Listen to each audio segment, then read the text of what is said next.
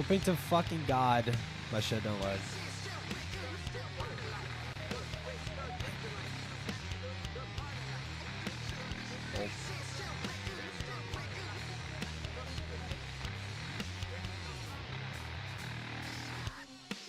Shut your bitch ass up, dude. I don't even know. I don't even give a fuck about the jar shit. Sup, autistic gay shark? Sup, dude. I don't even know. I'm pissed off, dude. My fucking Wi-Fi was fucking up, dude. I wanted to watch the Vincent Martin shit, but now it feels like so fucking late to get into it. Vincent Martin. I cannot fucking believe this guy streamed. I cannot believe this fucking guy streamed, dude. He fucking streamed and like pre-recorded some of it, and then he got into a call with Falgi, and he fucking runs. He runs as soon as Falgi starts reading off the fucking DMs. What the fuck? Okay. Dude.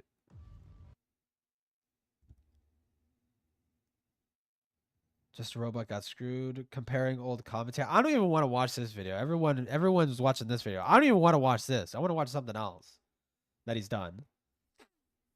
Comparing old commentary standards to Twitch poll tourists. 30 minutes long. Huh. Is Queeman a grifter or ...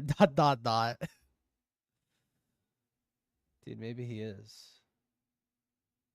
Carol and Tuesday and what the fuck is this? Hippleton Exile X mod.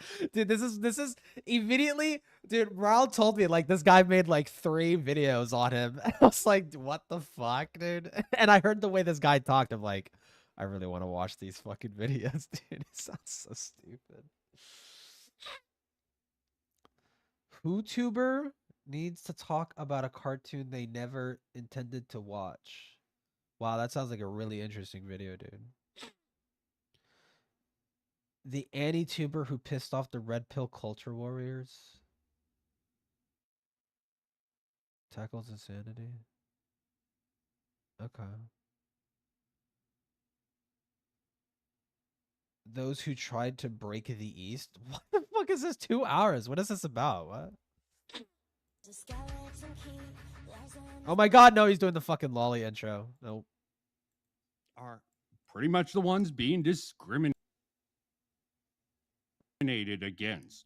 I just don't know what this. This game could never take such a brave stance. Even the one, not all cultures or values are created equal. Race. Oh my god, why is he talking over it? It's perpetually stuffing nose egg. Yep.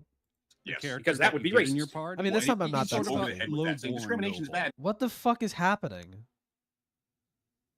Discrimination is bad. Without ever discussing why the discrimination exists. Story. I'm trying to get the story back. To get back his. Was this a? What was this? Sort of.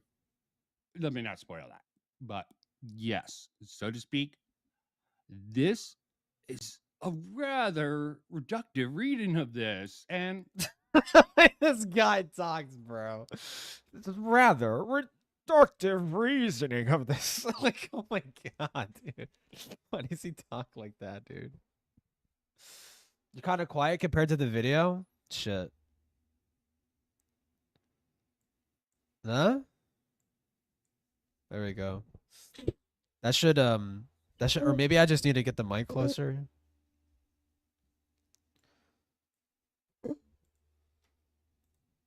Or maybe my volume's too high for the video. Right now I have it like -6. Maybe I do -9 decibels. -8. This guy needs to make more content, dude. Whatever. Let me watch this one. What is this one about? This is the one everyone's sleeping on, bruh. This is the one everyone's sleeping on, bruh.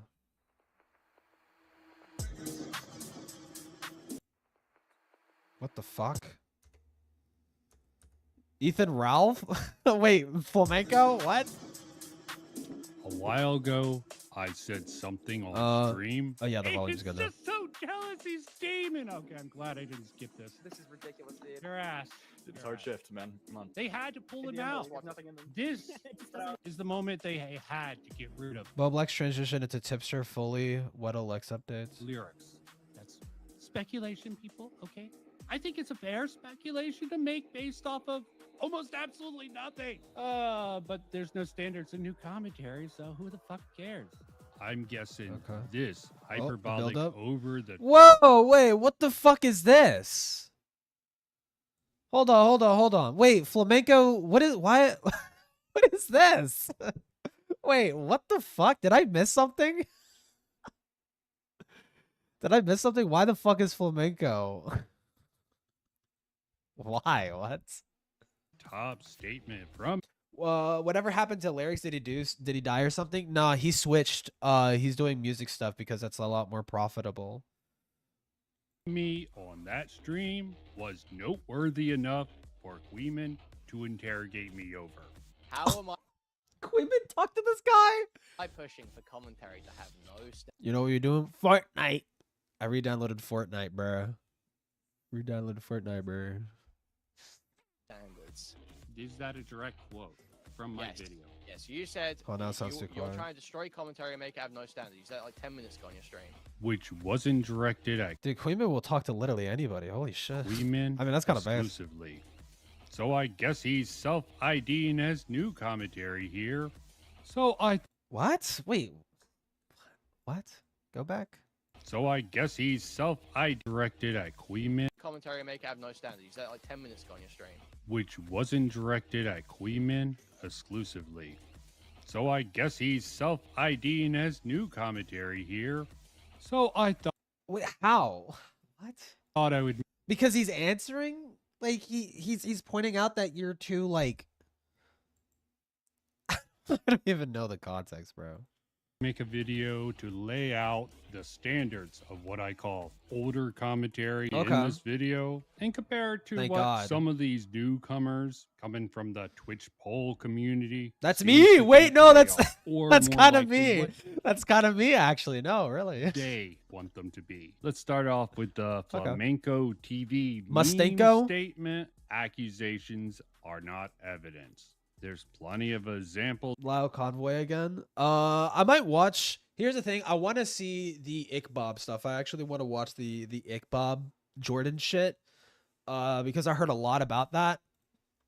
Hold on. I need to do something with the settings. And I saw a little bit of Morale's stream when he was covering it, and it sounds fucking insane.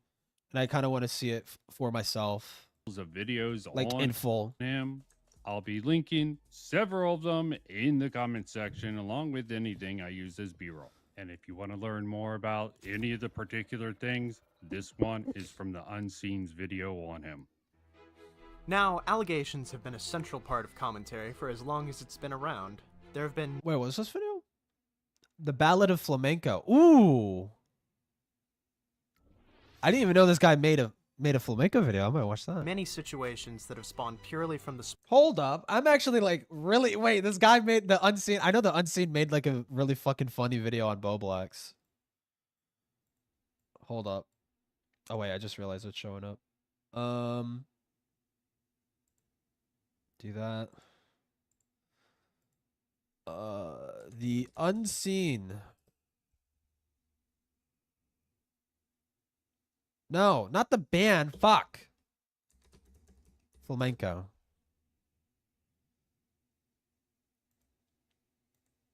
Wait, I watched some of this. Wait, what the fuck? Oh, this was 2 years ago. What the fuck? Okay. I might watch it anyways. Fine. spoken word or accusation from someone close to a situation. Sometimes these kind of claims turn out to be very real, such as in the Wait, what? Sick Godzilla background. Thanks. Marceline is just as white as Fem, bro. Shut the fuck up. Not true.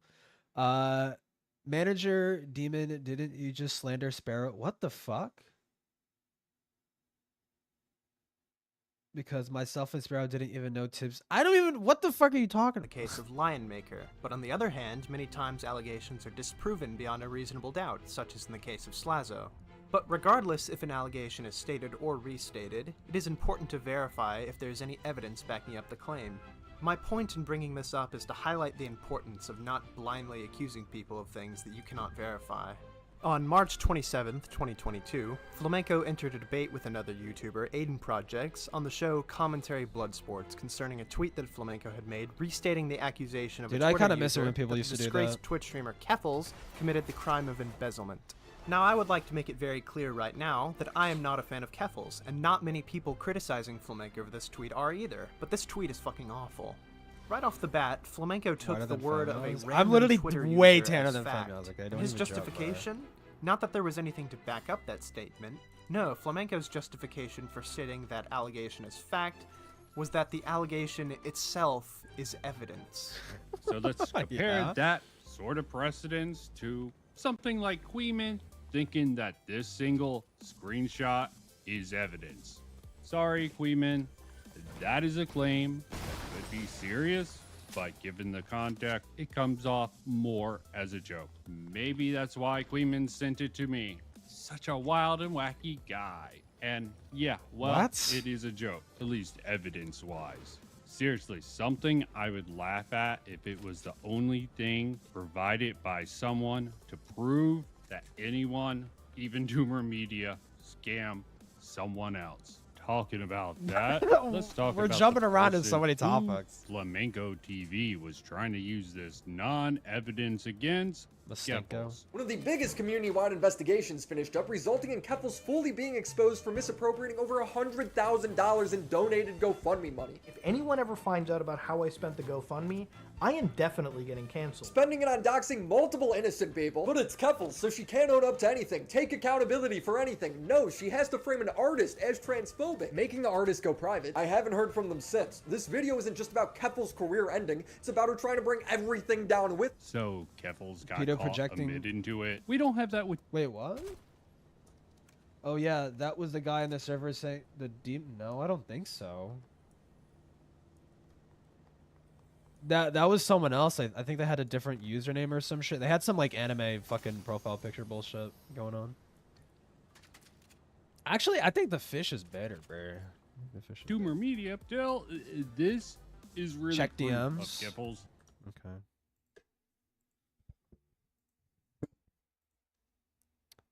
Okay. Sparrow is a fan of Tibbs TV. Who? I'm sorry, who is that? What are you talking about? Is there a way I could show this? Stream. Hold on. I got it. I know exactly how to do this. I don't even care if I die. Flamenco. Dude, I love flamenco, dude. Okay, there's this. What is this under? Is this under one of my streams? I think I remember this. Oh wait, no, this is the person. No, this is someone else. That's someone else. Oh, I know that is. I'm so fucking confused. I don't even know why the fuck they're here. With Marks the Noob and ranked with I don't even know what the fuck this person's talking about.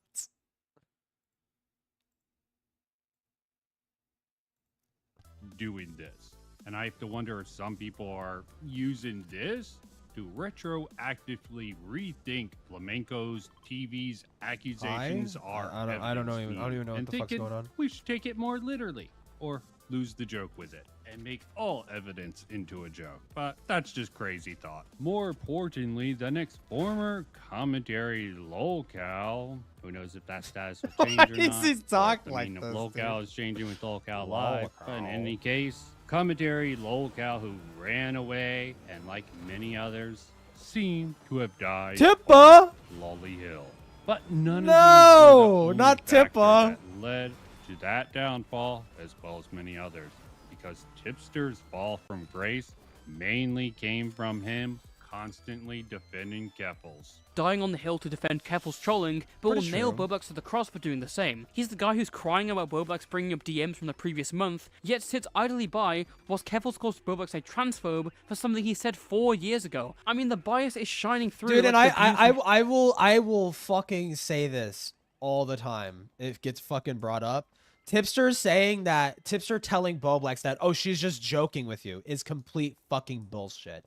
It's bullshit, and he knows it's fucking bullshit. Because Keffels said it in the server. She literally said in the server that she wanted to fuck with Boblax, that she wanted to actively maliciously smear him as like a she didn't say that, but she's like, oh, like look what Boblax said, this is so fucked up, I'm gonna go after him or something like that, basically, right? She said that in the server. She like openly announced that she was like going after him in the server, and then and Tipster says like, oh, she's just joking, bro. No, the fuck she's not. And he knows that she's not. Heaven after racism gets installed on Discord. Boblax and Kevos later have a debate, but I do not want to give anyone the torture of listening to Kevos talk. I don't know who that is. The speed she's talking at. She's talking at. So yeah. But isn't it crazy that this is just like the stuff with Tommy C repeating again? Someone who Tipster previously disliked treated him nicely. Tipster made one wrong move 1.5 years ago, and the drama community can't let it go. Multiple mistakes. He defended Lolicon images multiple times. Well, Lolicon images and consumption of Lolicon. Well, more so. Well, the thing with Vosh is like more so just a denial. It's like, yeah, well, he did this other shit, but he's not pro pedophile or whatever the fuck. Like, it was like a really sloppy, dumb fucking defense of Vosh for something he objectively fucked up on, which is like, you know, which is just like showing that like he jerks off to fucking Lolly and stuff. But then there was also the defense of Chris Tyson, the sweeping for Chris Tyson, and the sweeping for Keffels. Like these people objectively did shitty things, and Tipster was like keen on trying to like sweep up for it. That and trying to smear some of his ex-friends as fucking transphobes when he knew damn well they did not give enough of a shit to actually be transphobic. People like Augie, people like Nick, and even Boblex. There was an insinuation at one point, I think, that he was transphobic. Oh yeah, is Tommy C canceled yet? I have no idea. Tommy has his own little audience. Stop scamming me, bro. And he completely burned the bridge with his former friends, taking the opportunity that came to stick the knife in Boblax. Following this debate of sorts, OrgRFC would do a stream reacting to the situation. But also, to be fair to Tipster, he's since rescinded that shit. He's since rescinded his defense of Chris Tyson and Vosh. He still defends Keffels, but at least he's somewhat made amends for doing retarded shit like that. Should I have the SMG, dude? I don't know, dude. Fuck it. Sweep for trans people, sweep for transphobes at the exact same time. Who was the transphobe he was sweeping for? I don't really remember. Debating Keffels and later Tipster, and it's just L after L. Some people might be asking, what's with these double standards? Flamenco gets scolded for going after Keffels. Oh my god, you're fucking retarded. You are fucking retarded. Wait, what? This is not double standards. People pointing out and having a problem with Flamenco literally making, well, not literally making shit up, but like trying to pass off allegations as true when there wasn't enough evidence to say that they were. Is not criticizing Flamenco for that is not the same thing as going after Tipster for sweeping for Keffels, for her misappropriating the GoFundMe money. Those are two completely separate fucking things. Come the fuck on, dude. Tipster gets scolded for defending Keffels. You're just talking about that's the way it will seem to some people. No. I'm saying he accused. How did that not do any damage to me? I said he accused Boblax and his ex-friends of being transphobes. Like when he left commentary, like the commentary sphere, he took part in a lot of the fucky shit that Keffels was doing to the commentary community, like trying to smear them as transphobes and shit like that. like an example that comes to mind is when Keffels went onto Augie's stream and basically says like, just admit you're transphobic, just admit that you're transphobic and shit like that, right? When she did that, like that's what I'm referring to, and Tipster Tipster happily played along with that.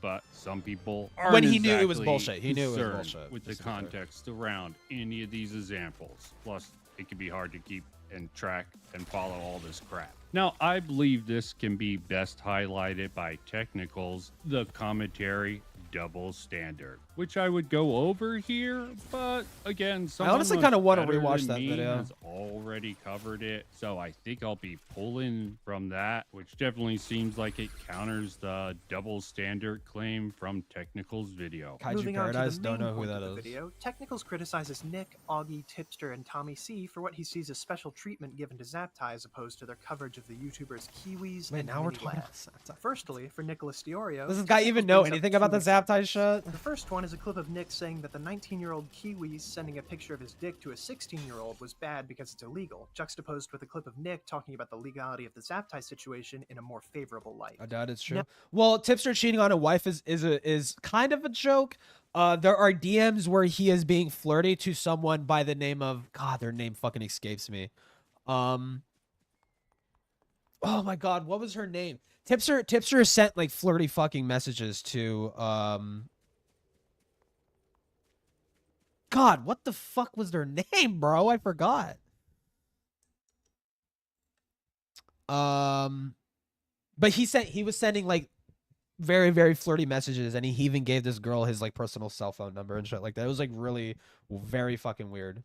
Now, even Furry ignoring game? how Oh, a huge part of Nick's video on Kiwis was about Kiwi's constant victim blaming his depression, obfuscating the truth, and constantly trying to justify his relationship with the girl, Nick already clarified his opinion of the age gap in the Zaptai situation 1 year before this video. Sounds like in a his Tipster Zaptai thing, interview, y'all. where he calls it a point to criticize him on. Oh, look, there's a comment from Willie Max Joe below the one I left on that same video 2 years ago. And since I don't want to get too off track from the premise of this video, I found an interview with Willie Mac going over his thoughts on the standards a commentary channel should idealistically have, in his opinion. That view YouTube is like a business opportunity, and they're into it because they do like money. Yeah. That's fine. It's just you gotta like, for instance, if you're in like if you're in the Fortnite space and you're in it for money, like I don't think that's an issue. If you're in commentary and you're in it for money, I don't think that's an issue, as long as you have some sort of line or like ethics code, because in commentary you're talking about like you're dealing with people's lives, right? So if some allegation comes out,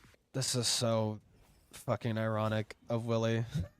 This is so ironic of Willie to be saying this in the past. And I say that because like he 100% mishandled the Destiny shit, and he tries to pretend like he fucking didn't, and it's like, dude, no, like you I think specifically what comes to mind is the inclusion of the of a clip of the revenge porn Destiny had created of Cherry, and he put that in his video and basically told people where to find that content, and I just think that was like kind of shitty and like very unnecessary to include. And like Willie tries to pretend like I think didn't he remove it? I don't know. I'm not super up to date on the Willie shit, but he objectively did fuck up there. and it's not properly vetted, and you're just all. And his excuse for fucking up the video too is like, well, I'm not a journalist or some shit. Which is like, okay, so what fucking standards are you holding yourself to, dude? Jumping on the allegations and jumping straight towards like, you know, this guy's a pedophile or this guy's guilty or whatever. This is not relating to anything at the moment. This is just general shit that has popped up and has been wrong, whether it's like the Slazo Watch case Me Win, or, you know, Quite was another one of those stories, right? Now let's compare that to what Queeman thinks about what is a... No, different Cherry, I'm talking about different Cherry. But Cherry didn't. Xanderhall wanted to kill her. I don't know if I'm gonna do. Commentary standard. Compromised if you're dating one of the. It's gonna be a Tucker Tom and Diesel. Well, Literally everyone else is just gonna be AI. Look, from the other Dude, side, this is why I told Morale, like, I think you should put more personality into your videos, because I like that is like a dying art form. Oh, watch me win.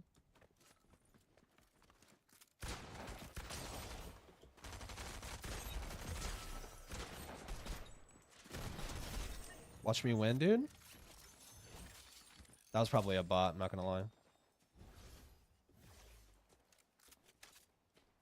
Yeah, fuck the sniper, bro.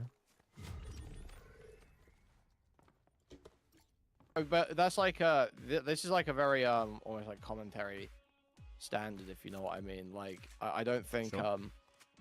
a lot of time, like, you know, how many people that Destiny fights with or talks about does he have intricate personal relationships But with? don't we criticize that? Aren't we like pretty critical of that? Like anyway, and this is part of the problem. It's like at the same time. I'm not. Wait. I'm not necessarily critical of there being personal relationships. No.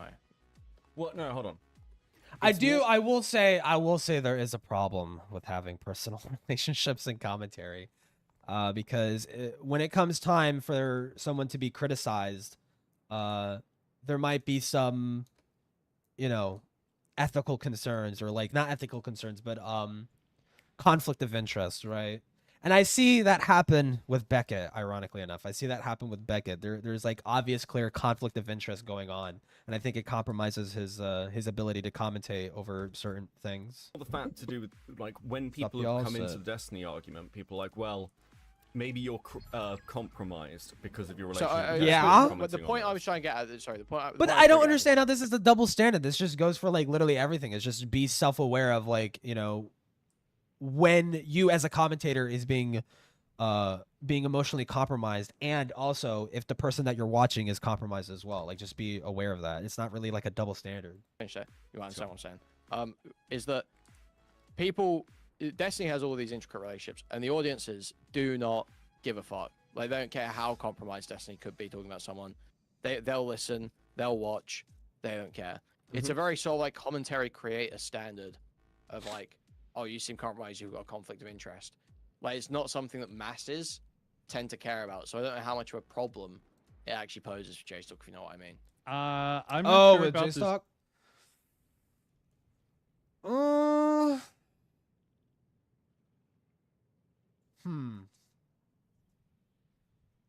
Because I think they're talking. I think this is talking about JStock having been in some kind of relationship with Cherry.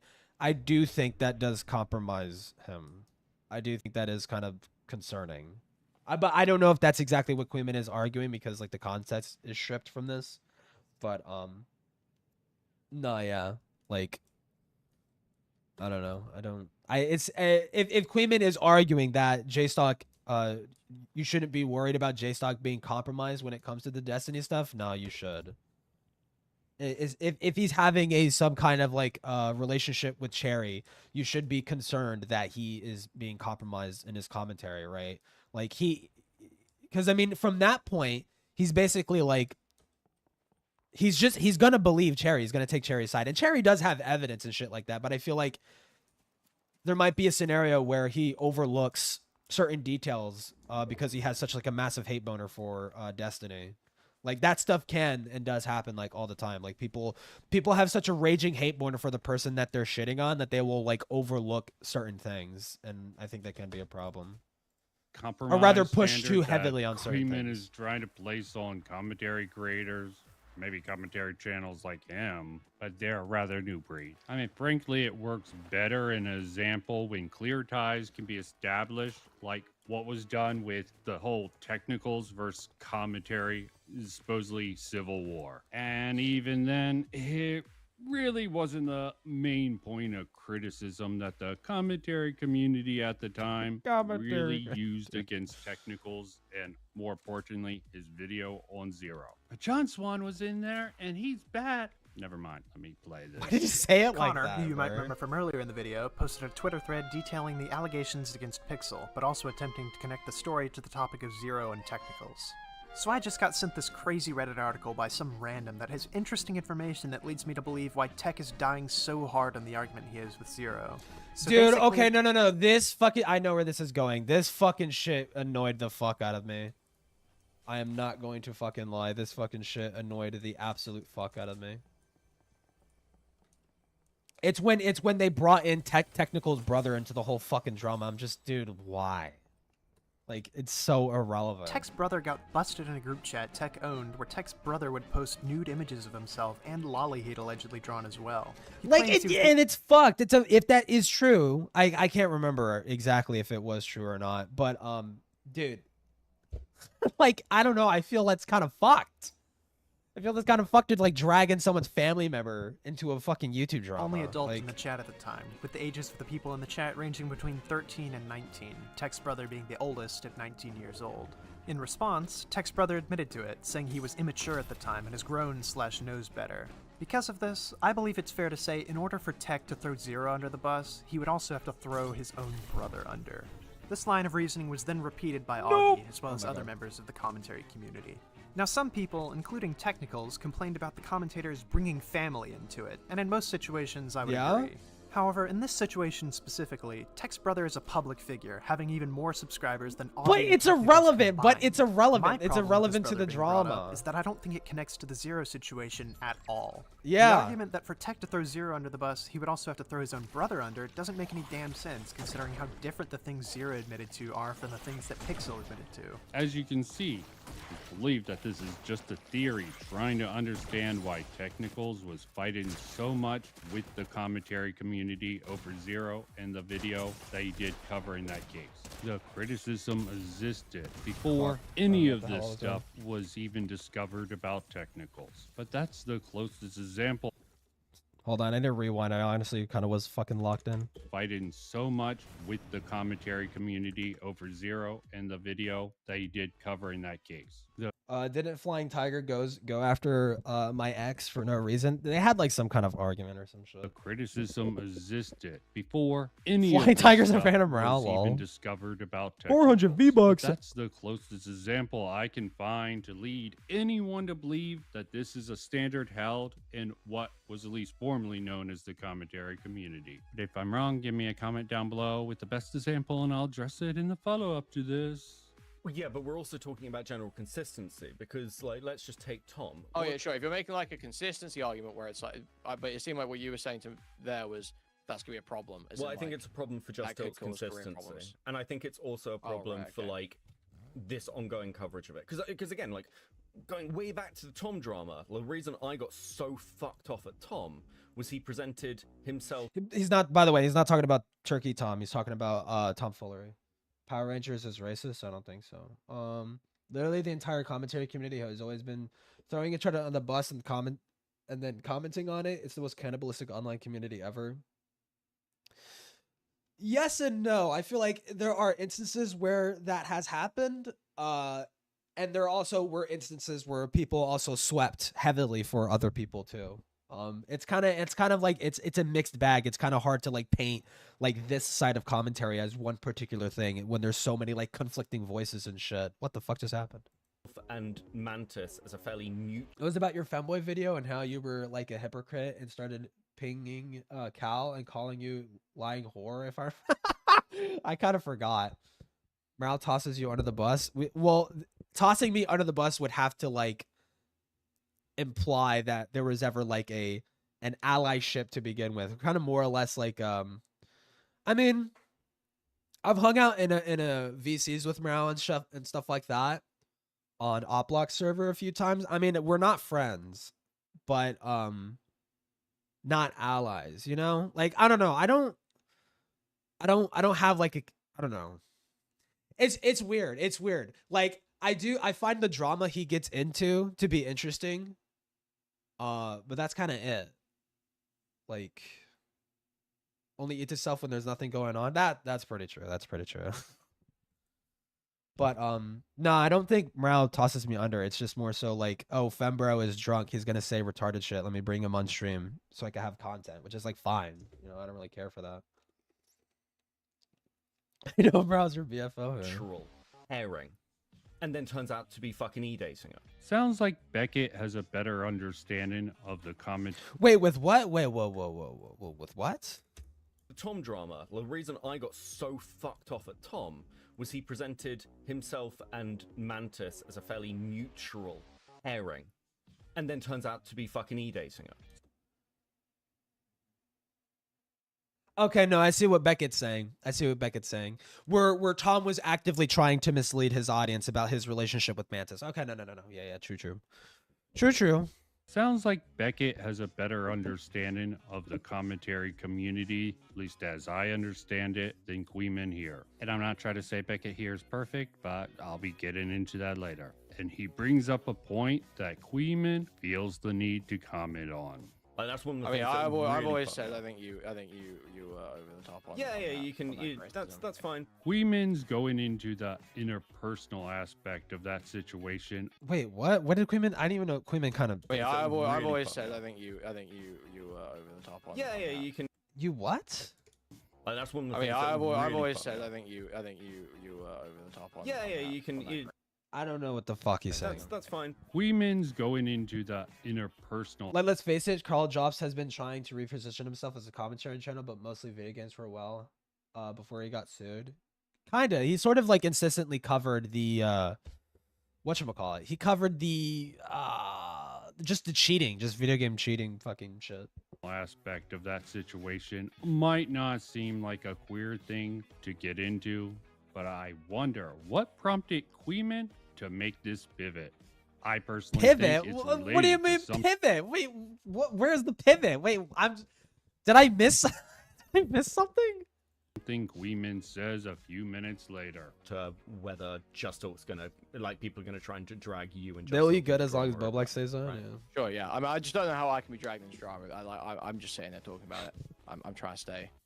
I kind of want on the this. sidelines, you know. So to be clear with what I'm saying here is that I think Queeman pivoted from I don't know if it'll be in the fairly shop long enough, neutral though. point that it seemed like Beckett was going to get into with this comparison by bringing up the interpersonal elements that might have clouded Beckett's judgment in that situation. And he could Hello, even princess. be Hello. correct on that. So what Hello. I'm thinking is Queeman is sort of doing this when he sort of wants to present himself as neutral later down the line, like he clearly does. Dude, I But want maybe mans. I'm Fuck it. giving Queeman too much credit. Fuck here. it. Maybe it was just his attempt to keep the discussion on his compromise narrative that he's trying to build on here. There's always other options, but I think those are the two most likely. I can't say being interpersonally annoying when it's like, Yeah, I took but, it as but a. like I what took happened it when as a Tom slight. didn't. I can't imagine as a viewer being like, "Whoa, Tom's totally compromised because he didn't say he was dating this girl before he said Beckett was soy or she said Beckett was soy." Describe the whatever. state and cleanliness of your bedroom. The table right next to me near my computer has like boxes and fucking. I mean, it's not super messy. I got my dog on my bed. I got my little airsoft gun case in the corner. And I got clothes that I need to put away, but I'm too fucking lazy.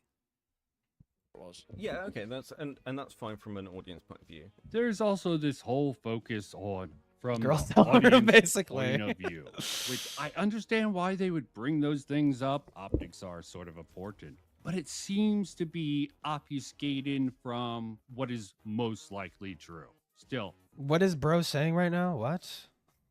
and why they would bring those things up. Bring what That's up? fine from an audience point of view. There's also this whole What? He dating this girl before he said Beckett was soy or she said Beckett was soy or whatever it was. Yeah, okay, that's and that's fine from an audience point of view. There's also I don't even fucking know that. definitely compromised aside from his associates from the Twitch poll scene like Queeman and President Sunday. There's also his involvement with the ACC, but there's another element to make me think he's compromised even more than that, such as We'll go very, very hard, and with generally speaking, Cope and Seed's research is, a little arrogant, but very, very good. I mean, Yeah.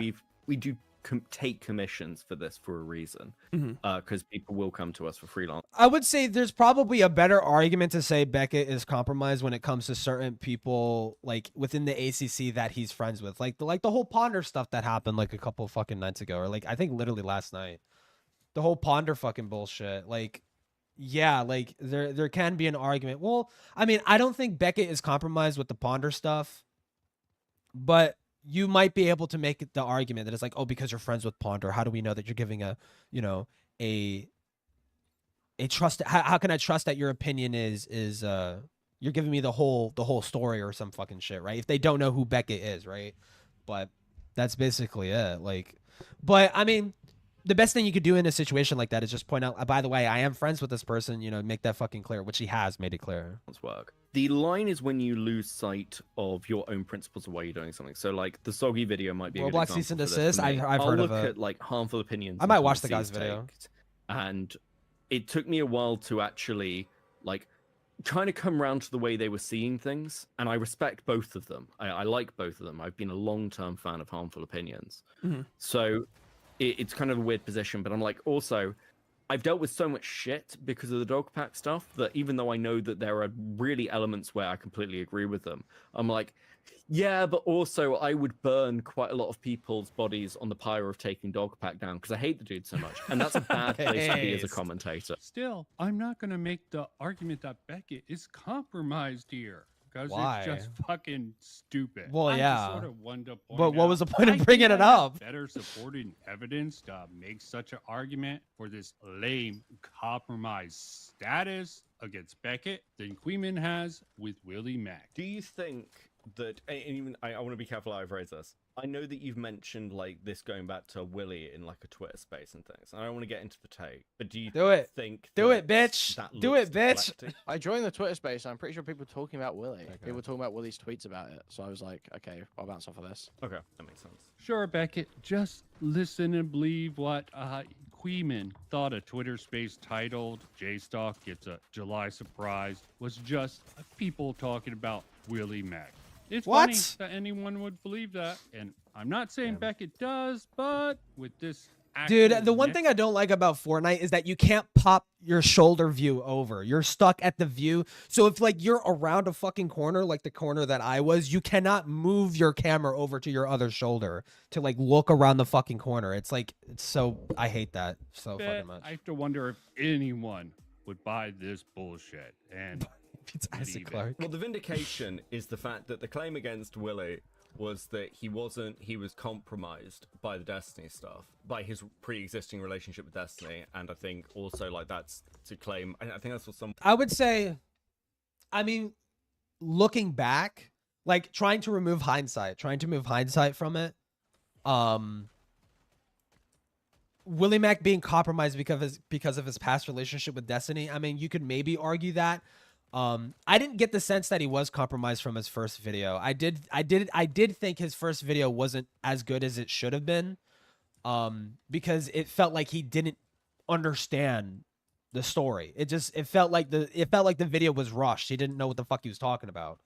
And if you heard that half-baked episode that they did with Willie prior to the release of his Destiny video, he didn't even know who Lauren De Laguna was. Like that's ridiculous. That's ridiculous. Like to be making this video and not days before the release of your video, not know who the fuck Lauren De Laguna is in relation to the Destiny drama.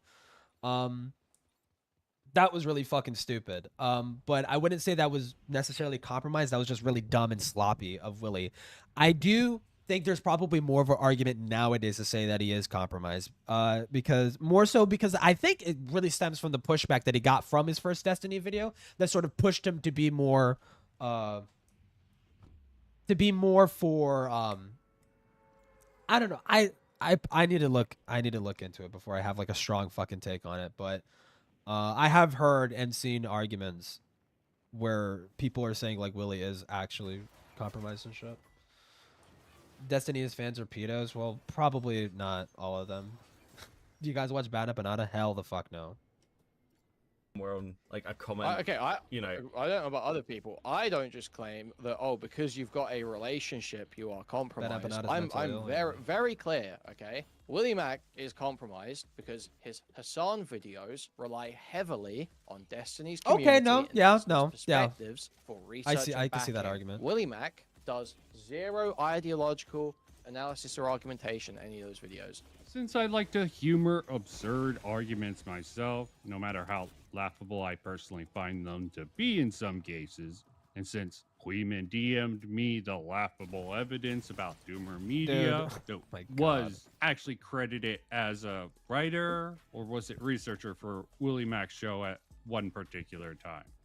That is something provable. She's sleeping right now. Unlike my theory that maybe President Sunday let me play something else. I'm really not fucking good at Fortnite. Doomer Media, not only because he had issues with Doomer's Vosh video, something I think, let's just say, annoyed President Sunday at the time, because it seemed like the video Doomer Media made on Vosh got praised, while his, well, let's just say, I don't remember many people talking about Prez Sundays. Wait, what the fuck is this? Wait, what?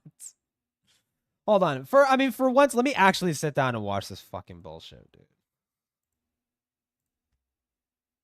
Series on Vosh all that time ago.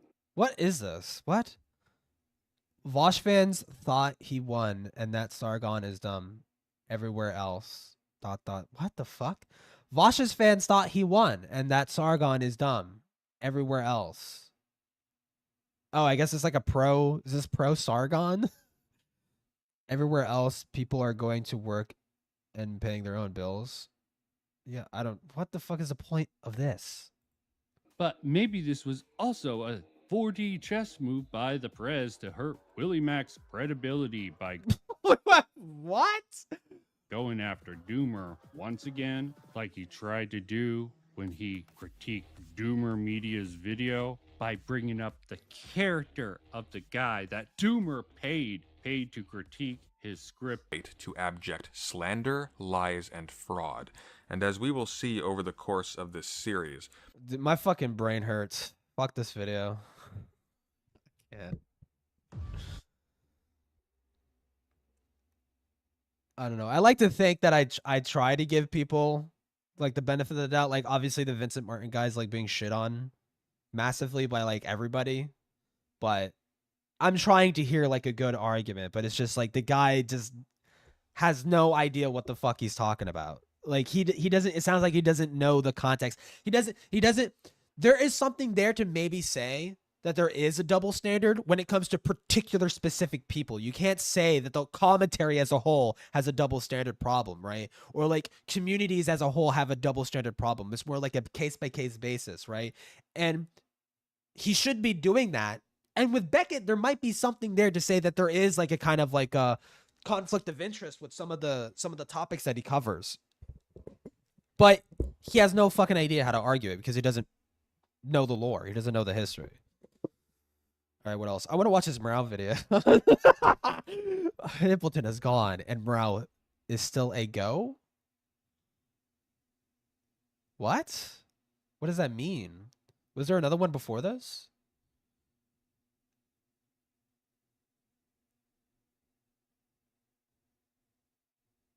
Oh my fucking god. Holy shit, it just keeps going. 9 fucking years? What is his most viewed video? I'm kind of curious.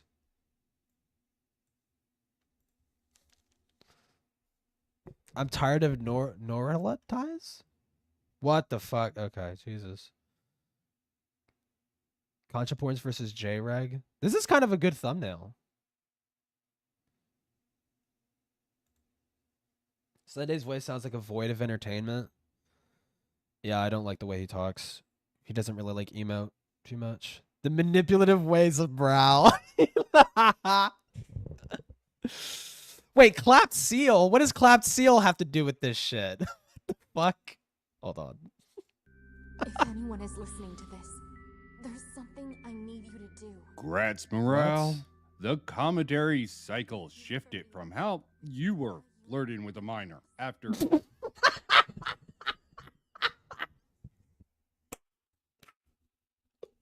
You know what? He was. You know what? He was, bro. I'm starting to think Morale was lying about making Creasing content. No. I do think Morale, I've noticed I mean, I feel like some part of him does want to make it, but his heart's not in it, right? But I do believe him when he said that, like, you know, it's on the table to cover that, mostly because I've heard him explain it, and from what I remember from last year, that he thought Turkey Tom, when he covered the situation, completely fucking fumbled it. Because he didn't look anything past. He watched like a little bit of TCR's video, then he immediately jumped to Kreese McPaus's response video and watched that, and that was it. He didn't go beyond just that. And so he's like, oh, I guess it really just is up in the air if he's guilty or not. Nobody really knows. It's like, dude, you didn't even watch the whole fucking video. It's like, you didn't even watch the whole fucking video. Like, what the fuck are you talking? Like, Tom fumbled that whole fucking shit, and like that's why Morale wants to cover it and give it, you know, its full fucking thing, right? So I do believe he is going to do it. at some point. Not anytime soon, though. He's working on his Willie Mac video right now. What about Murder Fantasy? What? Oh, the fucking thing? That was just clickbait. Criticizing a Cheeto. It was rage bait for you? What do you mean? For talking to a possibly mentally ill girl into possibly... She is mentally ill, but she's a complete fucking annoying bitch. Morale always goes in half-cocked shooting from the hip. He starts off like that because I've noticed his Lio takes. I was watching his streams of him covering Lio. He's a lot more. He's become a lot more like he's looking deeper into the whole Lio shit, and he's like he's willing to like be good faith in certain aspects. I'm like, okay, like that's good that he's fucking doing that and shit, right? But no, yeah, he does shoot from the hip sometimes, yeah, and I think that's a bit for should video, avoid doing that. I understand doing it. I understand why you do it because you get like really heated and invested in a fucking drama. You just kind of want to fire off whatever the fuck is on your mind. But you should like try to not do that, right? Give you a gun. He told you to kill Chris Imposter. Would you do it? No, because I would think I was schizophrenic because I don't believe in like when you say God, like what God? Like that kind of implies that I believe in the Christian God, which I don't.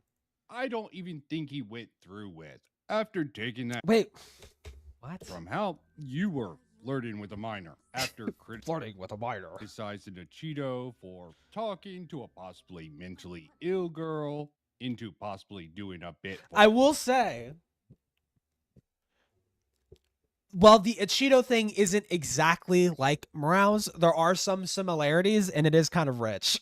Or video, which I don't even think he went through with. Well, hold on. I think with the Cheeto... I don't even think did a Cheeto even do any, I can't remember him doing anything wrong other than telling the girl to like make a cake for him or some shit. I mean, she already said that she wanted to make a cake and he basically gave like the thumbs up, which is like, it's just whatever, right? I don't think he thought anything beyond that, but, yeah, no, I can't remember if a Cheeto did anything wrong in that situation. But with Morale, like flirting with the fucking, like, to be clear, I think, God, I probably need to revisit this because I remember Morale being 20. Apparently he's 21 and she was 17, which is like pretty weird. All he really did was flirt. It's not the end of the fucking world. It's not the worst thing ever. It's definitely fucking weird, but that's really all you can say about it. I don't think he's a pedophile or anything like that. But I think where Morale really fucked up in that situation is that when she sent cleavage pictures, you should have shut it down from there. That whole thing is like, I don't want that kind of fucking shit with you. Fuck off. He should have shut it down there, right? That's where Morale fucked up, I think. Like that's where the big fuck up is. It's like he didn't shut it down after that. What is it on the Cheeto Femia stuff? Femia showed up on Augie's stream during the Keffels shit, like to debate Augie on trans shit, like, and that whole stuff happened, and that really put Femias in the sightlines of like commentary bros, and Cheeto was like trying to like chip away at fucking Femias and stuff like that by like God, I forgot exactly what Cheeto was calling Femias, but I would imagine there's probably more or less some kind of like, you're a freak, AGP, probably a pedophile or some fucking shit. That's basically that, right? And like Femias kind of fucked with Cheeto back. I do remember, dude, I wish fucking Femias archived this. I don't think she did, but there was a time where Femias was like A-logging Cheeto's live stream, and on that live stream, Cheeto was like doing like the Omegle stuff and like flirting with girls on Omegle, and he would not ask the girls' ages, and some of them did look kind of young, and like he was still flirting with them, and his chat was screaming, dude. And Cheeto's chat was like screaming at him, ask her age, what are you doing? And he's like, he wasn't listening. I was like really fucking stupid. That was really dumb, dude. But that's kind of where their beef goes. That's nuts. It's so fucking dumb. I mean, Cheeto was like fucking like 19 or some shit at that time. Like it's just irresponsible and fucking stupid. But But he's a guy from Bo and he has heterosexual urges. Char. Wait, with who? After taking that, Hold on. Let me lock in. talking to a possibly mentally ill girl, With a into Cheeto, yeah. possibly doing a bit for a video, which I don't even think he went through with. After taking that swing. Don't you think you should know? Because there is an answer to that question. Don't you think you should look for the answer to that question? The answer is Cheeto told her to do that because he thought it would be like a funny little bit for a video to like show like, look at this fucking crazy fangirl made a fucking cake or whatever for me or made a shrine for me. It was really cringe. I think Cheeto was reaching out to people. He reached out, Cheeto had reached out to someone who did a shrine for Turkey Tom and asked her to do a shrine. She said no. But one of her friends said, yeah, I'll do a shrine for a Cheeto. And she became like obsessed and she made like a cake for him or some shit. And he gave the go ahead to do that. And the girl was like 16 or some shit. I think. But either way, I don't think the age really matters because like it's a cake. It's just making him a fucking cake. Like who the fuck cares, right? Cheeto was not at all like flirtatious with this girl whatsoever. I don't think so. I need to revisit, but I don't remember him saying anything flirtatious, and I don't even think he knew how old she was. But bro is an encyclopedia of YouTube drama. I just remember small little things. I just remember small little niche things. But how down low you have to be how down low you have to be to kneel before a Cheeto. True. And miss, it was a shit show where you lied, coped, and finally came clean about it. Yes, lyrics. No, he didn't. No.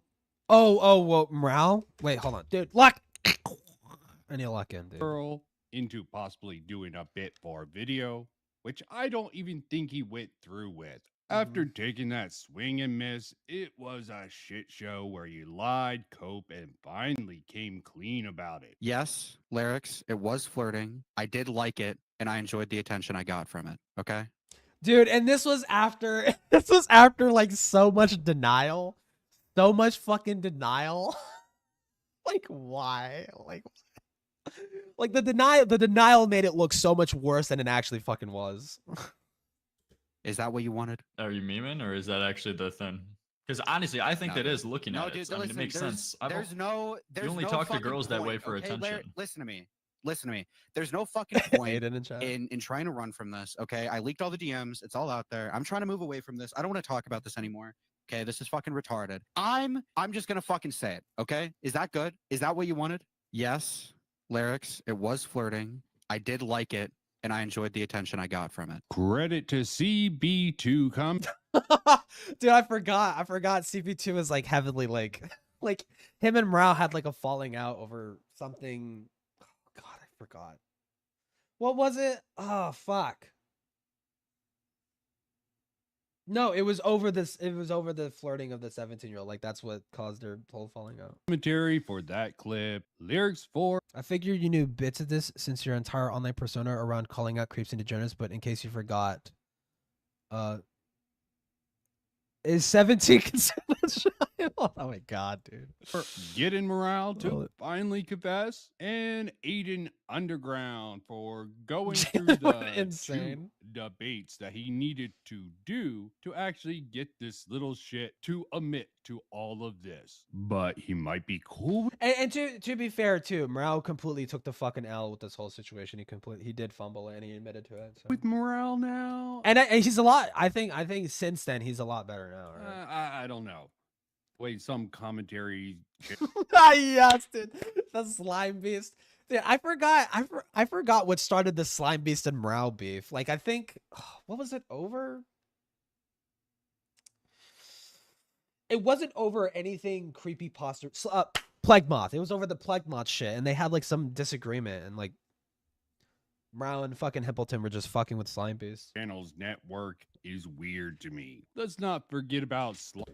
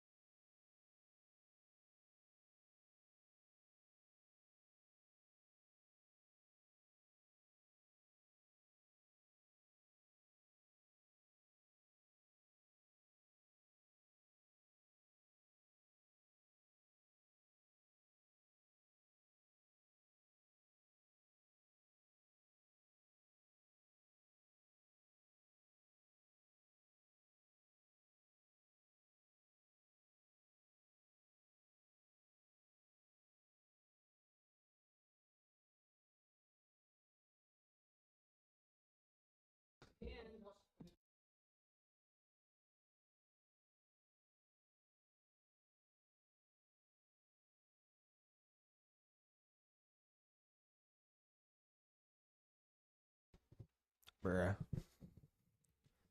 Hold on, I need to shut my door. Audio's too loud, dude. True.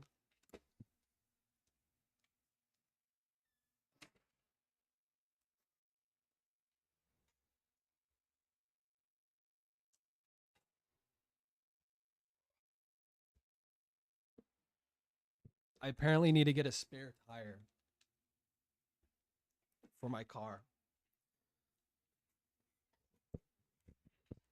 But yeah, I'll do that tomorrow. I'm Beast.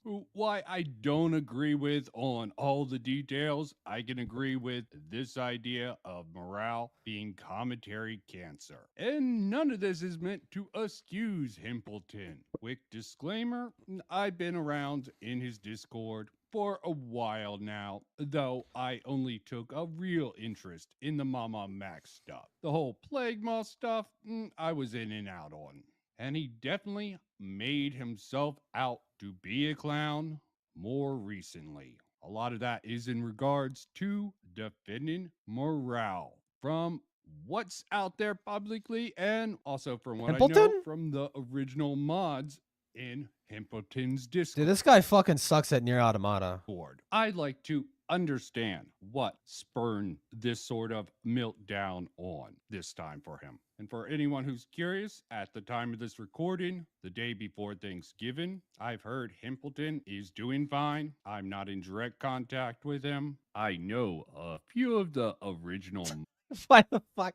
The way this guy talks, dude, is mods like, so from endearing. Himpleton's Discord server, and one of them is still in contact with him. Cool. Not that there was a lot of the original mods there after morale started hanging out with Himpleton. So I have to wonder if it was just morale literally trying to push away the people who pretty much waited for Himpleton to come back from the mental institution. What?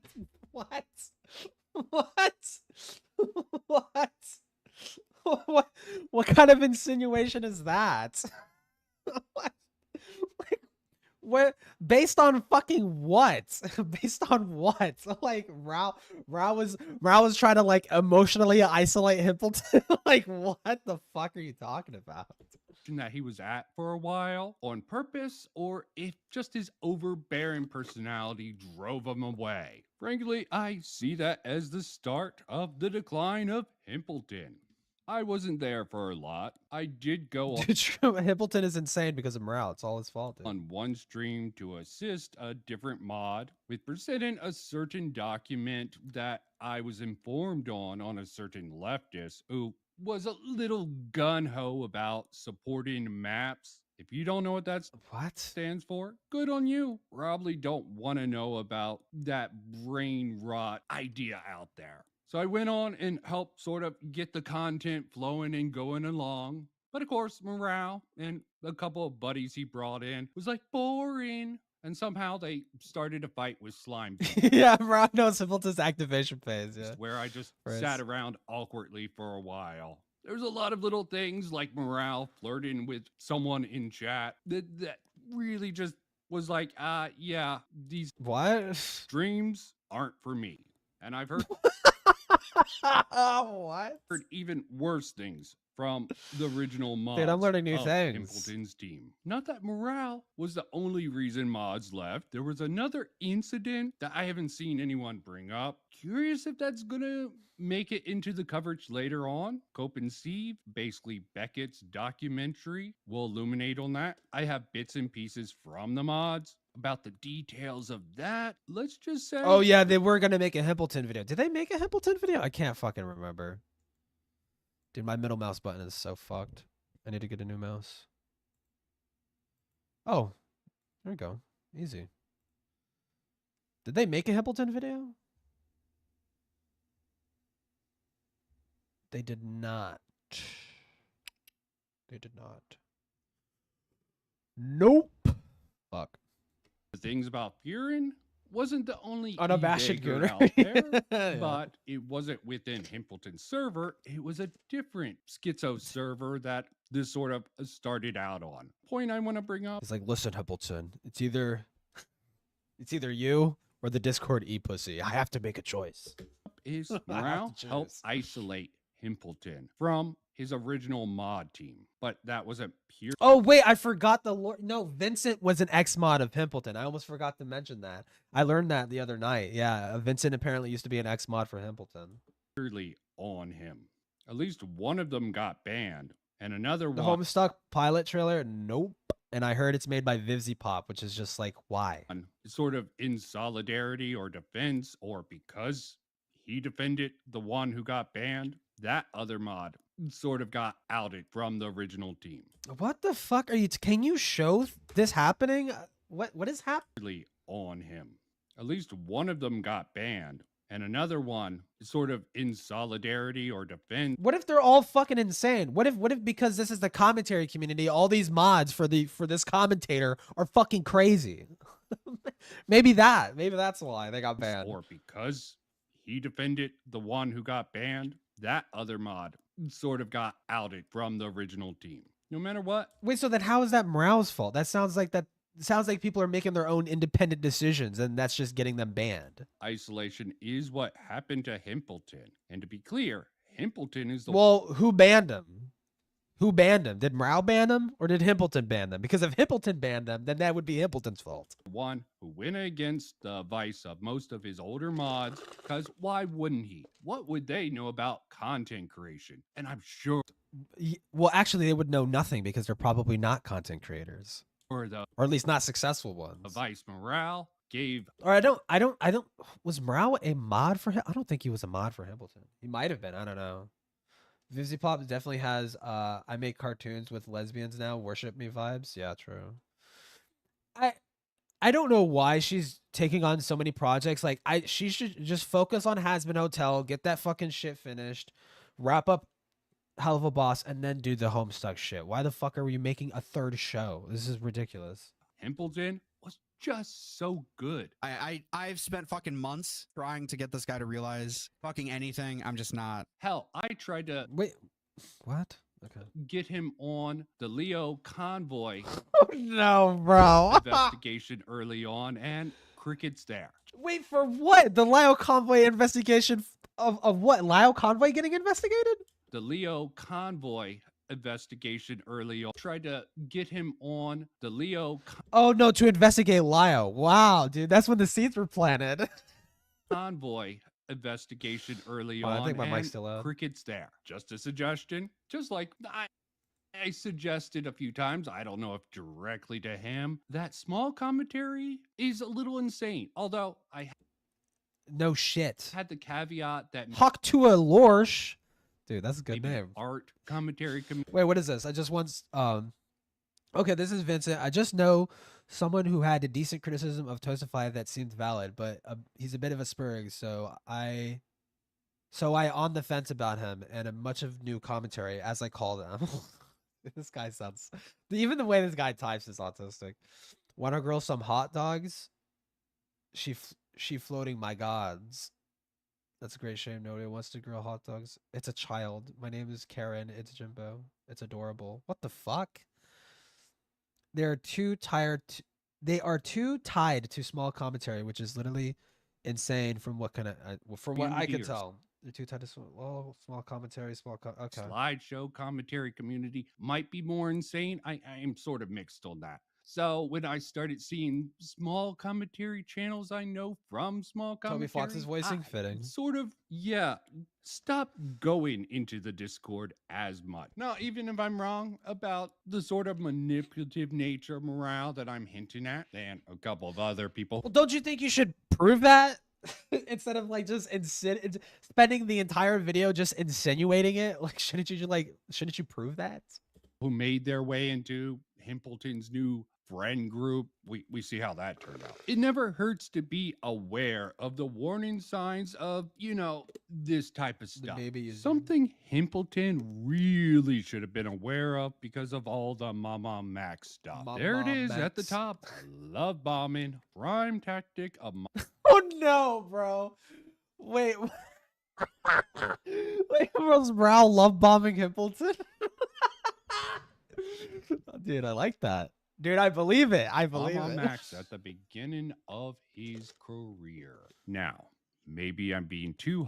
Wait, Is he saying Rao was love bombing Himpleton? Of the warning signs of, you know, this type of stuff. Yeah. Something Himpleton really should have been aware of because of all the Mama Max stuff. Dude, he actually is saying. He's actually saying Rao was love bombing Himpleton. The beginning of his career. Now, maybe Somebody I'm being with- too you wanna hard grill on my hot dog? Morale, Yeah. Maybe he's just a liar and not a manipulator. Doomed There is a case to be made that is what Himpleton became after, you know, being around them for so long. Himpleton was never the same after the morale love bombs, bruh. Not that I can completely discount that he could have been one from the start. And birds of feather flock together. For the autistic people out there, it means similar type people are attracted to each other. Thank you. Himpleton just broke Did Hadley is doomed to Yowie. What the fuck? down why They were gay lovers, bruh. morale powered through it and is probably much better at doing all of that. Still, it's good to be aware of those warning signs, so I will link the article down below for, again, You want to see what the love bombing looks like? Dude, I think I know where to find this clip. Please fucking tell me. I know where to find this clip. This is the love bombing. This is what the love bombing looks like. Hold on. Gotta scroll all the way. Fuck, where is it? He has a clip of Himpleton. He has a clip of like Rao screaming at Himpleton with like the fucking face paint. Oh my fucking god. Holy shit, he uploads so much now. Hold on, if I go to Himpleton? Fuck.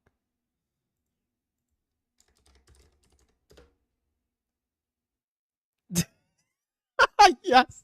So if need be, I will relay messages, but whatever. So Slime, I'm literally trying to like let this take its course here. I'm trying to. Oh, that's interesting because when we started, I specifically said, Okay, if you're Himpleton, going to bring stand other up for people into yourself. discussions, Fuck. I'd like Oh my them to have god. the discussion be Tell about him to answer shut the people, fuck up. not have Tell people him. shrieking Fucking retard. control the conversation, dude. Went back on that fucking immediately. Himpleton, control the conversation. Speak up, please. Oh my god. Bending over to the Jesus Christ. You're a fucking bitch. So Slime, I'm literally just trying to get both. It's like it goes back and forth. I wish the clip was fucking longer, but it's like Slime Beast had like muted Rao and was talking to Himpleton instead. And Rao was like screaming at Himpleton the whole fucking time. a lot of the sort of spurgy autistic people out there in the community. It's worth a read, I think. So let's talk about the friends who came in later and stayed with him up until the Aiden Underground stream with Beckett and Xylee. After that, they pulled Himpleton into what they're calling a I remember this stream. Oh my god. fireside chat. I mean, this comes off as totally weird. I don't know why they put it out publicly, because this thing seems because it's content. Because Himpleton was like a trending shitter topic. Like, of course, yeah. more like an intervention than anything else, but also struck me as odd because the first time I became aware of Ace was in a video exposing Zero Needs Coffee. And he just played a bit role back then to sort of back up Clappy Seal. I could explain it all myself, but very conveniently, Samuel covered that sort of saga long after that Bad for your teeth, I know. video by Clappy Seal was down for being mocked by at least Wacky TV. Still, oh my god! Was that the Furry Holocaust video? when commentary was sort of going on, making fun of Clappy Seal for his completely weird videos, trying to argue that furries should have minorities. He compared like the plight to furries to like the Holocaust or some shit. Like, I'm like, what the fuck, dude? Status. He Oh, definitely God. capitalized on that. You would 100% deserve to get fucking mocked for that. Are you kidding me? These extreme mishaps was early last year, when Klebsill released a video on fellow commentator Zero Needs Coffee, alleging some very serious things. Yeah. During December 2022, up until just a few weeks ago, Zero Needs Coffee was in contact with a 16-year-old fan of his that he had received and condoned explicit pictures from. How old was he? Zero was 18 during the... Wait, a 16-year-old fan of his. Dude, 2-year age difference? Dude, I don't fucking care. This was a drama? That he had received and condoned explicit pictures from. Zero was 18 during the course of their contact. You say this like this is like an unusual. This happens all the fucking time. Are you fucking kidding me? When minors are like dating it, well, he's 18, he's not a minor, but 2-year age fucking difference. Who fucking cares? And the victim was 16. The victim. The age of the victim was only a concern to Zero months into their conversation. Clapsil's poorly made video makes it out to be that Zero Needs Coffee is the next big EDP light. It's so stupid. The video in question puts heavy emphasis on the 2-year age gap between Zero and this was Clapsil's video? And the person he was speaking to, painting almost as a criminal and getting into calls with him and interrogating him profusely. Like I was like doing something wrong, or I was being like a pedophile. Clapsil is just so actually so retarded.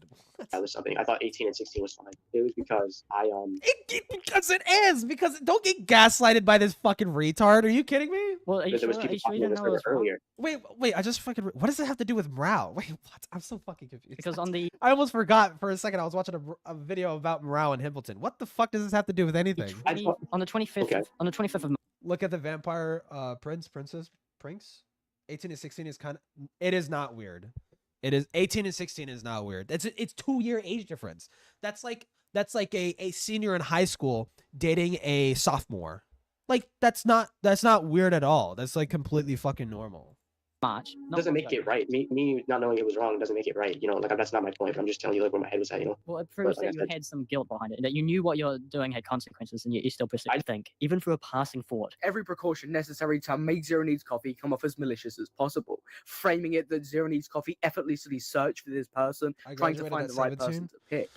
Well, it depends on when you started school and shit like that, because I know I had on my last few I think I was late. I was born in 2000, the late 2000. I don't know when exactly I started school, but I know I was no, I was actually younger than most people in my fucking grade because I was at the end of 2000. I kind of remember being 18 towards the end of my high school year, and I wasn't held back at all. Zero Needs Coffee is a YouTube channel of nearly 900,000 subscribers. He used that power and influence to pluck a person out of the audience and start talking to him. The video also focused too heavily on the fact that Zero Needs Coffee wouldn't stay off pre 9/11, yeah. Twitter instead of the December 2000 allegations at hand, mishandling the situation entirely. Freak people out or get concerned over Zero, we allowed Zero to just log out of the socials. In doing so, we were putting a lot of trust in Zero, and we made that very oh my god, dude, this is fucking stupid. Clear in the call. We told him if he couldn't keep that. This was a thing that happened, dude. Clapshield should get. I hope he got shit for this. Trust in well, things would go a bit different. Well, that's kind of you allowing him to log out of his own socials. I'm sure this won't be an ongoing point throughout the fucking video. On my phone, Zero had uploaded a video. I'm fixing my YouTube channel, accompanied with a post to his Twitter, a change in YouTube banner, another video about God of War, and with a pinned comment linking to his Twitter. I just want to talk to him. Why do you have a shotgun? I just want to talk to him. Dad, this is ridiculous. Wait, Ace was going after him? I just want to talk to him. I also yeah, but at the same time, Zero, I almost can't trust you. Am I retarded, or is Ace Space Ace Howler? Are these the same people? Dude, I have no idea.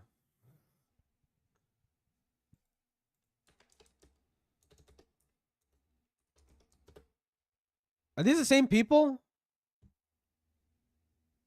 No, they are.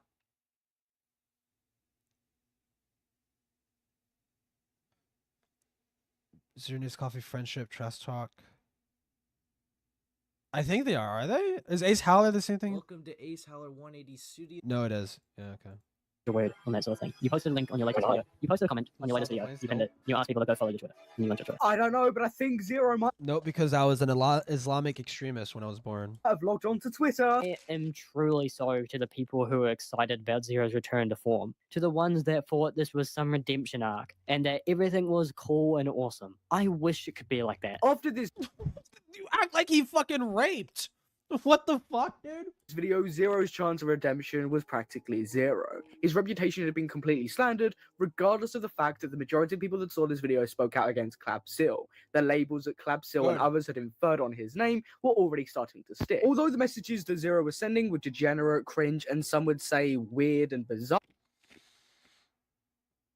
I really like Solitude Friends with Benefits. Remember, maybe we both see Friends with Benefits as a different thing. What's Friends with Benefits to you? Also, this Friends with Benefits is when you're What was the other message? Although the messages boobs. What?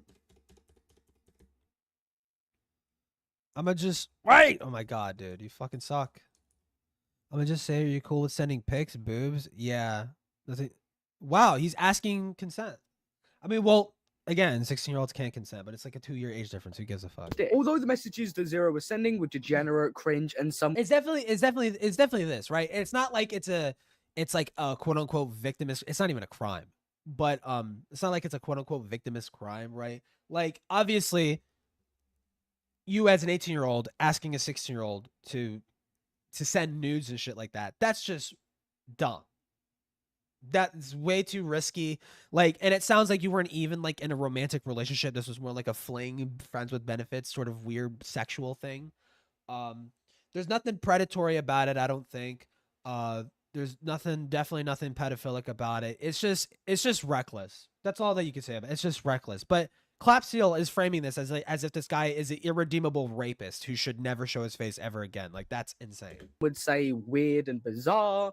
He was not a predator, and to infer that was just slandering his name. The video Literally. completely mishandled the situation, and what does this have to do with Morale? Needed to be directed in a different direction. Frankly, I think that video was Also, Clap Seal Sona And sucks. needed to be Look how fucking basic. Tell me you haven't seen this fucking type of Sona literally everywhere, bro. Directed in a different direction. frankly. I've seen shit like that. Literally fucking like come up with something different, dude.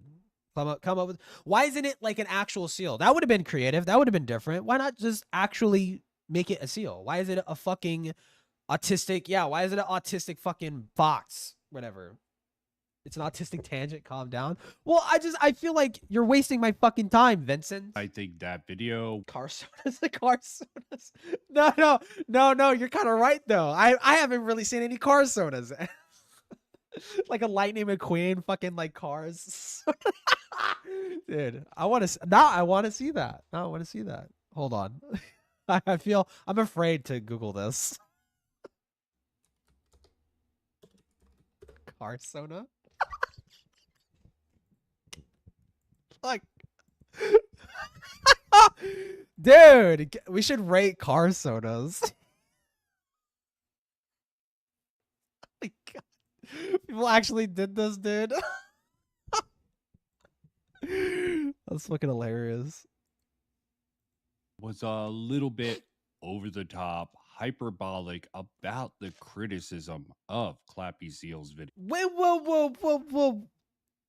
No, the fuck it was not. Wait, what? A different direction. Frankly, I think that video was a little bit over the top, He called it what it is. Clap Seal went after this fucking dude's throat. Literally tried to smear and ruin his entire fucking reputation online as some kind of fucking vicious child predator. Like, no, yeah, calling that shit out and saying what it is like, you're went way too fucking far with this. The most you could say about this is that it is reckless and irresponsible. Like, trying to frame it as something that's irredeemable is ridiculous. That's fair. That's completely fucking fair. What the fuck? My car soda is a sub. hyperbolic about the Just Transformers? No, like cars. Like, I just showed it, like cars. Like the movie Cars. criticism of Clappy Seal's video. Just a bit, but it did feel like a little bit like what Samuel Ace, who was in this video, and, Okay, so no, Ace was on the side of Samuel. and Okay. Amos was doing to Himpleton here. Plus, I think. Wait, what? Wait, what? Okay, so the point of bringing that up was to like compare like this is how these people were treating Himpleton. So I think, were they Himpleton mods? Is that? I don't know. He sort of left out some context that another YouTuber who was out it from their ranks, who even featured in this particular video, who had his own little Discord meltdown, sort of covered. I know, I'm not saying that Who? Zero is a pedophile because I don't think he is a pedophile. Dude, the epic 15 FPS gameplay. Once again, the 2U age gap, but at the same Actually, I don't even think this is 15. I think it's like 10. time, this is the most creepiest and degenerate shit I've seen in a while. Oh, come the fuck on, dude. Holy shit. All right, I'm gonna just say it. Are you cool with sending? Wait, he's commenting about the because Zero? I don't think he is a meltdown, sort of covered. I know, I'm not saying that Zero is a pedophile because I don't think he is a pedophile. Once again, the 2U age gap, but at the same time, this is the most creepiest and degenerate shit I've seen. That from the DMs that I've seen. Now, I could be missing something, but that was the most normal shit I've ever fucking seen. That was the most normal like Discord sexting. If there ever was normal Discord sexting, that's the most normal shit. It's like, hey, are you okay with sending boob pictures? Yeah, okay. Can you send them? Like, really? That's the most creepiest degenerate shit ever. In a while. All right. Cool, tipster. Yo, what up, Tippa? Dude. Yo. Dude, what's up, tipster? I'm gonna just say it. Are you cool with sending pics? Of what? Boobs? Yeah, I'm just wondering. Don't feel pressured. Then later in that same day, claiming to be horny as fuck. And the following day, 28th of January 2023, just past 8. So you'll platform like a god for 3 months and then be a money pit? How's it hanging? It's hanging pretty good, dude. I'm just chilling. Just vibing, just chilling. Watching this guy. Apparently, something, morale. He hates morale. He thinks morale psyoped Templeton into being alone by love bombing him or something. I don't know. 8 a.m. Zero and the victim Sent his round establishes to the St. label Joel. of friends with benefits. Reminded that this is between a Dude, 16 that's and 18-year-old. crazy. A few hours later at 12 a.m. Zero would again Why rebrand? request Just curious. Multitude of reasons. Number one, Fembro sounded too similar to Femyaz. People kept confusing me for Femyaz. Number two, I was thinking of doing slightly different content. But like I wanted to do more like video essay sort of like bullshit. But I mean, after trying to do them for the past couple months, it's like it's so time consuming. I might just like stick with it. But also because you know, there's a certain time to be a femboy and it's not forever. So I figured I'd get ahead of it and just go like Hilo the Blood Spiller. explicit images. Your aunt leave yet? They did. Alright, you still want to take pics? Got a few requests. Alright, can you take some pics of your ass? Then can you take some pics of your ass?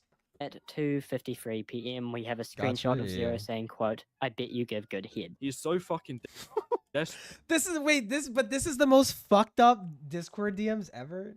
The recent video was about Dolan Darkness shit. What do you do content now? ACC, like art commentary shit. I've been digging into Doodle Tones, if that name sounds familiar. Bro, he's risking his whole like right now I'm doing like a huge script on Doodle Tones. career because how desperate he is. He's a fucking degenerate. It's a shame to see someone who got so much clout But right now it's like downtime, so I'm just doing whatever the fuck is on my mind. in a short amount of time to go down like this. I know people still in their 40s. Well, dude, I don't know. That sounds very exceptional. It's just sad. I'm literally wanting ACC to is see utter insanity, dude. No, I do remember like way back in the past, like a lot of the commentary bros were covering like Madame and shit like that. I knew Madame because I saw Toastify's video on Madame, that and Creep Show and shit. But it's like it's evolved so much since then. It is. I think it's gotten more fucking crazy. I think it's gotten more fucking insane. I don't know if you have any idea what the fuck the FCK shit is, but dude, it's gotten way more fucking insane. All right, what's your status, man? Since like Creep Show and shit. Okay, didn't your ex record something with you? He did. It's bad quality. I mean, I have a video of sucking his dick. Send both. I don't care about the quality. Are you sure? I said both. I don't care about quality. All right. Yeah. Hello. What is the point of it? Oh my god, please shut the fuck. Okay. Mythic is Healy selected the better part of Clappy Seal's video. Also, yes, side tangent. You can be a twink-ish for a while with a good routine. Nah, I don't mind being like a slightly chubby femboy. I don't mind being that. I'll stop pulling a Derailio. No, you're fine, dude. Dude, it's good to see you, bruh.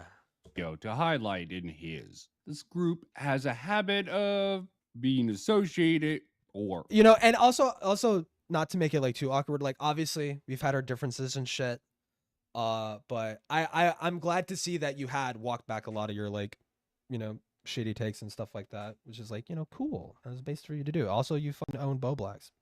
call themselves friends with people they have to out later. Yeah, it was mutual, dude. But like, I mean, water under the bridge. Everything's fucking resolved now, so that's good. Which I find very interesting in very many ways. The character is complete. Yeah, the character arc is finally complete. I had a slight run-in with a while ago, who actually has a connection to Kumo, not in a good way. Featured in one of Ace's second channel videos, the most vile YouTuber to ever exist. Yeah, recently there's been a situation with Mythical with mix of new stuff and old stuff that has been brought to light recently. Mythical had beef with blah blah blah. Otherwise, this dude, Mythical, definitely doesn't know boundaries within Discord, which seems to wait, so I'm so fucking confused. Where did Ace stand on this?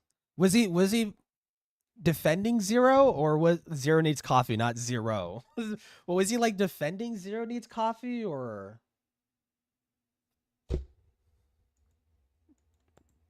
I'm actually kind of curious.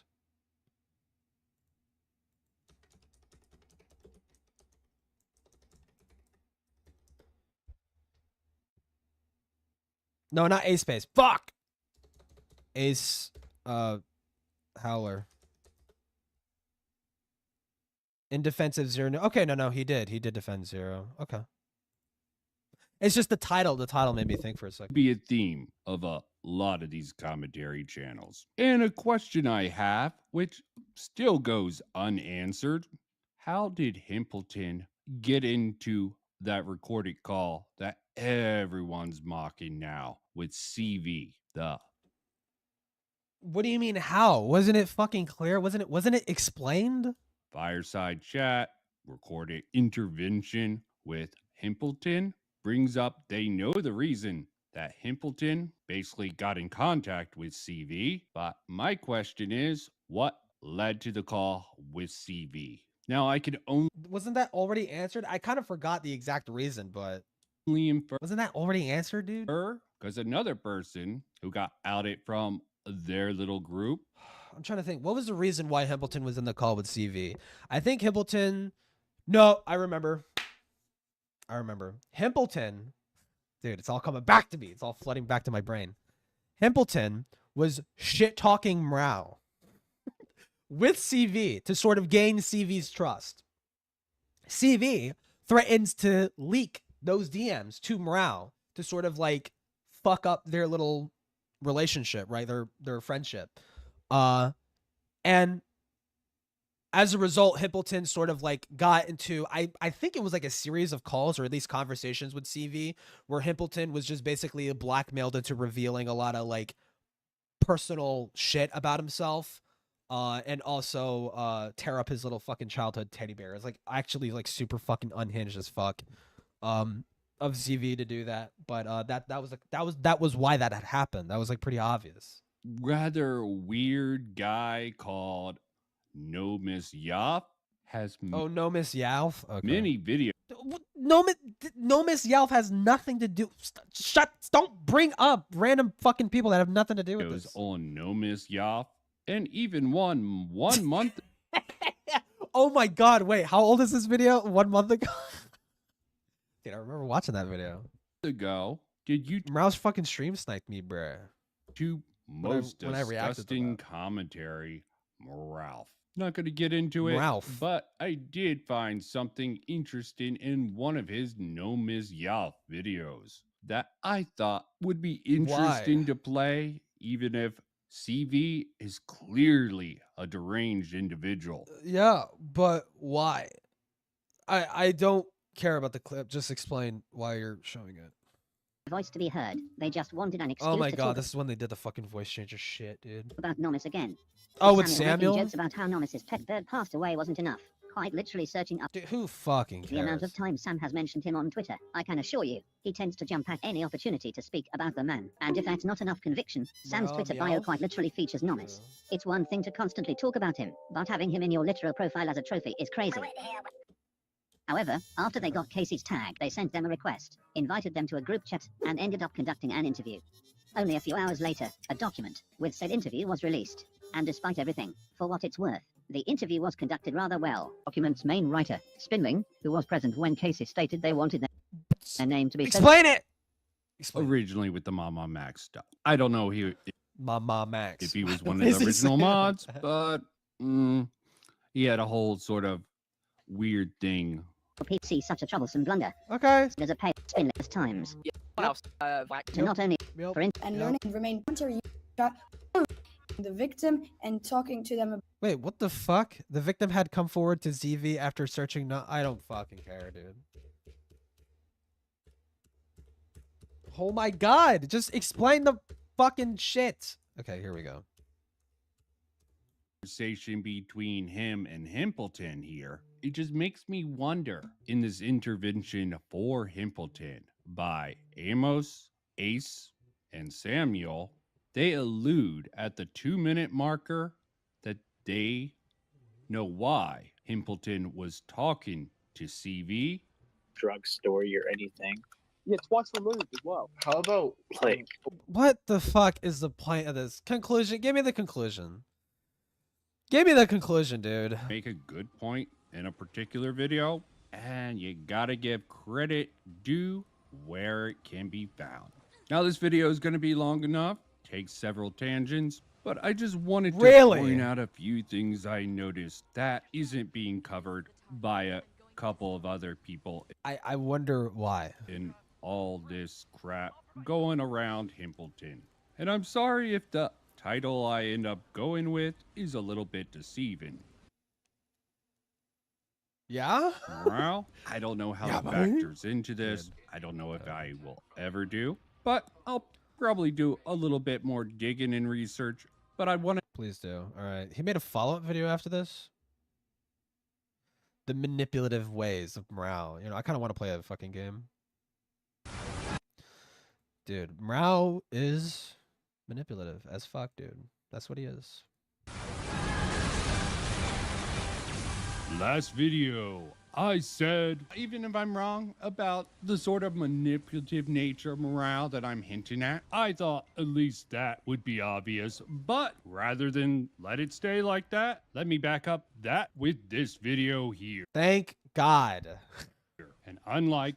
Thank God. After 22 minutes of pissing away my fucking time, clickbaiting me into thinking that you were going to show how Rao was manipulating Himpleton, now we have the actual video that is going to do that. Okay, thank you. Cool.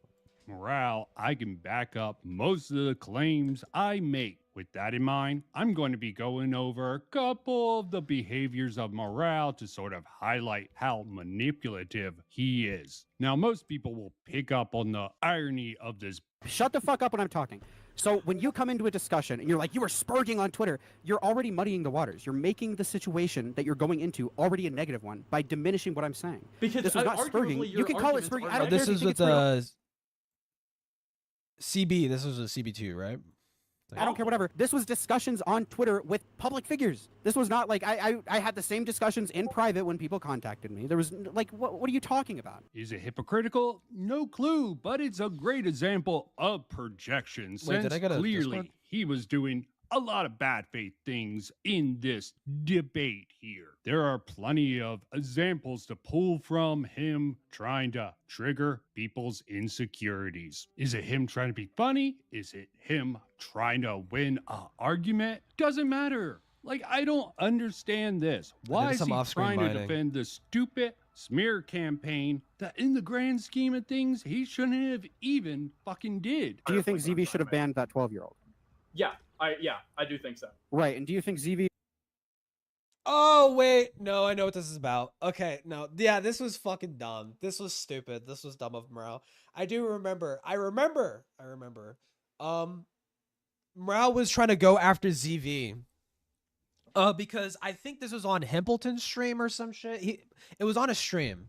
and ZV joined and started going back and forth, a little bit. I think they went back and forth a little bit, but either way, it resulted in ZV muting a bunch of people in the Discord so they wouldn't hear his fucking voice, and he started like sexually harassing Morale and stuff like that. And then Morale took that and said ZV was being sexual with a minor in the fucking chat because there was like a 12-year-old in the chat or some shit, which is I don't know why. Wait, no, this was in CV's server, bro. Either way, Morale was trying to go after ZV for that when it's like ZV muted the kids before he did the thing. Now, granted, it's still dumb of him to do that, but it's different.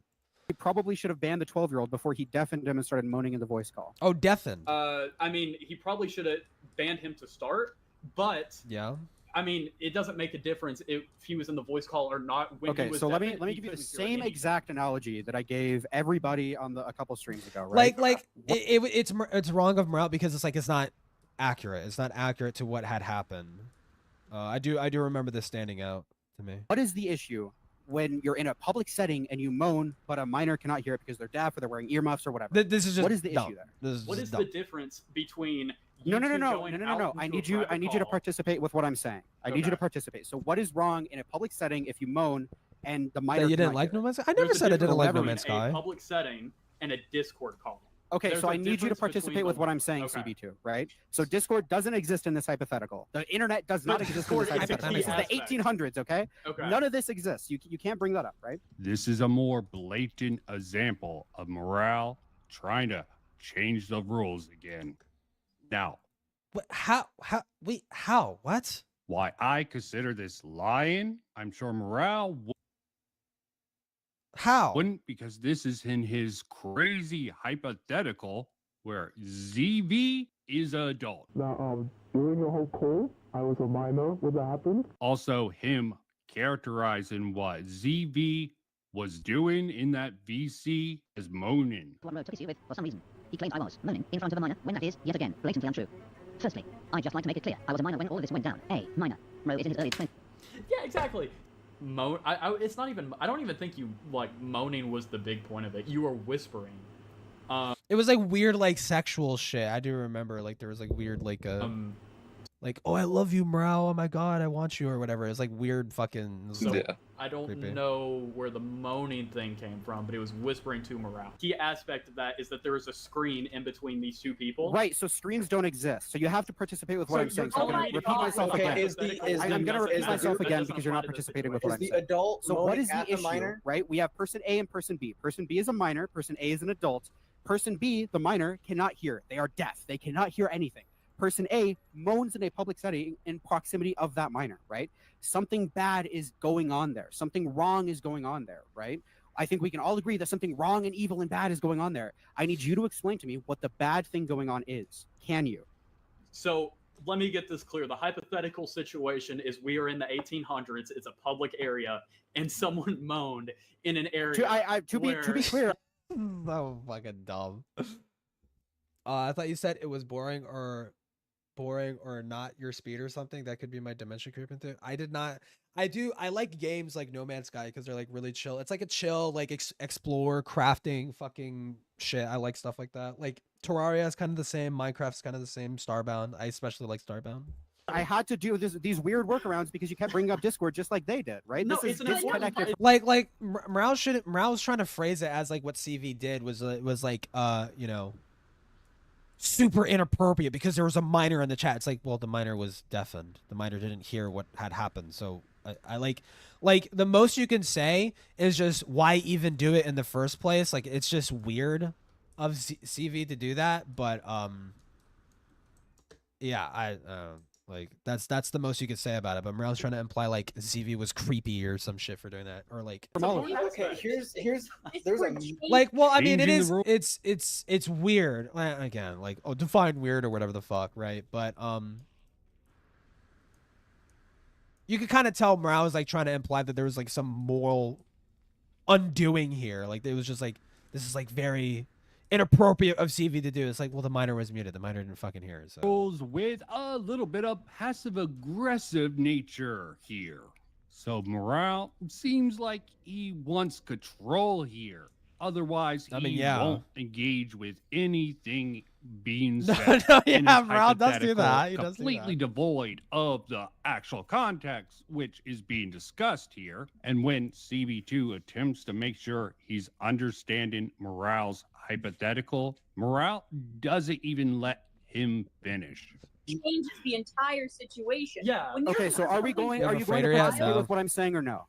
I'm not going to participate with the idea that it's the 1800s. Okay, so I and it's since a you're random, a fucking you retard, know. I'll explain it for you, right? Okay. The issue with a situation like that going down is the fact that an adult is willingly going into a situation with a minor present and acting sexually. But they that is the issue. removed That is the- what is okay. bad that is going on, right? It doesn't matter that the minor's not a victim, right? It doesn't matter What? that the minor isn't victimized or nothing bad happened to the minor. What matters is the adult did something weird in the presence of a minor, right? The minor didn't hear it though. I don't like I think a better example would be like, what if you're in a bar and you're making out with a guy, like touching up on each other and shit, and a fucking kid walks by through the glass and like, or not even sees it, not even sees it. The kid just walks by, is in the presence. Are those adults suddenly in the wrong now? Right? Now, granted, CV should have, I think CV was running the server at the time, so I don't know why you would have minors in your server to begin with, especially making the content that you make. It seems like kind of reckless to do that. You know, not saying that CV makes like inherently sexual content, but like, you know, they make commentary talking about creeps and pedophiles and shit like that. It's like, probably keep minors out of your fucking community, right? Because you're talking about adult topics. Yeah, like the most you can say is like it was probably irresponsible for CV to have a minor in there to begin with, but I mean they ultimately, the minor was deaf and didn't hear what had happened, so I don't understand what the fuck was the wrong thing. Like, it was just kind of like I don't see it as this like super fucking bad horrible thing. I see it as like, okay, I was like really fucking dumb. Like sure, it's like a bad thing, but it's like bad in the sense it's bad to like litter, right? It's like, but do I care if someone does it? Not really. According to CV's video, Morale, Yeah, the I guess adult, was trying. That being said, like the bar isn't like adult space, so like, but like the server isn't an adult space, so I guess, you know, fair enough, right? That's on the parents and seeing that. Well, no, well, if it's like a general, like if people start doing that in fucking like like let's say it's like a water park and near the bar, right? Like for the most part, water parks are like a family area, and there's like a bar where it's like a adult-ish space. Like most people are adults there, but obviously kids can walk by and stuff like that. And someone says something, someone makes an inappropriate adult joke, right? But the kid doesn't hear it because the kid is like far enough away. It's like, I don't, like the kid literally or let's say the kid is literally deaf. Let's say the kid is literally deaf, okay, and they cannot hear what is being discussed. Is that like a horrible thing? No, not really. It's like kind of dumb. It's like it's in the presence of a fucking minor, sure, but it's like it's not like the worst fucking thing in the world. Like Morale's like kind of implying. To claim that all his lies were just jokes. And just be clear, some of his insane argument and bad faith tactics I find to be jokes. So I'm going to be using that word interchangeably with much of the mental gymnastics that What are you talking Morale about? pulls off. Vincent, This is because I'm not bored. the only example of Morale trying to use humor, I guess. Well, dude, it's this whole thing of you acting as if you're trolling too. That was obviously. But then we're jumping to something completely fucking different. It's like, can you wrap up the thing before? Like, can you wrap up what were you trying to get at beforehand? Like, I guess Morale was trying to dominate and control the conversation and not let people talk. Like, yeah, sure, that's like a shitty fucking like immature thing to do, but he doesn't really I mean, to be fair, I think this video is like pretty old, but Morale doesn't do that anymore from what I've seen. Like I haven't seen him like grossly like yell over people and shit like that, or like well, no, he kind of did do that during the whole like Falgi stream with the Lio shit. He did kind of do that, but like sparingly. He sparingly did it. Wait, Tipster came into chat. Yeah. We talked a little bit, dude. Tipster's chill.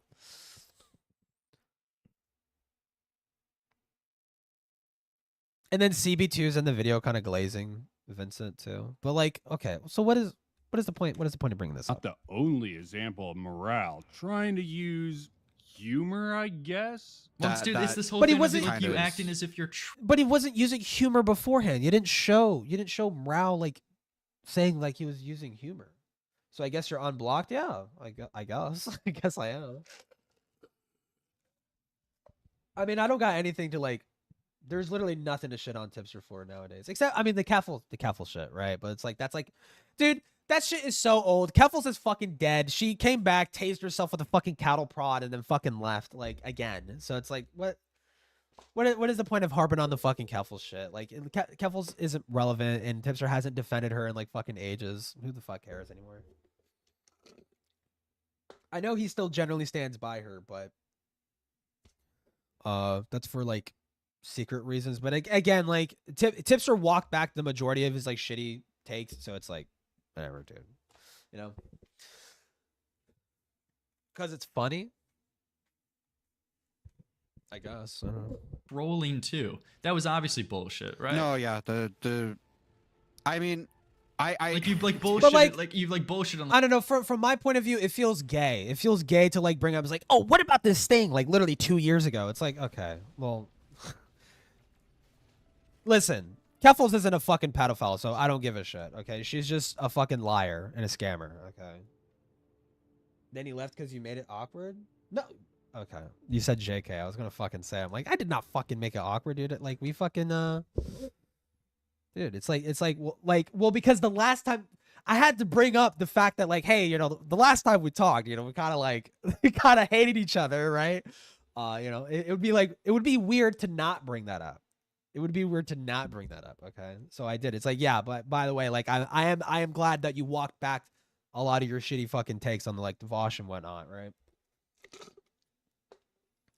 Like multiple different fronts. So it's like, yeah, I hear what you're saying right now, but I'm gonna be honest, I don't really think I buy any of it, and I think there's good reason to not buy it. Morale likes to use something around it was just a joke or troll. He did do as that a a lot, defense yeah. for a lot of things that he stupidly does. Schrodinger's Or retard. maybe sometimes one of the useful idiots who somehow still hangs around him and defends his actions does that for him. I mean, the joke is still there, right? It's like a real joke. I don't. But he presented it in the VC like it was real allegation. Oh, okay. So here's a clip. Seems like. But that wasn't Morale saying that was a joke. That was someone else saying it. Joke is still there, right? That's someone else saying it's a joke. That's not Morale saying it's a joke. real joke. I don't. But he presented it in the VC like it was real allegation. Oh wait, no, I know what they're referring to. Okay, so when Morale was saying like, "Oh, didn't your sister rape you or some shit," which is like an unhinged fucking thing to say, right? Like it's like a mean, unhinged thing to say. But it like literally was a joke. It's not Schrodinger's retard. It was like very obviously a fucking joke, right? It was a mean joke, but it was like obviously a joke. There seems like this triangulation thing here. You know, you bring another person in to sort of help you out. I see this being done a lot. It's not a perfect fit. I mean, it's not really pulling in a third party to pursue you to do something. Amos here came in beforehand. Morale came in afterwards. People have been asking me to bring Domino in, so Domino's here. Hi guys. Oh great. Can I request a guy? Can we get What Gam a on? pathetic debate. Why is it always a 2v1 with Dude, you're these such a people? contrarian. It's like pathetic. You like literally Amos, anyone get watching CB this, to add you know, Gam it's on. like- Let's get Gam on. And I don't know why they thought this would turn out well at all. But it does seem like this is almost adapted for the commentary space that they're in. So it isn't so obvious. I've seen this also done in a couple of different VCs. Sometimes at a massive level, like with Leo Convoy. Just to name drop one person who does this sort of crap in the VCs all the time and almost seems to drill the people under him to learn how to do this with people. Rao implies when he asks anyone to participate in a debate with him. I feel like these guys might not have a lot of good points, maybe. Oh, there he is. Noise. Yeah. What you're seeing right now is 8 people in a single call. Mrao, his 6 other friends, and a single lone person that agreed to debate with Mrao, not anyone else. And before they've even dropped a word, look at how they treat him. All right. Wait, oh my god, I know what video this is. I know what video this is. This is the video. Someone made a video criticizing Mrao for like, I think it was mostly getting a story wrong about the God, what the fuck was their name? The person who made Change, the guy who made Dragon Snow. Mrao's video on Dragon Snow fucking sucks. He got like a lot of fucking information wrong. Dragon Snow seems to be, after looking into the situation, after I had like talked to Mrao about it, like literally last year, Dragon Snow is pretty fucking weird, but like there's not enough evidence to say he's like a pedophile or he's doing like EPI or whatever the fuck with like kids. Like that Mrao argued it horribly in his fucking video. But this is this guy's video, I think. He also brings up like oh yeah, by the way, Mrao's also really mean to people in Discord. It's like, okay, dude, I don't care. I forever wondered what those Keffels and Tipster DMs were because Nick never made the fucking video. It's probably more or less like shit like I don't know. Like I think the worst of their interactions was known or revealed. Like I don't fucking care anymore, dude. It's literally so old. It's literally so fucking old at this point. Lover, what's up? Hey, bud, what's up? It's probably cringy shit, but it's like it's nothing like. You told him to go in the waiting room. Hey. Speak up, little buddy. You okay? Come on, we don't bite. I think he's having a stroke. You okay? You okay, little guy? Oh wait. Do it. This seems. You know, I kind of do see the Lyle Convoy comparison. A tiny, it's obviously not a one-to-one. Obviously not a one-to-one. Like, Mrao doesn't bring on, like, literal actual foaming from the wrath. I don't think he does. Like, foaming from the wrath retards.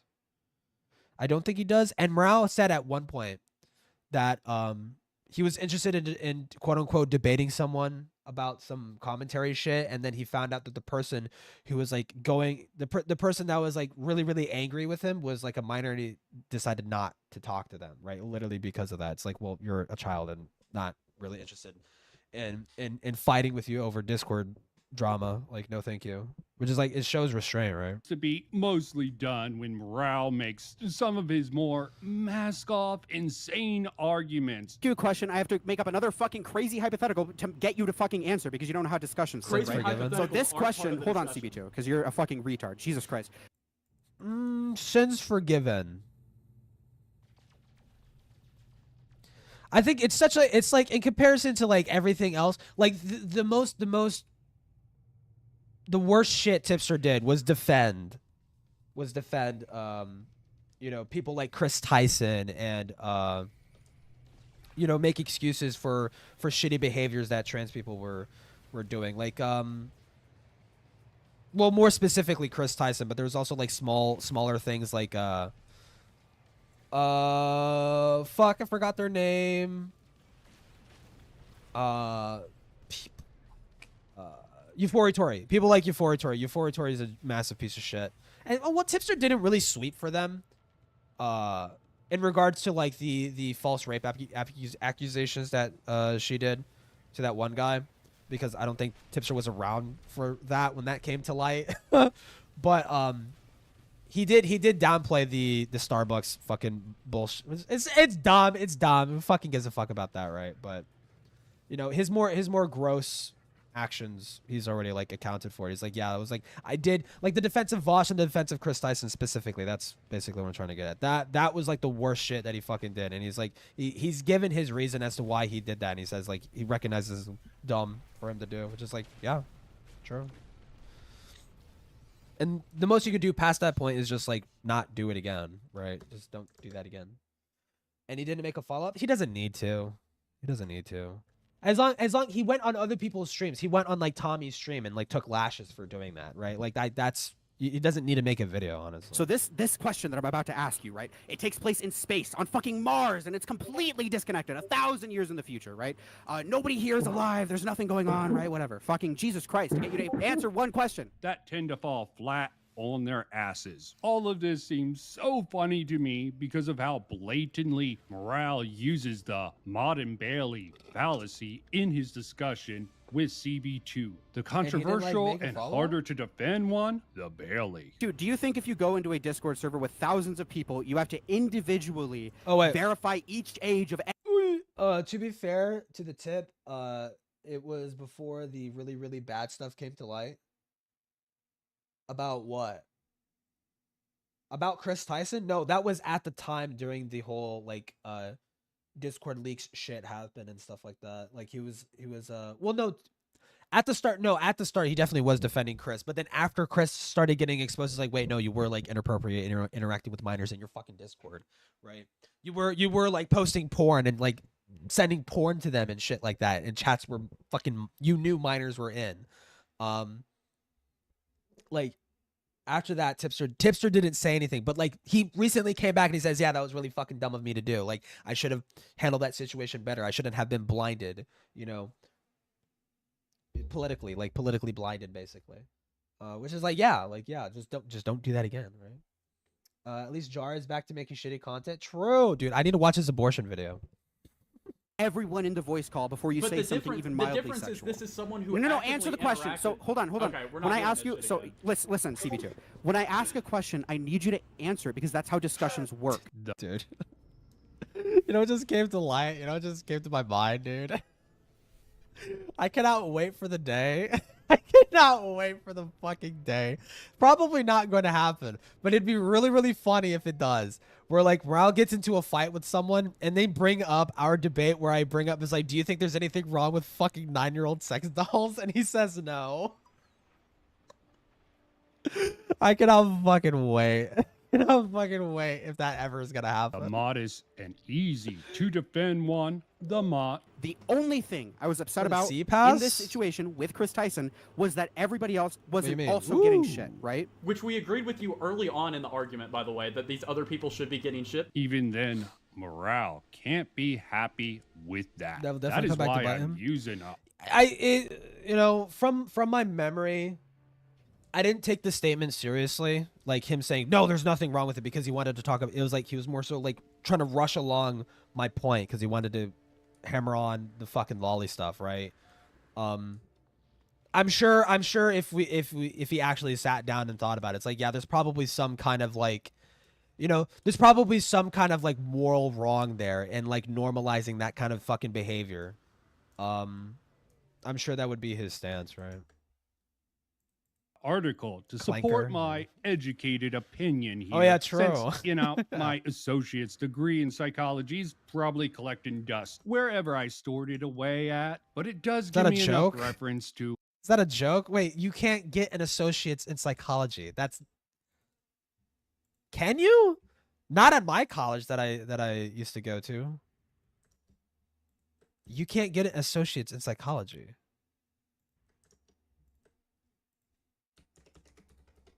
Can you?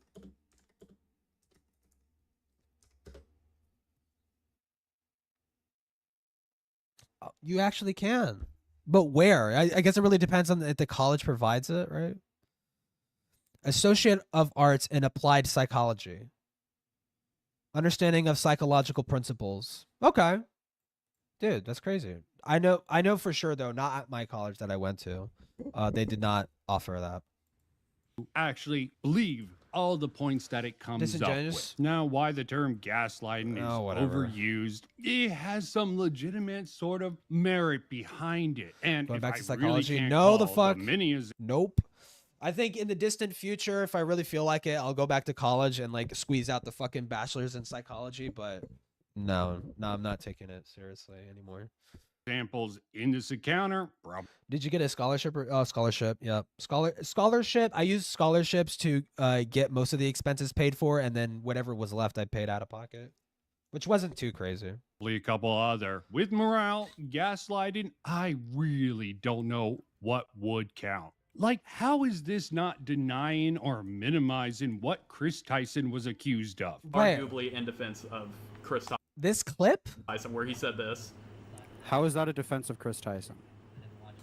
Okay, because you're saying if you're trying to claim you haven't said shit like this in a public voice call, or people close to you haven't, you're blatantly lying. You're not saying Chris like directly, but you're saying this in defense of. I don't know what I'm doing anymore. Well, for me, my thing is like the job that I'm working right now. I'm probably not gonna have it forever, right? But the job that I'm working right now, pays the fucking bills. And I think for the most part in the modern world, like, only go to college if you're going to get if you have to go to college, because like I hate this misconception that was fed to us as like, you know, early 2000s people, where it's like, you have to go to college, you have to go to college, you have to go to college. You don't have to go to college. Okay, you don't have to. You have to, depending on your career field, right? But people kept trying to shoehorn it in our fucking heads that you have to go to college. You don't have to. It really depends on what you want to do for a living, right? Some things you could just go to a trade school, get certified in a trade, and do it, like welding. You don't need to go to college for welding, right? Well, technically, you go to college and you take courses and you get certified in welding there, right? Or at some kind of like a trade school, right? You go there, and those jobs can pay a fuckload of fucking money. They're by commission, so you have to kind of market yourself a little bit if you want to get jobs that pay money. But you know, or contract work and shit like that. But like, that's kind of where the modern world is at. You don't need to go to college, right? But just try to get a job that at least pays the fucking bills, right? That should be like, at least for me. Like, I don't want anything. I don't want to be rich. I don't care to be rich. That's not like that's not something that I want or need in my life. I just want what I want is just consistent, like, sort of like, I just want something that makes it so I don't have to worry about debt or anything like that, right? Engineer, yeah, I'm an engineer in psychology, bruh. And I can't afford my own place to save for a future. I can't afford my own place and save for the future. See, yeah, and that's fine. Like people, I feel like also at the same time, people are like you should want to live a rich and luxurious lifestyle. You don't need to. You don't need to, right? Like, it's fine to be mediocre, right? It's fine to like live a mediocre life, right? Him saying that this shouldn't be. This is not in defense of Chris. What is Then it? who's it in defense of? What is the point in saying that then? What was because the I point think it's retarded to bring this up, because this is like a nothing burger thing. So why isn't this is a public server with presumably like thousands of people in it, right? There's no way you can verify everybody's age. My dad's kind of the same. And hold on. You made this comparison that I'm a hypocrite because of this with ZV, right? ZV knew the age of Bucky. Yeah, and everybody knows the age of Bucky. He's a very public 12-year-old. And do I even need to prove the passive-aggressive claim from Morale? Under my own personal definition and the definition of this article, which I'm going to be using here, just so everyone knows what I mean when I say Morale definitely meets the criteria of passive-aggressive here, expressing anger indirectly. No and I think fucking this shot. example of Morale moving the goalposts back to CB2's comparison is a good example of that. Probably mainly because it's clear Morale wasn't going to win with this particular set of tactics he was currently using. Not that the switch up in tactics worked much better for him. There's also another good reason I'm using this article in this video. Most arguments are over the definition of words. There's sort of a dispute about the term harassment within this discussion, debate, whatever semantic term you want to use for it. I'm not going to go over it, but if they had a definition, they could go over it and see if it matches what we know about that word, which I don't care about doing here. And if you want to argue against a psychological article that seems like a rather simple guide to spot manipulation tactics because of your... Nobody's gonna disagree with you. It's just so fucking insanely pedantic, and it like what is the point? What is the point? Like, you're saying like the manipulative way of morale, and he's like, he's passive aggressive, and he's aggressive in conversations, and he's very mean to people. It's like, okay. Dude, like, guilty as charged. Your own personal definition would come in conflict with these terms. I think you might be a bit damaged in your head. As I said in my last video, love bombing was more of a Mama Max thing. Maybe he didn't even do that. What do you mean maybe? No, you did not prove that he did that. Also, from bro, there will be a new launch from another Vulcan from Florida. You can see it. I'm gonna call it a UFO. It's somewhere. I haven't seen any case of it, but you don't need to check every good box one. on That's this CIA rough cover up. list Obviously, a for UFO. Someone like Morale to qualify for meeting the criteria of a manipulator of some type. Maybe it's just in commentary spaces where he's like, no. How about no, he's not? How about that? How about you can't call him a manipulator just because he's passive aggressive and like tries to dominate a conversation over over other people instead of just having like an actual conversation, right? It's like not the same thing at all. this, and when he's out touching grass, he is a normal dude. I don't know him personally. I'm sure if Morale tried to respond to this video, doubtful as all hell, but if he did, he'll probably take a look at this list and say, see, I don't do this. Also, I'm not sure if I have to prove that Morale lies. Generally, these seem like stupid little white lies that just why is the lies white, bro? Try to argue his way out of it with some PDF file level debate. They do. I'm gonna point to the fucking literal declassified United States Department of Homeland Security document, Code of Blue, where they literally say that they have access to alien technology. I'm gonna point to that. I don't know if he gets a kick out of it or if he's just that stupid that he thinks he can get away with it. Like Bosch and his non-human intelligence sort of fucking argument. But I can say it is common for him to both omit parts of the truth and make up false info. But don't try to call him out on that. He'll tell you, you have to find it right here. Oh, I was just asking a question over and over and over and over again. I don't know if he knows this, but he's taken advantage of the sort of illusionary truth effect here, along with people's negativity. I showed bias. You ask it enough, people will just remember the big claim with the negative context to it, and a lot of people will forget that it was just a repeated question over and over and over again. A pattern of behavior that seems common for Morale. Now, just because Morale can convince certain people that his argument was something different than what almost everyone else seems to think he was arguing on a certain contentious topic like lolly, just because you can reframe it in a private discussion, doesn't mean much to people with much higher standards and critical thinking skills than someone like Amos. Defending lolicon throughout that whole situation, which is objectively wrong. I don't think he was defending lolicon. I think you're like misrepresenting what he was trying to say. He was saying he was trying to like do a hypocrisy argument. Broski, you were against him while he was making. Also, Lil Bro, the non-human intelligence refers to how objects moved and claimed that the U.S. has alien tech came from a hearing, not an official document. It says it's technology of non-human intelligence.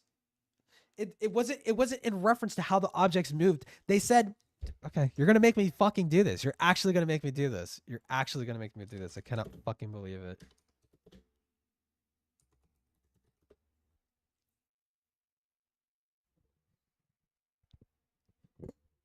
Holy shit.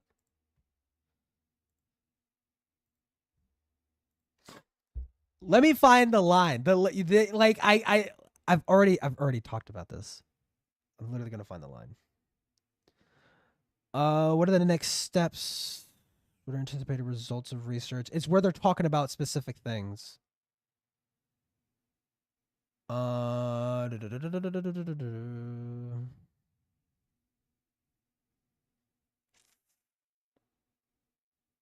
Yes. It's in one of these. Justification for need, and this is the Advanced Technology Center. Analyze recovered technology in collaboration with major aerospace and electronic companies. Fuck. Where is it? I know it's in my video. I have the actual screenshots. Retrieval and integration of historical data from high-value personnel with knowledge of recorded AAVs, advanced aeronautical vehicles. Technology and present locations of recovered material is accessible only within secured access program constructs. Undue attention by the United States government, private sector entities not involved in program. Where the fuck is it? Conspiracy theorists? Because it literally is a conspiracy. Because it literally is. It came from the second hearing. No, yeah, I know. But I'm talking about this document literally refers to like we have recovered crafts. Like that's what they're talking about. Concerning AAV related anomalous phenomena from specific geographical sites. Like it's referring to this. Where is it where it says like distinctly like it's like non-human intelligence? 20,000 AAV reports. This is what you're confusing it with. Like expanded current data warehouse, 11 separate databases with over 200,000 AAV reports. Like that's what you're confusing. They have actual recovered technology.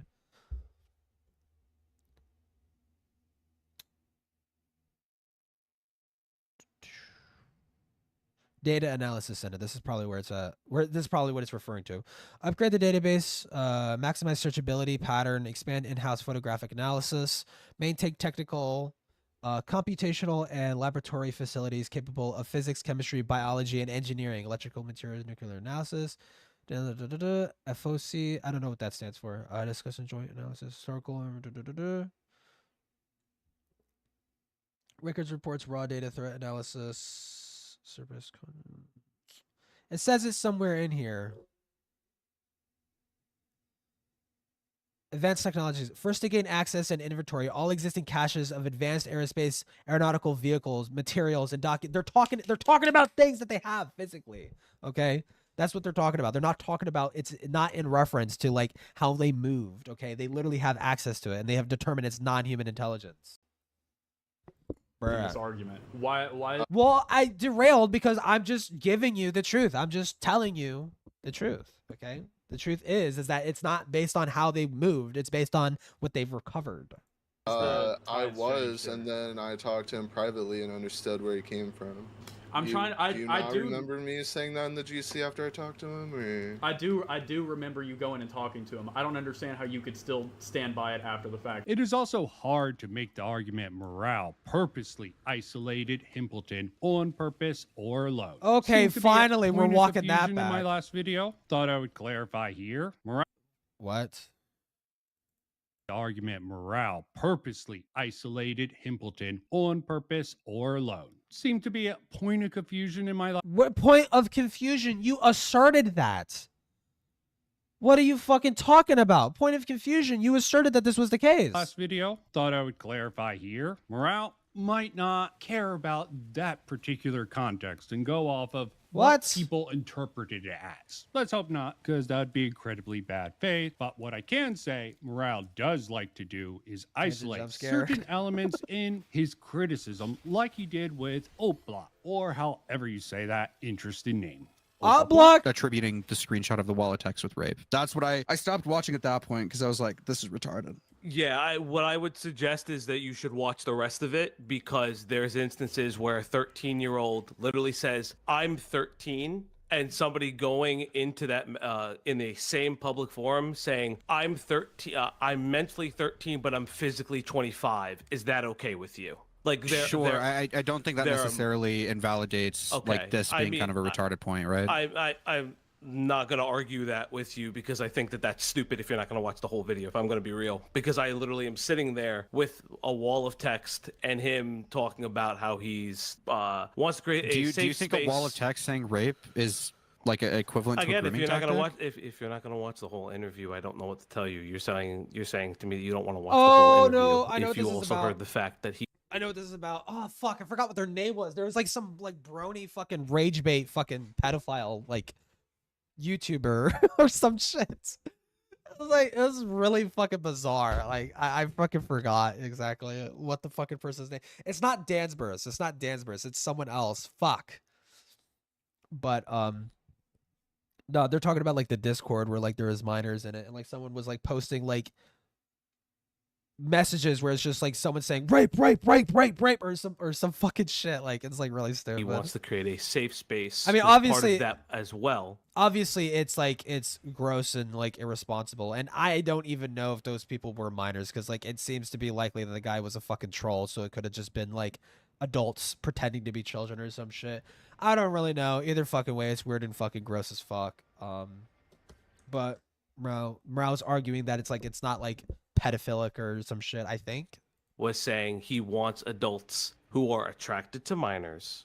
Okay, I'll watch the whole interview, but I'm just asking you mix. very simply, do you think a wall of text saying rape in a server with minors is equivalent to a grooming tactic? I want to call it cherry picking, but Morale might not be smart enough to even realize he's rape or doing this, suicide? or not have I the don't really care attention for it. span. Also, the fact I saw Morale pop up on Flatly streams twice, might have been on more, but one of them was to try to convince Burn the World that he shouldn't be friends with Himpleton because Himpleton's a snake. He might be right on that point, but that still seems like something this Burn character should. No, Himpleton is a snake. He literally straight up admitted to gay-opping Jar. No, yeah, that's snake behavior. Yep. Himpleton straight up admitted it. No, yeah. Decide for himself. The other time is when Himpleton was dumb enough to believe that he could just pop up on a chill stream and that Morale wouldn't be there to try to convince him of how much of a horrible human being he is. So the Mr. Sen debate, you didn't want to go on to debate him on anything other than the fact that he said that you lied about rape. So this seems like something you're extraordinarily insecure about, to the point where you'd rather debate the validity of you being raped, which you don't have any proof on, versus the validity of someone engaging in some form of lolly roleplay, which you supposedly did have proof of. You gotta love the sneaky line of a supposedly did have proof of. Morale must have his head stuck in the sand or up his own ass. I can find the proof of Mr. Sen doing that crap very easily with one quick search on YouTube. Even some videos of him trying to explain away his When did that lolly happen? role. There was someone was streaming. I don't know who, I think it was Flatly. But either way, someone was streaming. And then Himpleton joins the call and he starts talking about how he's like in contact with Jar and he's trying to pretend to be his friend to try and get him to admit to shit in regards to the Cine Bear stuff so he can make content on it. And then Himpleton discovers halfway through him explaining his little scheme that, oh wait, you're streaming. He's like, wait, you're streaming? Oh shit. Yeah. No, it did happen. Play. That's summed up in the meme on the franchises video. So the first one doesn't look like Lolly, and the reason for that is because of the stupid fucking cat ears. Dude. What? Oh my god. It doesn't look like Lolly because of the cat ears. This helps support the isolation theory of mine, at least to a certain Wait, extent. how? And at the very least, it seems like an attempt to take charge of the very few connections Himpleton still might have after its disastrous crash out from the commentary scene. As the result of his meltdown, a lot of commentary just laughed it off. Now, was Morale doing this for content? What It Morale doesn't looks like matter IRL. because the attempt to do something, no matter the According reason, to doesn't make according to him, he's very obese and he's got a lazy eye. Or some you shit. any less guilty of doing the thing. That seems pretty clear here. Talking about guilt tripping does seem to happen a lot. That's Omega Sure, true. you could try to argue what Morale does isn't guilt tripping. Now, to anyone who would try to make that argument, I would say, so are you saying Morale doesn't try to get people to feel guilty? If they tried to deny it, I would just be like, look at this. Absolutely no evidence to Does Morale try to get people to feel guilty? I don't know. suggest I harassed a minor. And for you to even entertain that idea without even asking for a smidge of fucking evidence is so beyond fucking insane. You understand that, right? There could be a lot more to this, but so much happens behind the scenes. It's hard to Also, know what do you think of what I if asked more of previously? that happened unless someone leaks some. What do you mean? What I asked previously, just a TLDR about what? Morale definitely tries to guilt and shame people in debates. Yeah, he does. He's like, you're so well. What I'm thinking of is like when he goes like, you're so stupid, you're so dumb. Oh my god, I'm gonna fucking kill you or some shit. Like I guess he does kind of do that. Like he does because he's mean.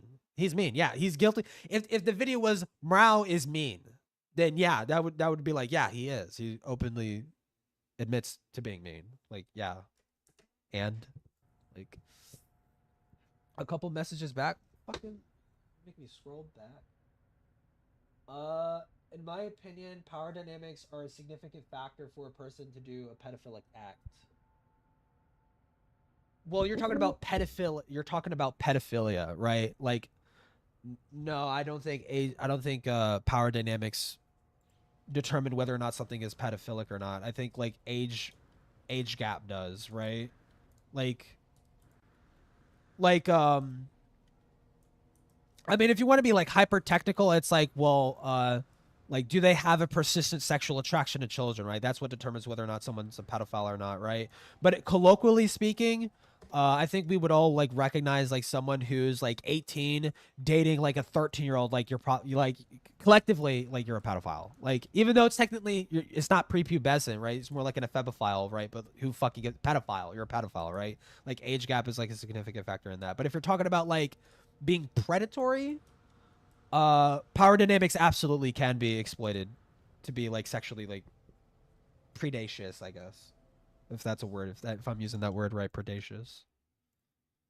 DM or call at some particular point in the future, which could happen. The same is true for the emotional blackmail part here. Hefty claim? Maybe it's true. I have no... I mean, power dynamics as you being older and taking advantage or being rich. No, yeah. Like you being an older and more experienced person, I'd say is like a power dynamic.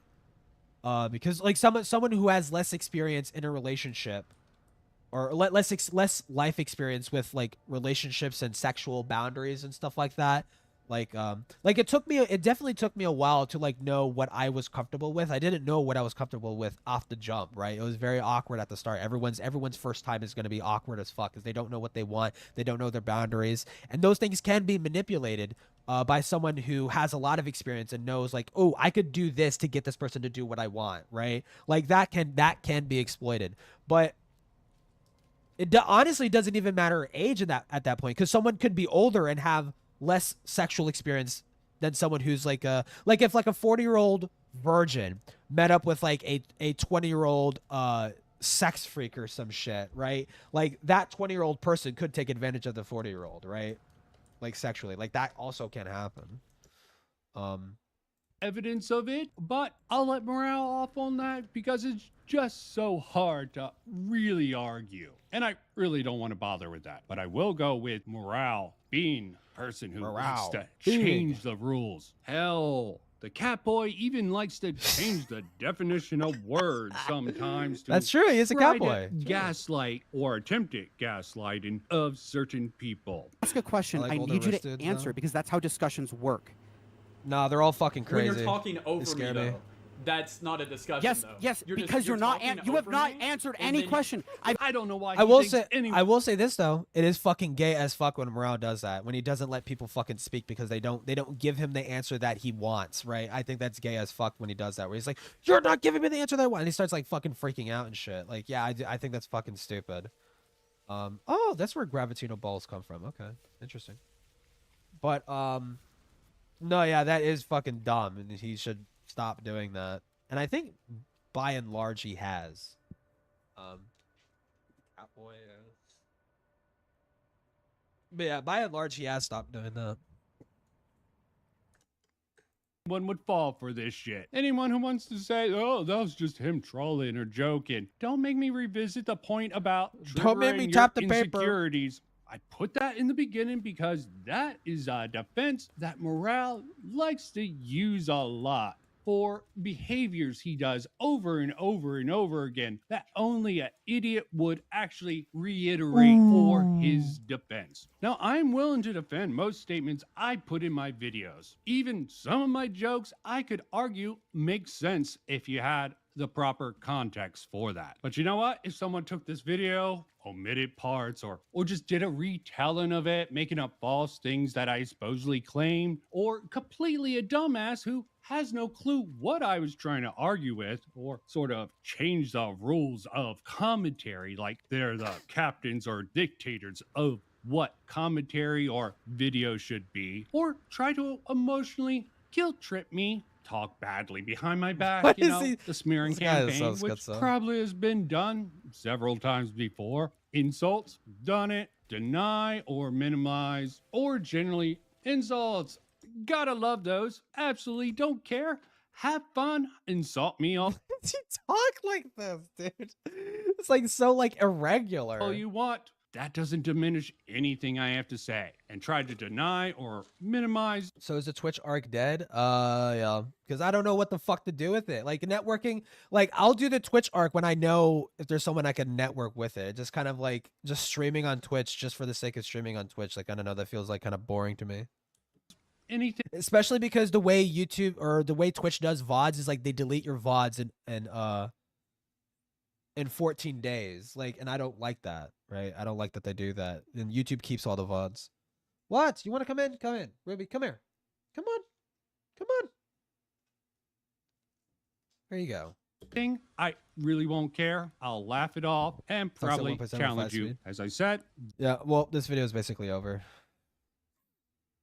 He's got like 1 minute left. Like, who gives a fuck? Copecast drama catch up before break. He's taking a break. Dude, he's taking a break, bro.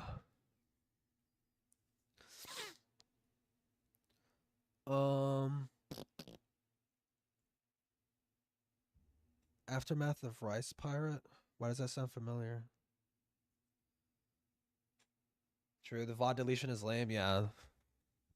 But yeah, if I could, because my thing is like, I want to like, I would like to hang out with like people in VR chat, and a lot of those people are Twitch streamers and shit like that. So if I could run into someone who does like Twitch streams and shit like that, and like we kind of click and shit, it'd be cool to like that. It would make more sense for me to stream on Twitch if there's like something there, right? Halo's first demake, bruh. See, what else do I want to do, dude? Let me check the topics channel. Oh yeah, I was gonna do something with Lio.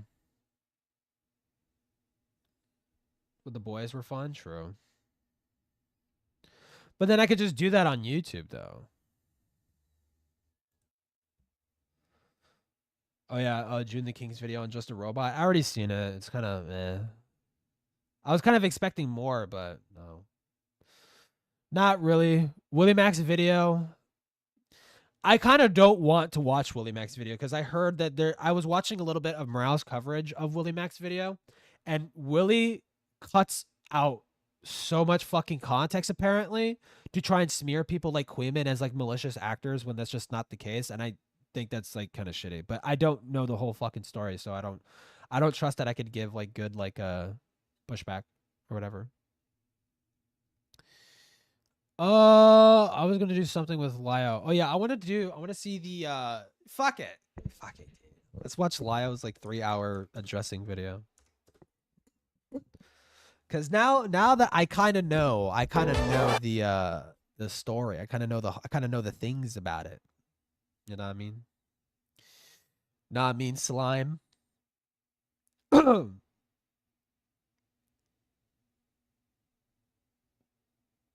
Veritas is a creep. Or Veritas is very vindictive. Who the fuck is Veritas, bro? Addressing things. Where is that? Where is that? What? Dexter Resurrection is, but it's kind of mid. I've heard it's mid. Addressing things. I'm Lio. Wait, does it have 11,000 views? Holy shit. Damn, dude. Convoy, but you probably know that already. I know you've all been waiting for this video. I'm sorry it took so long to put together, but there's been a lot of revelations that have come to me, as well as a ton of things thrown at me that I need to address, and I'll be addressing as much as I possibly can. I will preface this by saying there are wrongs I've committed, and they will be brought up. Accountability will be taken, and I kind of already know what's in this video. I knew what was in this video like long before watching it, and long before, honestly, kind of long before people started talking about Lio fucking shit again. Because when I was looking at the doodle tones, like Lio kept popping up. I'm like, dude, this guy is like kind of fucking insane.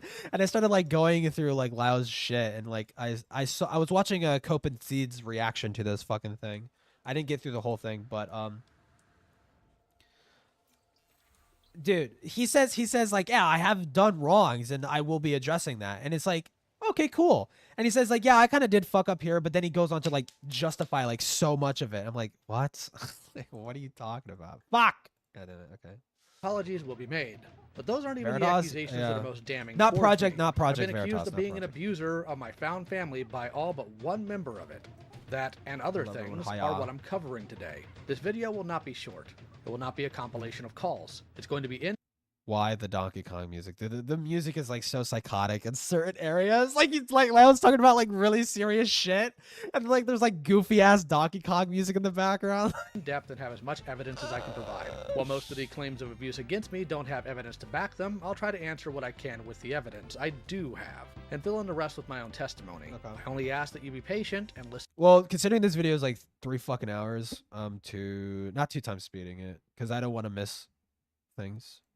1.5. With an open mind. For those of you drawing, please pull up your screens or tabs to look at the screen to see the There's some topic world that will building, cover so it yeah, doesn't catch you by surprise. We're going to start by addressing the accusations levied at me by the person you all saw as the closest to me, and the person whose word is being taken most seriously. There's going to be a lot about Hopeless Peaches that we'll need to get into later. Oh, right now, Peaches, yeah, true, that's it. This was released in Senate after Lumi did a dramatic daily countdown leading up to it. This has been planned for the better part of a month. On the day of, Lumi accessed the Dinobot meant for server protection in order to demod everyone, host all of this, and throw things into chaos in a way I couldn't respond to. I'll go into more detail about how inappropriate this level of theatrics for such hefty claims are later, but that's how and when it got released. In order to get through all this, I'll need to go through a few things on a timeline concerning my found family unit. The first people in it were Opal and Jordan in 2021, then Jay was added later that year, Peaches popped into it in 2022. While I wish I could say things were always good, they weren't. And 2 specific incidents of note happening during these people's time in my family unit. The first major issue was in November of 2022, during Thanksgiving week. I decided it would be a good idea to have as many of them down for the holiday as This possible. is with Jordan. Unfortunately, it didn't go well. Within the first day, Opal decided to inform me that she no longer wished to be in the family unit. I could go into full detail and tell you every single issue here, but I think it would be best to issue it down to Opal feeling like she wasn't her own person and not liking the standards I had. To cite one issue, Opal didn't like that I responded to her having a friend that shoplifted for fun as a friend she probably shouldn't have. So Opal left the family unit, and I even got her an early flight back home. I haven't spoken to her since. However, during the same week, Jordan decided to be awful to everyone, including Peaches. He actively made every interaction a chore and didn't alter any of that behavior until he absolutely had to. This put stress on everyone involved, but we soldiered on, hoping it would work itself. Can you elaborate on that? What do you mean? What do you mean Jordan made everyone's life hell? Like what do they do? Out. The second and worst incident, though, was in February of 2023. Peaches and I had an ugly fight, one that's 100% my fault. The problem, though, was Peaches was in contact with both Jay and Jordan and told both of them that he had downed pills in an attempt to end his life. The response both of them had was to do nothing. That included not contacting or telling me about it, not informing anyone that Peaches had hit that break. And then I do know this, according to Jordan, Jordan, it sounded like Peaches had already told Lio that, so Jordan didn't feel the need to tell Lio, which is like kind of dumb. It's kind of like a sloppy excuse. Like, okay, but like someone who's supposed to be like your quote unquote found sister or brother or whatever the fuck, has told you that they're basically trying to kill themselves or some shit. And you don't decide to tell the found father, you don't decide to tell the father. Like, even if you assume that he knew, wouldn't you take the extra level of precaution? Like, either way, I mean, Peaches is the one thing that I don't fucking get is why after the first time Peaches suicide baited, why anybody ever took her seriously anytime she did it. Anytime she did it, why would you take it seriously? Because you can only suicide bait one fucking time. After that, no one's gonna fucking believe you, right? So I don't know why the fuck, like, oh, we gotta take her seriously every time. She's like, she says she literally downed a thing of pills and she's still alive. Like, she lied. She straight up lied. Like, Dude. And she's done this a bunch of times, and Lio took her seriously every fucking time, and I don't know why. But Elite Dangerous is the ultimate space sim. I haven't played it. Point. Not even checking on him the next day. Peaches could have lost his life, and neither of them did anything about it. Not even could have. Well, thank God that Peaches was never going to do that was never properly resolved, as neither Jay or Jordan chose to take accountability and treat Peaches like a regular person. These are the two major events in the family unit. I'll detail. But the thing is, too, is that it's kind of not entirely their responsibility, okay? Considering that Peaches is a Britard and they live across the fucking ocean, okay? like, why is it their responsibility? I don't get it. Like, so much responsibility is put on Jordan throughout this whole fucking shit, and I kind of see some of it, but then at the end of the same time, I don't. Other things that go along. Let's get into it now. Hey, this is Hopeless Peaches, and this is the last time you'll hear from me. First of all, I want to again apologize for my part in the Rosa Call in 2022. I wanted to state so earlier, but everything else that piled on since made me shut down, and, well, here we are. If you've been in Senate for a while, you know of the Rosa Call, and that I've regretted that call daily and genuinely done what I can to change the server so that it could never happen again. I don't know what happened for me to be so out of character as to allow that, let alone join in, but it doesn't erase that call though, and that's why I've pushed myself. But I can't push myself for Senate anymore. Here, Peaches tries to set the beginning of this by saying he wanted to apologize for the Rosa Call earlier, but never did. Instead, he just got angry at me for the fact that call was even out there. I'll address that call yet again. What? I want to see this. Hold on, I want to see this. So I've pushed my... And I think Lyle's video, I mean, this video isn't entirely worthless because this did help show that Peaches was a two-faced fucking piece of shit. Myself. But I can't push myself for Senate anymore. Here, Peaches tries to set the beginning of this by saying he wanted to apologize for the Rosa Call earlier, but never did. Instead, he just got angry at me. Lyle, morning. It seems somebody used that Rosa Call. You liked being public for some reason, you know, despite me agreeing with Potter in the end and changing everything. Oh my God, you suck. Around, been getting comments and a couple messages about that. I genuinely don't understand don't understand your thought process there at all. I told you several times. I told Dib several times, but you'd undercut me. Everyone disagreed with it being up, especially in a mocking way to Rosa. Just... oh my God, dude, it's so pathetic. For the fact that call was even out there. I'll address that call yet again later in this video, but Peaches choosing to address this in a Google Doc instead of their largest platform when he had it is not only grossly inappropriate, but not proper accountability. While I included it in a video not specifically about it, I at least did the decency of addressing it. This is something Peaches never wanted to do. But the sad thing that we will get into later, as well as the falsehood that the activity Peaches started and continued to contribute to in that call isn't out of character, and I have the evidence to prove it later. However, it's going to be noted that this is obviously Peaches feigning accountability, tossing it out there in a rush to get the idea that I abused him, possibly to excuse his... suicide baiting is straight up emotional abuse. Trauma dumping in general is kind of nasty. No, yeah, 100%. I agree. I don't know if you can hear my dog. Oh my God. Dude, I can't fucking think. But yeah, like, but dude, in my call with Lio, I had like a little private call with, it was me, Lio, and Gilded Poo. We were talking about, like, I had one issue with the Jordan shit, wherein Lio asserts that he did everything possible and that there was no other option left, and that's why they had the idea of secretly recording Jordan. Is that being picked up? I hope it's not. It looks like it's not. But it's like every time I talk, it picks it up. Holy fuck.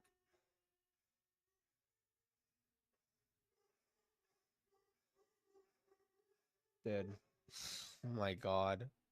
Okay. Jesus. But yes, yeah, no. Lio keeps using the excuse of like why he didn't talk about certain things and why he was unable to like do the right thing in certain situations, like specifically in regards to the FCK, was because if he didn't, Peaches would threaten to kill herself. And it's like, okay, dude, but you know she suicide baits. Like that's the thing. The thing is like Peaches, that's like her alt. That's her alt. When things stop going her way, she fucking alts and she starts suicide baiting. And she says like, I'm downing pills, I'm cutting myself. And she never does. She never does. She never does any of that shit. At some point, you should realize you're being played, right? And I cannot believe it only happened after she publicly tried to like throw you under the bus to save her ass, right? Like Why did it take that to happen for you to fucking realize that she was doing it? Like after the first time, it should have been like, okay, fuck off. Like, you suck. Jared Genesis, he's an unabashed YouTube pedophile. Nope, I haven't heard. Own actions and to appear more pitiable to the overall public. Another thing to point out later is that this behavior for Peaches isn't out of character like he's claiming. As I mentioned earlier, he just moved it to more private places. The reason I'm leaving Senate and why I have purged all my social media is to get away from Lyle Convoy and to find myself again. I've never demanded that Peaches be like me or around me. Peaches told me and others that they were deleting all their platforms to get away from their harassers, people like Kai and Omnia. This was due to their involvement in the FCK and the fact that they claimed other creators were labeling them as a groomer and a predator because of it. Peaches had already disconnected from me by this point, something I didn't fight against or subvert. I gave him what he wanted, like I always did. I used to say that I had been abused online for 10 years straight, but it's taken me a long time to realize the abuse didn't stop, and to say to myself, oh my god. Oh, womp womp. Pieta is an abuser.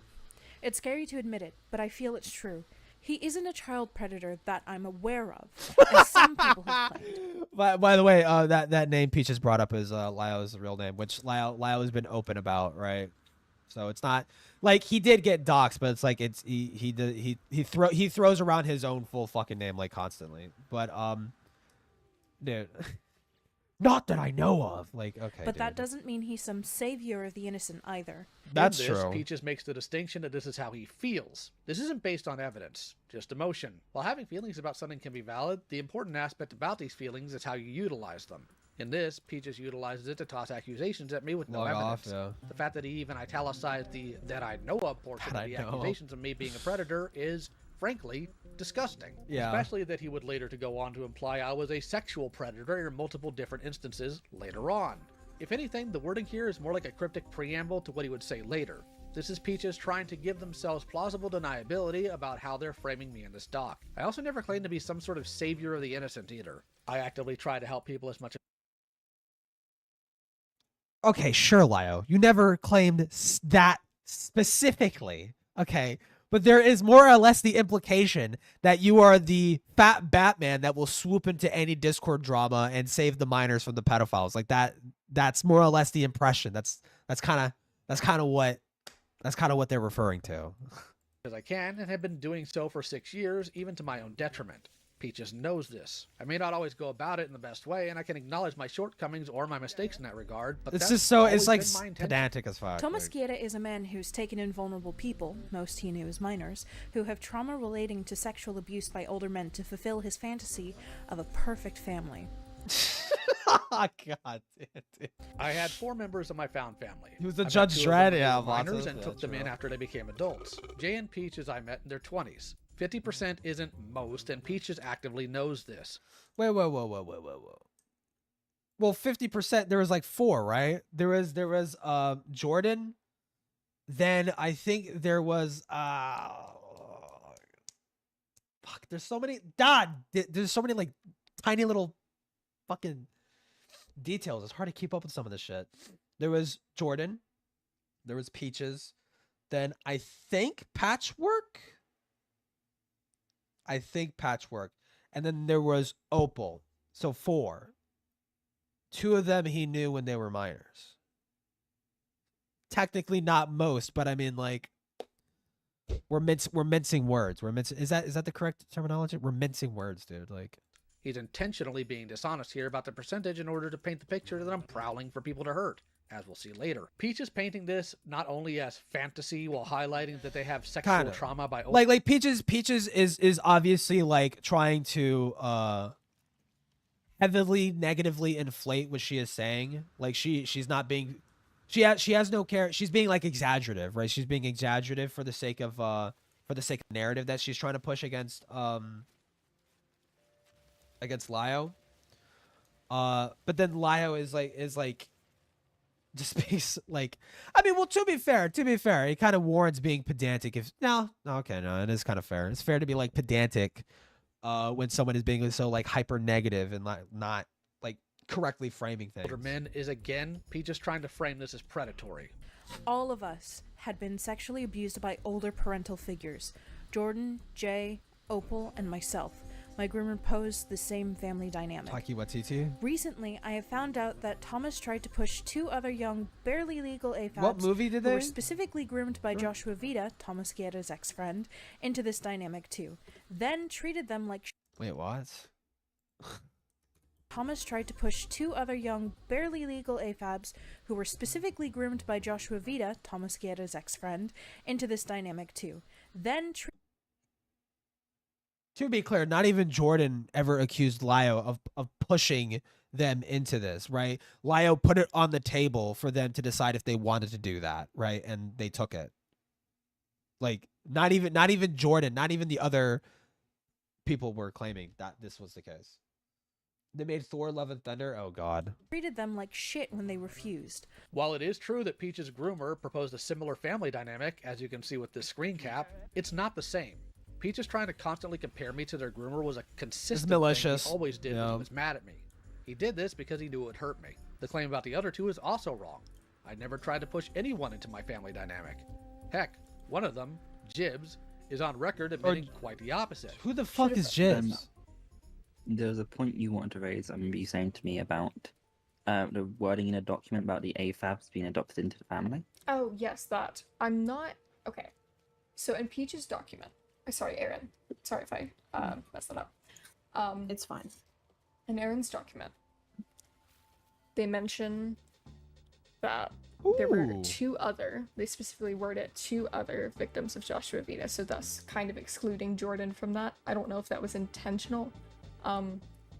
That were sort of pressured into the family dynamic with Lio, who said no and then, like, faced consequences for that. I'm aware of this potentially, because I've spoken with some people who know about that, but I'm confused as to if that was meant to include me in any sort, because if so, that's not true. Okay. No, you are not the other person in that. Who, may I ask, is the other person? Because there were 3 really main victims of Vida. I did address it when I was on Beckett's live stream. I was like, I have no idea if this is trying to refer to me, but in case it is, that's not true at all. But yeah, see, yeah, okay, you see what I mean? Yeah, see, I'm right. Because I know Lio did make comments occasionally saying that he would have adopted me if it weren't for one, Opal being against that, because Opal was pretty possessive of Lio when it came to things, and against having another person. And then on top of that, so it's a whole different thing. To be honest. And then the other reason was if he would need more accessibility stuff, which he didn't. So because I do have quite a few disabilities, and so that would have been a thing. Of course, everyone in the ACC is super disabled and if whatever. anything, I kind of made comments occasionally, being like, "Oh, I want you to be my parental figure" and stuff like that. But that was it. That they wanted in my family unit, and I denied them. This isn't the only time Peaches, or Lumi as well, have lied about Jibs. They also lied about having permission to use the call, and when it was re-added to the doc, they lied about why Jibs allowed it. This is all because Peaches wanted to push a narrative, regardless of who else may get hurt. We can see Peaches' desire to push false narratives by the fact that even after Jibs corrected these statements, Peaches actively kept the claims in the call-out doc. But you see what I mean? Like, you see what I mean, though? Like, this video isn't entirely fucking worthless. Like, it did help paint a clearer picture of Peaches and how fucking, like, basically evil they were, like, throughout this whole thing. Yeah. But then at the same time, like, Lyle he fucking punches himself in the face by, like, you know, like, trying to, like, he didn't, just to be clear, he didn't downplay the Jordan, or not the Jordan shit, the Rosa shit. He didn't downplay the Rosa shit in this video. What he did do is kind of justify why he did that. Also, thank you for the 99 Canadian. Will it show up? Why isn't it showing up? Oh, I just realized the view count's fucking disabled.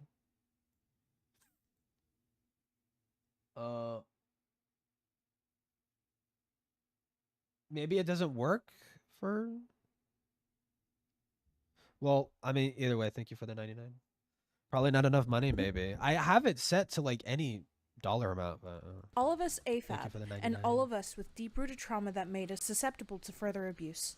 Thomas used that to his advantage to play house, and if you didn't act how he wanted you to, he would verbally and mentally beat you down into a pulp. Not even Jordan. It's so crazy, like how like Peaches is basically speaking for like everyone else in that fucking dynamic. And then meanwhile in Jordan's own recount is that like Lyle was like very unavailable, very like emotionally unavailable, and that he wasn't like he would be a little bit harsh on Jordan about like being a man, because Jordan, you know, male to female, wanted to be more like a man. So Lyle was like, you know, trying to teach them how to be tough and like, you know, and whatever. Like basically like being a hard ass on Jordan, you know, and saying like, well, that's part of being a man or whatever the fuck, which is like, you know, kind of like tough love type shit from what it sounds. But like not even the other people are accusing Lyle of doing this. This is a pattern, and I didn't see it until now. Them being AFAB had literally nothing to do with it. I took them in to try and give them a support network and care that their bio families never did. The idea that I did this to abuse them is a fabrication of Peaches' imagination to add to the severity of the accusation. The claim Peaches is making of me wanting the perfect family is also incorrect. Here are screen caps of Peaches beating me down for not being harsh enough to the other family. Let me see, brother. Is also incorrect. Here are screen caps of deleted user. Okay, so this is Peaches. Well, Lumi told him because they said that they were concerned, or Lumi said that they did and didn't. But still, how in the hell is that funny? My sister is freaking out and is upset. LOL. I'm sick of defense. I'm sick of defense for Jordan. There is nothing he did that's justifiable or not plain cruel. He didn't care about his lies anymore. He's not my brother. Like, how is I just thought she was freaking out somehow. Oh, they're talking about like the suicide baiting. Cool. Awesome. People they didn't take me seriously. I've suicide baited in front of them 5 times already, and they're already getting sick of it. What the fuck, dude? Lyle just says yes. He just says yes. Yes, daughter. You're so right. I believe everything that you're saying. Because if I don't, you'll fucking kill yourself or something.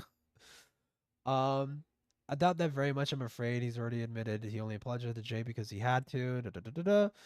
That was generally the last straw for me. Dad, for me being stressed, it isn't funny. If I wanted if I wanted somebody purposely causing me distress, I'd go back to Lewis. Okay, I'm assuming that's beating me down for not being harsh enough. Jay told me to force him an apology. Dog shit. Jay Blake yelled at. Jay Blake just seemed sad they got yelled at by you, who goes by suicidal. LFMO overreact much. Dude, oh my god. We totes care about you afterwards. After a month of saying nothing to me, they're all liars. They don't care.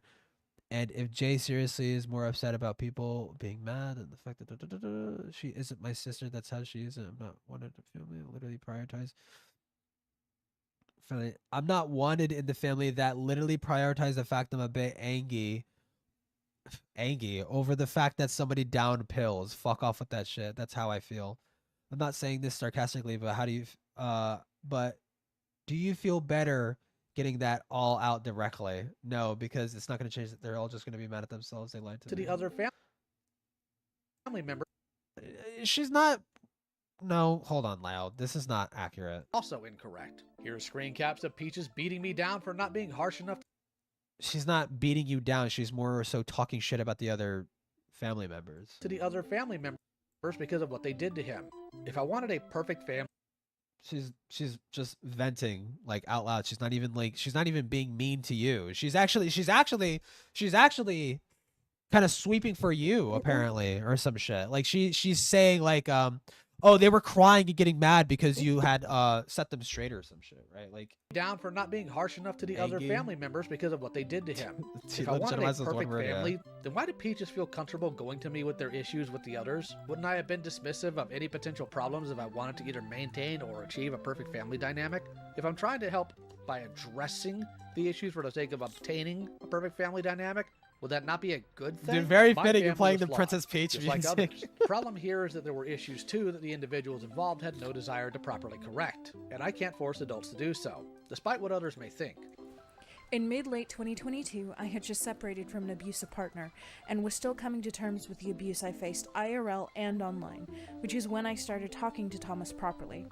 He seemed nice at first, but after a suicide attempt that resulted in my hospitalization, I had age regressed in the aftermath. Thomas pushed the idea of family Dude, she's just like Hector Salamanca. She's like, I've taken these pills and now I'm fucking disabled. Now I'm back to like shitting in a diaper in a fucking retirement home.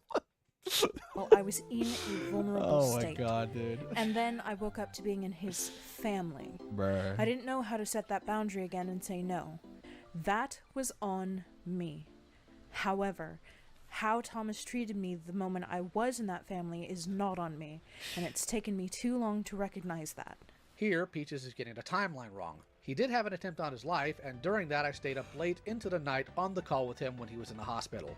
Later, he admitted to me in a call that he struggles with male authority figures in his life, and I offered to be that for him. While I considered him family from that moment on, he wasn't properly introduced to the others as such until about a week later. And when he was, Jay did a drawing and put it on Twitter, an event that made Peaches freak out because he didn't want it public yet. So it was removed. The integration into the family was slow. Bro, when it comes to the age regression, I had no clue that was going on at the time. This was a state I struggled to recognize on multiple occasions, even after I became aware of it, because I'm not intimately knowledgeable of mental health signs or specific behavioral cues, and Peaches knew that. Lumi would sometimes have to directly point out to me that Peaches was age regressing because I failed to recognize it. Putting this up as though I took advantage of this is to intentionally frame me as predatory. For 8 months, Thomas would verbally and emotionally abuse me. He would use my triggers against me Dude, to this push me fucking into a music. repressed state, then would scream at me about my own abuse. He would tell me how I must be an abuse apologist because I doubted my grooming experience and made extremely graphic and sexual comments about the abuse Jordan and Opal went through while I was age regressing and begging him to stop, as some sadistic way of making a point. Dude, it's like she could say this and Lio might have done that. I don't know Lio, right? He hasn't exhibited any like characteristics that give me the indication that he does shit like that, right? But sure, it's a possibility. However, Peaches, you're a fucking habitual liar, so I don't fucking believe you. Point of what real abuse is. This is something we'll get into later, and I'm sorry I have to keep saying that, but Peaches reframed a lot of our interactions to convince me I was doing things without intending to and that I abused them. Truth is, abusers tend to start out by being super nice, then slowly remove the kindness to use it as a immediately you're a bargaining creep chip for me. Yeah, I never withheld kindness or affection from Peaches. Heck, I often discounted and discarded how I felt in the moment to give Peaches what he needed. Well, not just that, also other people too. Yeah. On top of that, I never used his abuse against him. You can see the exact opposite in the DM here. The event that he's talking about is something I remember well. I miss him. You can see the... Been having... Oh my god. So much fucking text. Been having a weird day today, having some intrusive memories of my groomer. It's a mix of me, blah, blah, blah. She's venting about it. It's not your fault. He didn't do anything to me. He could have to somebody he groomed in the States. Okay. That's not how that works. I'll tell you why this doesn't work. Exact opposite in the DM here.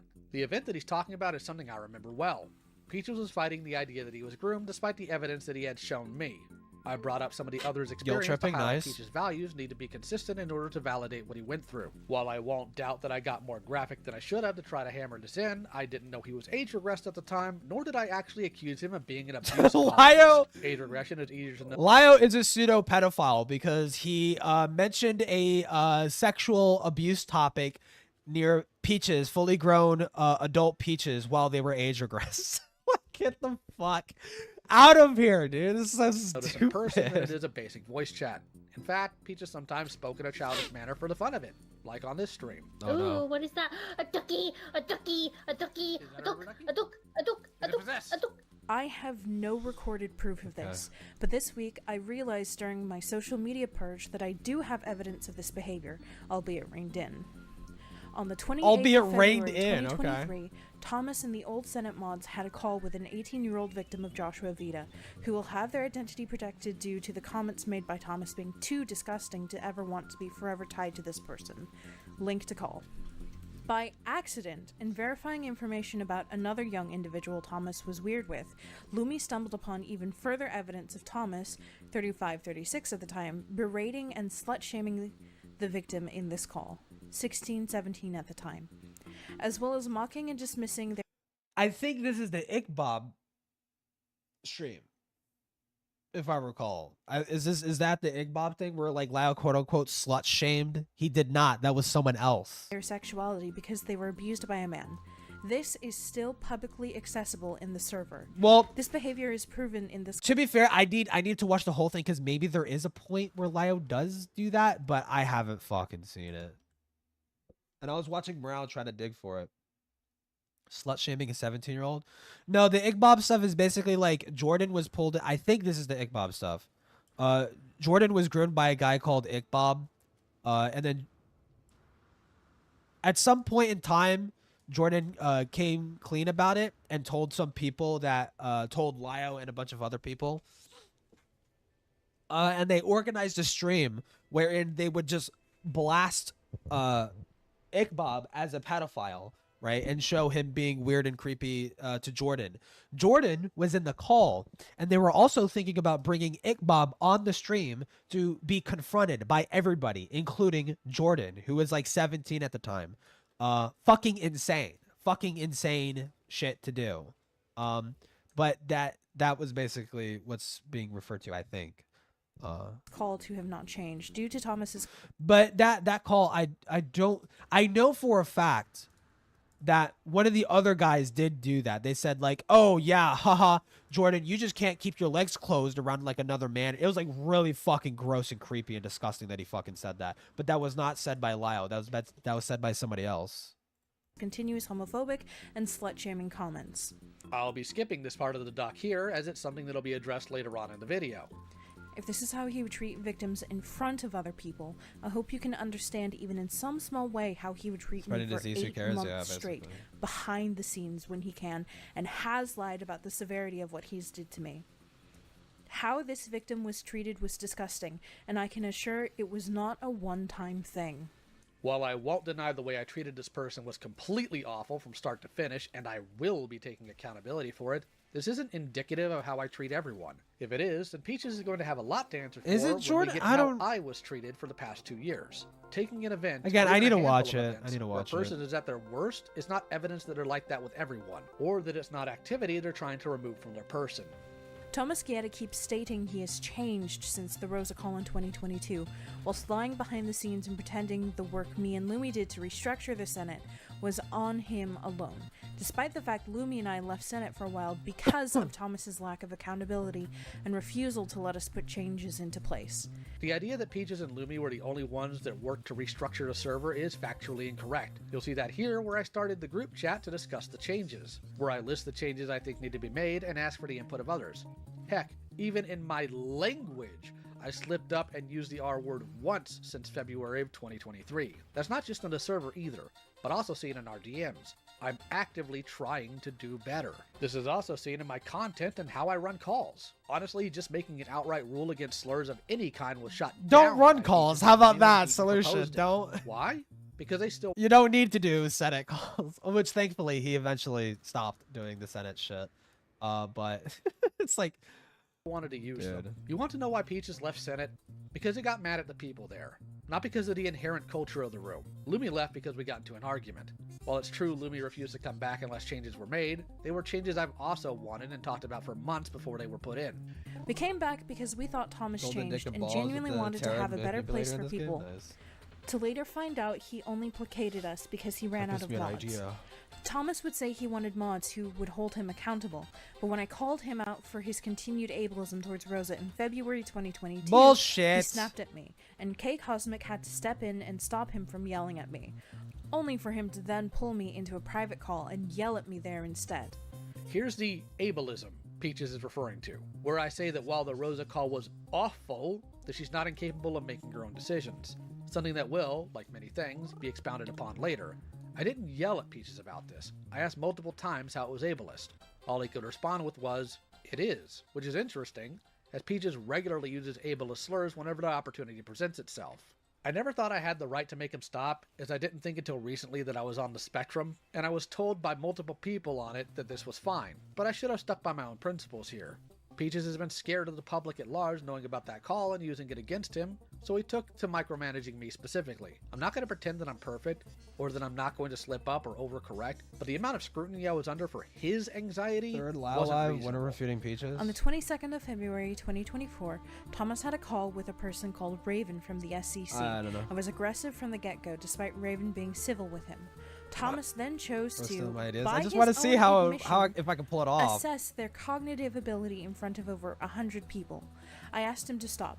Lumi tried to make him stop, and Thomas kept going, which made me have to server mute him, and he proceeded to get enraged at the mod staff, link to call, and then came at me with only aggression about it when he heard from his wife that I was in distress and suicidal. Yes! The call with Raven, an SCC member that put kids Wait, no, I in need to danger, fix the didn't balls. start as aggressive. Oh! I have no idea where he's getting that. I tried to assess Raven because not only did I catch her in a few lies, but I also didn't want to repeat the issue with Rosa. Dude, it's a I've real actively tried penis. to find the proper balance dealing with people who have disabilities or that aren't neurotypical. I don't want someone with less cognition to get stomped on, while someone with more gets off easy. While I won't pretend in retrospect that I didn't get too personal, this wasn't me trying to embarrass or be ableist to someone on the spectrum.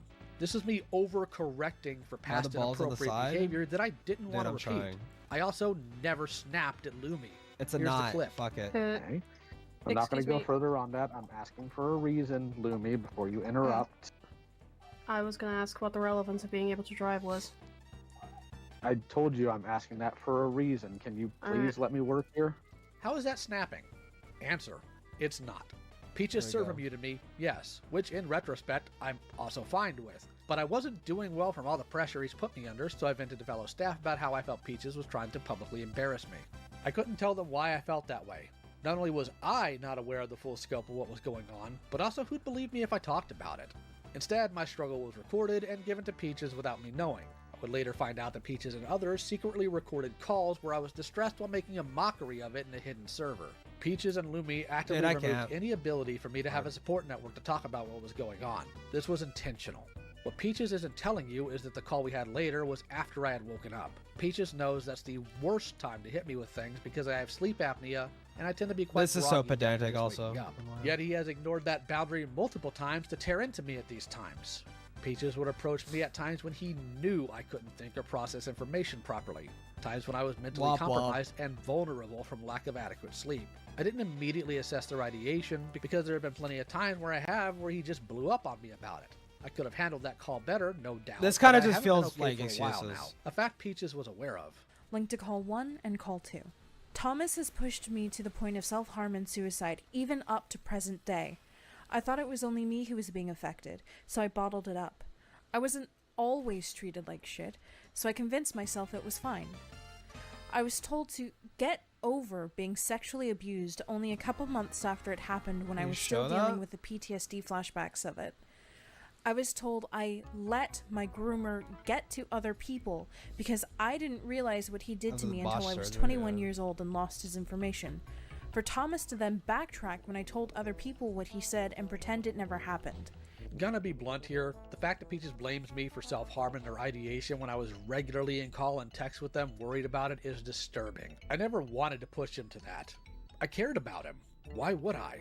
The comment about get over it didn't even come from me. It allegedly came from my wife. Someone that isn't used to the discussions about SA, I always doubted that she said exactly that, but I had no evidence to provide to counter Peach's claim, and any attempt at discussing it further was met with claims of believing that they're a liar or crazy. I have asked my wife, but she doesn't remember ever saying that to Peaches. This isn't to say directly that Peaches is lying, but there's nothing proving that this interaction happened. Likely The other lie, person Peaches present lies all the doesn't time. remember what Peaches is accusing them of having said that, and when pressed on it, Peaches immediately jumped to accusing the confronter of calling them a liar or thinking they're crazy. Does that mean my wife is part of trying to convince Peaches he's crazy? If someone was just misremembering or misunderstood someone else's intention in a conversation, why would they instantly turn to accusing the person who asked them about it of calling them crazy or a liar? Misunderstanding or misremembering something doesn't make you either of those things. I never told Peaches he let his groomer do anything. I did the opposite. Not only shown seems through to the be the screen case, cap, yeah. but also in multiple calls where he blamed himself. Peaches wanted to tell the world about things I never witnessed and demanded I go along with it or be labeled as abusive. Recalling how he spoke to that victim in 2023, how he would use that same language against me for 8 months straight, how he defended Kumo pushing a girl into self-harm in February 22nd, 2023. What? How he's treated No, I know what they're referring to. He has been using ableist. He did not. What are you talking about? He defended. He specifically chastised Kumo for this. What do you fucking mean he defended Kumo? Like, what? Language to justify the Rosa Call and to justify embarrassing Raven. I realized I can't be his lightning rod anymore. Solar system in this game, yeah. I never justified Kumo pushing someone to self-harm. Kumo fed me a sob story that I didn't know what to do with. There's a difference here. Hate to tell you this, but I'm not magically knowledgeable about how everyone deals with stuff like that. I don't have all the answers. Peaches also makes claims about how I treated his friends, but doesn't list what I've done. Probably because I don't think I did anything. I already demonstrated what they were calling ableist language, and that's not what this is, along with the Raven claim. But I'll admit that his claim of being my lightning rod is infuriating, because even casual viewers would know that I was his. Anytime Peaches got into heat or an argument on Twitter, I had to be there. Yep. I took the heat. I took the hits. I was used as a sword and shield by Peaches to both friend and foe. Even when he was completely in the wrong, I had to be the one to draw the attention. After that point, I distanced myself from Thomas since rewatching the recording of the call I made to protect myself after warnings from the mods. It made me reflect on how I've been treated these past 2 years. I thought I could collect myself and understand how best to cut him off softly in a way he wouldn't blow up. But it seems even just staying like with if you hear the way Peaches treated Rosa, like Peaches getting hung up on the ableist language is like, you don't get to just wave that around. When at the time this video came out, the Rosa Call happened like a year and a half prior. Like, no, sorry. Convoy was too much for him. Peaches cut me off for the first time on March 6th. The only example of me allegedly not honoring that is asking Lumi if they're okay. I did this because last time Peaches did something like that, they attempted, meaning there was a precedent for me to be worried, and I was scared. Peaches went around the block himself on March 8th by calling me on my cell phone to get me to inform Crystal that the Glitch Tale videos are down because of privacy and defamation claims. A few days afterwards, once Peaches got what they wanted out of me, they blocked me again, and I honored that. I never blew up or threatened to. I never asked anyone else about him or what was going on. I completely left him alone and honored his request. On top of that, the logs we have of his personal server say something completely different about all of that. I found out Thomas has been going around to commentary channels before and after this point, saying his own outrageous beliefs and passing them off as mine, claiming he solely changed Senate after the Rosa Call, despite me being yelled at and belittled for months after that call, whenever I begged him to restructure the server. And the creepiest of all, to me, he pretended him and I were still close and familial. We haven't been family for a while. But Thomas would refuse to give me that space and made me feel unsafe correcting that. You will be my daughter. Then why aren't there any examples provided? Yes, I wanted the server to change, but I don't recall ever saying it was solely my work. And what outrageous beliefs? There's nothing here to work with. What I can tell you, though, is Peach is always worried about people thinking he agrees with all my actions and opinions. Granted, he never shared that concern in reverse. But hindsight is 20/20. I didn't go out and tell people they were no longer family because that's a private matter. I'm not obligated to spread his thoughts. And what's this nonsense about not being a family for a while? How long is that to people? Because here Peaches was calling me dad in early February of this year. Peaches is outright lying here to push the idea that I'm some sort of creepy stalker. I always gave Peaches space when he asked for it. The only time I didn't was when he was a danger to himself. Thomas didn't want the public to know he mistreated Dude, and it's so pathetic too. Like, she literally did this because at the time the FCK stuff was getting leaked and Peach was getting lambasted for it, right? And Lyle got caught up in the found family drama, and Peaches saw that as an opportunity to throw Lyle under to fucking try and save herself. It's so fucking pathetic. It's like so, just she couldn't take lashes for things that she did. She had to just try and make excuses for it. And try to like throw other people under.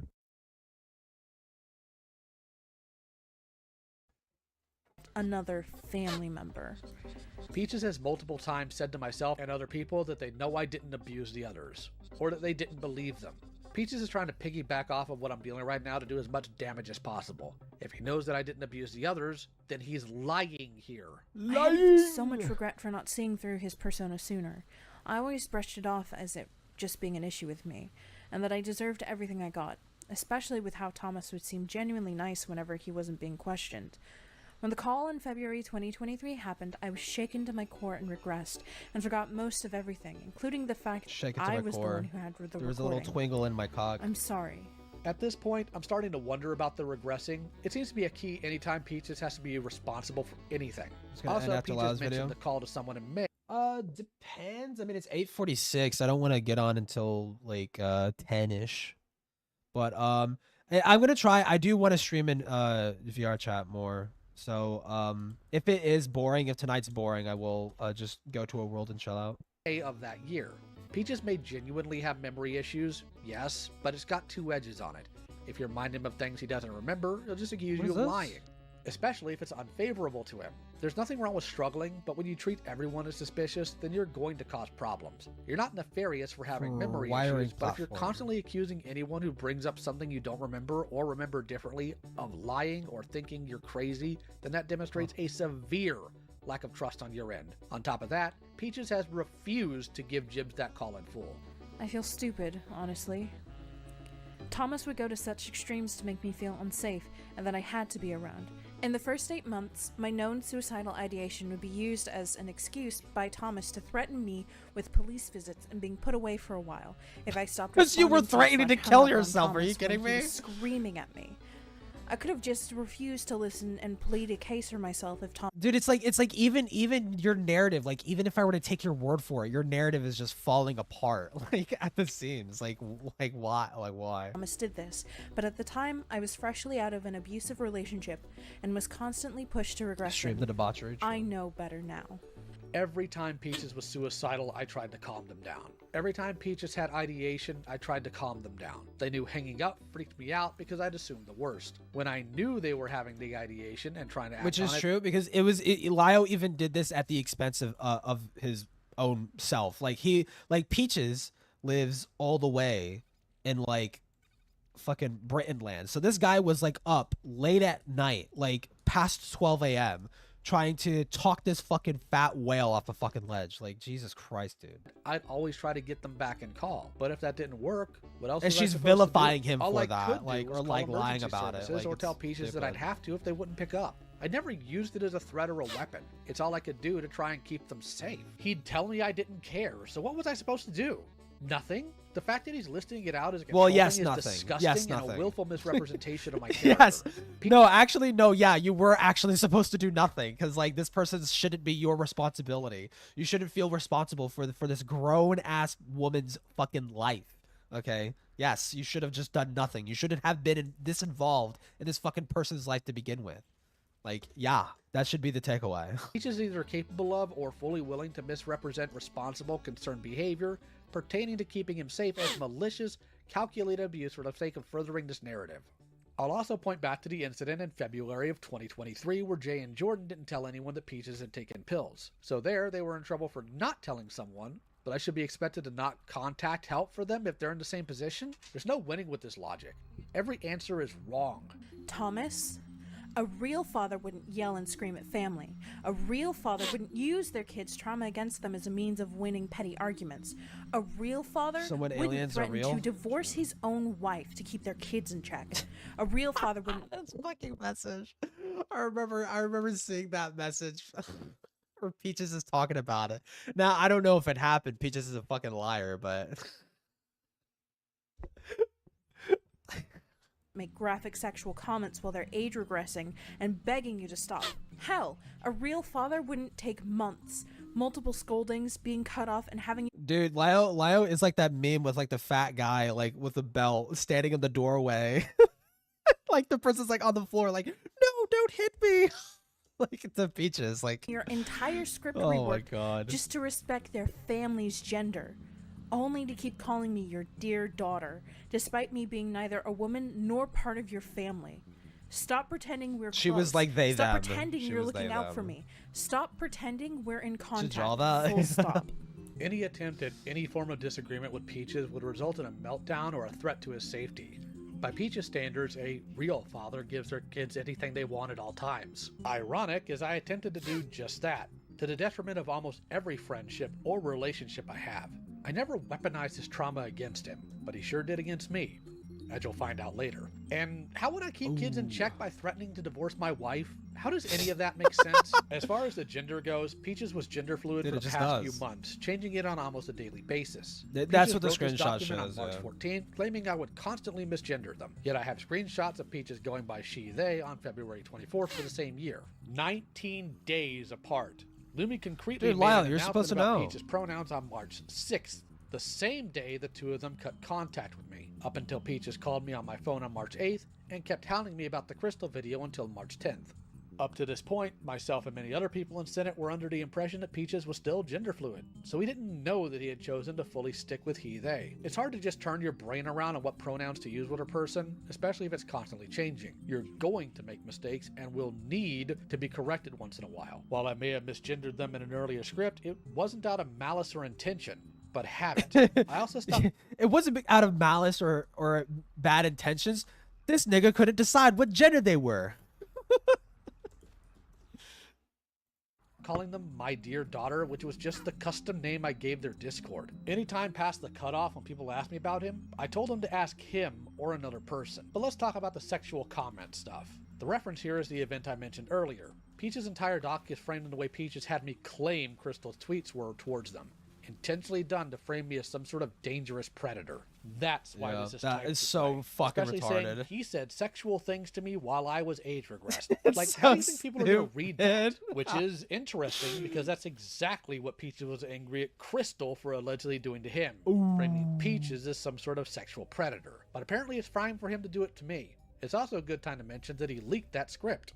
This was mostly a vent of a first draft, as it was an extremely close matter. Peaches tossed it out into the public, specifically to harm me, knowing it was really a vent, shitty and to the do final that. script wouldn't be anything like Even that. if Lyle was in the You wrong told me with many the whole times Jordan that shit. the reason you never had real kids, biological or adopted, was because you knew you would abuse them. If you know this, stop beating down on vulnerable victims of sexual abuse and instead get some goddamn help. While the rest of this is either outright lies or fabrications, this one stopped me dead in my tracks. What Peaches did here was take something I told him in Made me absolute gulp. confidence, Gulp? alter it, and blast what? it to the public to do as much damage as possible. I would later find out that he's done worse. But since this is out here now, I have to address it and correct it, knowing full well this is going to be weaponized against me by the worst of people. When I was a kid, my old man abused me in every way but sexually. As is normal, I picked up some of his habits and traits, and I've been working to alter them. It's where my authoritative tone and general demeanor comes from. So, like most victims of abuse, like how you were telling Rosa to fucking hang herself. Is that where you got it from, Lion? Jesus Christ, dude. It sounds like, oh, like, woe is me, like, oh, feel bad for Lio and stuff like that. Dude, no, you're fucking, like, you were almost 40 at this fucking time. Like, and you're telling me you've lived on this fucking planet for almost 40 fucking years, and you didn't realize that you shouldn't be you shouldn't be saying, like, horrible shit to people who are, like, clearly debilitatingly, like, autistic and retarded. Like, I don't know, dude. I kind of don't fucking believe you. I always worried about winding up. Or I like the kind of don't person that believe it's abused like a me. fucking excuse. That's one of the reasons why I never had kids. The fear that I'd wind up like him. Not that I magically knew. Like, I don't would. add. Don't. These were personal. Here's the thing. You should not be adding fucking caveats. Like, you should, unless it is the case that, like, Rosa was, like, actively, like, malicious and evil and shit like that. Like how what Lio tries to say it is, even though it's like, where is the evidence for that? Where has that ever been fucking presented? Like, like, I feel like in this video where you literally bring up the fact that, like, oh, Rosa's malicious, she tried to dox people and stuff like that. It's like, well, I don't think that was ever shown. I mean, to be fair, I haven't seen the whole video. I've only seen, like, bits and pieces of this video. But from what I've seen, I've seen the clip of him talking about the Rosa shit, and there's no screenshot of that at all. He's worked to be refined, so he could be more abusive more efficiently. Yeah, dude. Private concerns that I shared with Peaches, primarily because he pushed me into doing so. As soon as he saw fit, he turned around and weaponized them against me. This is barely a month after he chose to cut contact with me when he started this. In contrast, if I had done that to Peaches and he had the screenshots to prove it, how would that look? I'd certainly look like a deplorable, backstabbing individual, wouldn't I? Someone who collects the private information shared by people they claim to be friends with so that they can use it against them later. I also did get some help. I hate having to admit this publicly because I'm a private person about things like this, but I'm on medication now and was going to therapy. The only reason it stopped, as far as the Isn't that so ironic though? Like Lio is a private person, but he's willing to like dox other people and like threaten to show up at their fucking houses and shit over like Discord drama. Like, I don't know, I just find that a little ironic. Was because my therapist stopped taking my insurance, something Peaches knew about. But in one of our last calls, Peaches berated me for not being in therapy anymore, claiming that I said to someone that I got what I needed out of it, which isn't something I actually said during this call. Which, like, yeah, but I don't like this phrasing of just like, no, you need to go with therapy. It's like, okay, for how long? Like, cause some people think like therapy is like it's like a video game. Like you just go there and you just gotta level up, and then once you got your skill points and you spend them in the correct area, then that's when you're good to go. It's like, no, you go to therapy and a therapist is there to teach you coping mechanisms and you know things to change, like maladaptive behaviors and stuff like that, right? Or at least if you're going to a behavioral therapist for that. Cognitive behavioral therapist, which is what I went to. You know, it took me like a little bit less than a year for me to like, you know, get my shit straight. So like, I don't know, like just because someone stops going to therapy, that doesn't automatically translate to like, oh my God, you're gonna go back to being abusive. It's like, well, hold on. The things that you learn in therapy kind of stay inside your brain even after you leave, right? Like, just because someone stops going doesn't mean like they're stopped getting help. Which is yet another one I didn't know was recorded. The Peaches and their friends in their private Discord in actively the mocked my Senate inability calls, to find a therapist. Specifically Lumi, who, despite claiming they advocate for mental health, would just list Google results for therapists in my area as though it was just that easy. These people don't privately hold the values they espouse publicly. If I wasn't getting help, though, how would this public form of humiliation convince me to do so? None of this makes sense. Also, stop pretending you care about victims of grooming. You found the information of my groomer, and all you did was use my abuse against me, play it down because it wasn't Joshua Vita, and tell me straight you only desire to make fun of my groomer in a Senate call, not help report his predatory actions. And you blame me, a victim of his, for his potential other predatory actions? Which, I don't know about the last part, but Lau did do that with Jordan. Like, or at least it didn't seem to be his idea to bring Ichabod into the stream to have Jordan confront them, but he didn't say anything about it when it was happening, right? Which is, I feel like it should be common sense to not do that, right? To not have a child confront their fucking predator, to confront their groomer. Like, that's insane. Peaches is outright lying here. When Peaches would tell me about his groomer, I always felt sad for him. The fact that sadness was the emotion I had instead of anger always had Peaches accuse me of not caring what happened to him. As far as his groomer specifically goes, we actively tried to find him, and I could never confirm his location. Something Peaches regularly blamed me for and verbally abused me over. I also never said I just wanted to make fun of him. Since there's little in the way of evidence, the plan was to get him in call and see what he'd admit to and then file a report. Peaches knew this, but would regularly make a claim to the contrary, just like I had a couple therapy sessions. They never said anything that helped, just prescribed pills that made my dick not work. I will say this, when it comes to therapy, you have to shop around, because my first therapist was like that, did not help me at all. And I think there's like too much of a reliance on psychiatry too. Like, it's fine to go see a psychiatrist. Like, there's, by the way, there is a difference between a psychiatrist and a therapist, if you don't know. But it's fine to see a psychiatrist, but that should be your like last resort. Like, you should not have to go to pills. Like for something like depression, and there is biological depression, right? Like your brain isn't releasing enough endorphins and you're becoming depressed because of that, right? There are biological reasons to having depression, but that's not the case for everybody. For me, it's like I got diagnosed with major depressive disorder, which is like pretty common, and like general anxiety disorder. And like my first therapist did not like, I could not connect with him at all. He was some like military guy, very like, I could not relate to him at all. Like it just was very awkward and uncomfortable. My next therapist was a gay black man. And like, he was very funny. He was very cool. He was very like, he was close enough to my age. He was 28 and I was like 20. So like, I could relate to him on a lot more fucking shit. And that was way more better, way better. You know, because a lot of my struggles did come from like, you know, realizing that I was gay and like, how the fuck do I like, you know, deal with that, you know?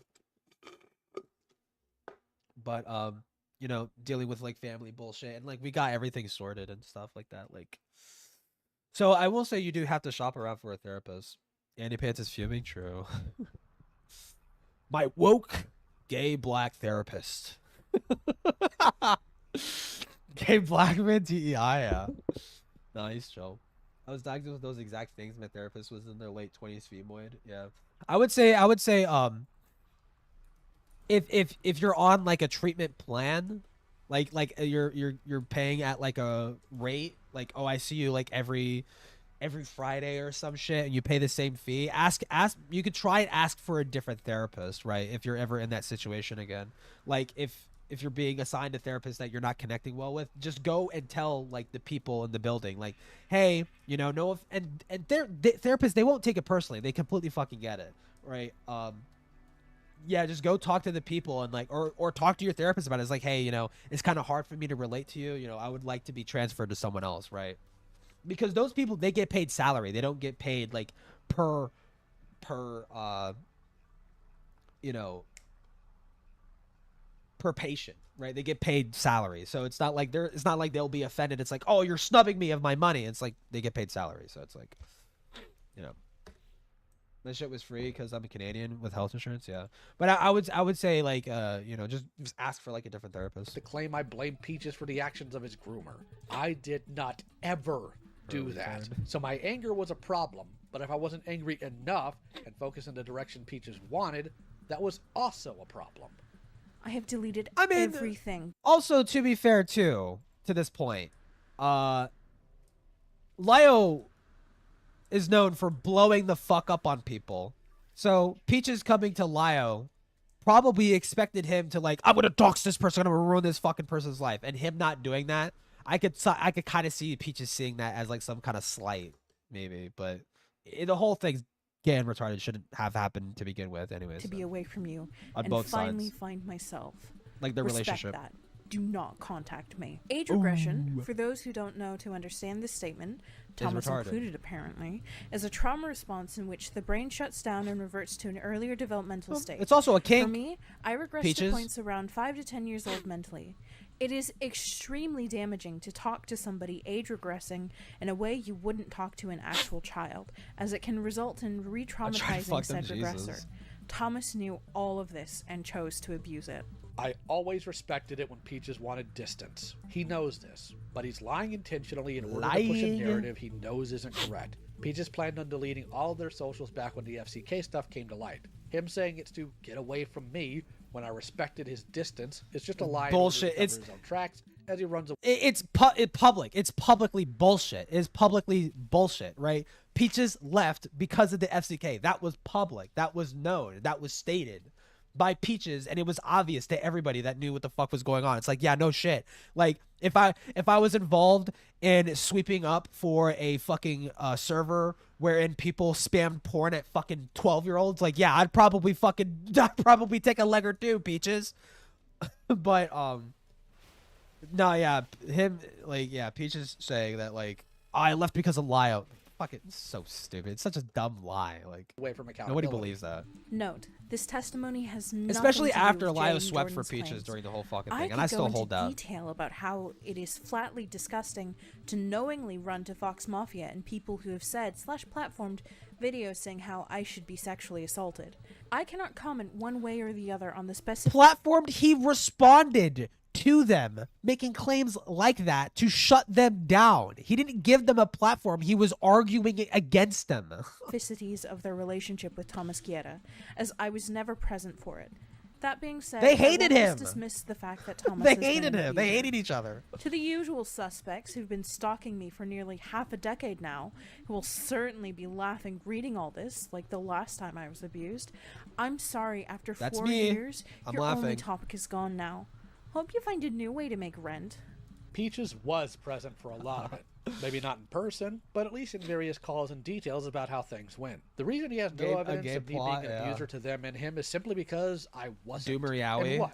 if You you can will. morally grandstand about people running to Fox Mafia while you're actively lying and revealing personal fears that were revealed to you in private just so you can craft a narrative damning enough to make yourself look like a victim so you can scamper off without judgment or accountability? Oddly enough, because Peaches wants to be petty when people can't fire back, he directs the last part of the doc to the real reason he deleted everything. While the initial docs and posts say this isn't some sort of cancellation attempt, the fact that Peaches added this says their intentions pretty clearly. Of course, Peaches never thought about how this will affect people outside of himself, like always. So, now I'm dealing with victims being used against their will as a weapon against me, all my work being called into question, as well as my friends getting regular threats of— Rightfully so, Lio. Rightfully so. Like, when you say all your work called into question, I'm pretty sure he's referring to, like, all the fucking pedo hunting bullshit, which is like, yeah, rightfully fucking so, dude. different varieties. It also puts the people I've helped into an awful mental position, questioning if they trusted the right person or feeling I may lash out at them even though I haven't before. But Peaches totally cares about others, right? There's a lot about Peaches and I that I really need to go over so people will fully understand what was going on behind the scenes. That's going to be addressed in its own section. For now, though, we'll move on to the others. This is an interview with a former family member named Jay. Jay came onto the scene in 2021 and quickly clung to the family dynamic.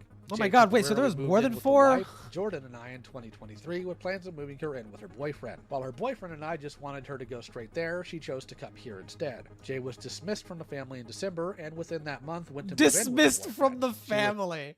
Oh my god, Lio. Like, it's like the Senate thing. It's like, you are dismissed. I will dismiss you when you are dismissed. Why use that verbiage, bro? Don't use that verbiage, bro. Dismissed due to never taking proper accountability for her actions with Peaches in February of 2023, and for essentially using the wife and I as free room and board, which Crazy. included us You taking are care dismissed of from the both their family. cats during that time with no Holy consideration shit. from her concerning their health or monetary needs. Jay decided to piggyback off Jordan's claims and also yapping to Kumo. This isn't new behavior for her, by the way. When she broke up with Just a Robot in 2018, Red she Dead attempted Redemption to cozy 2? up to Ponder, subtly pressing the do that. potential for a video to be made. Ponder tried to placate Jay while they were venting, but had no intention. Although it's hard for me because like I don't do like gaming streams unless it's like with like friends and shit like that, because then it's like then it's easy to like make content out of that if there's anything to like make content out of.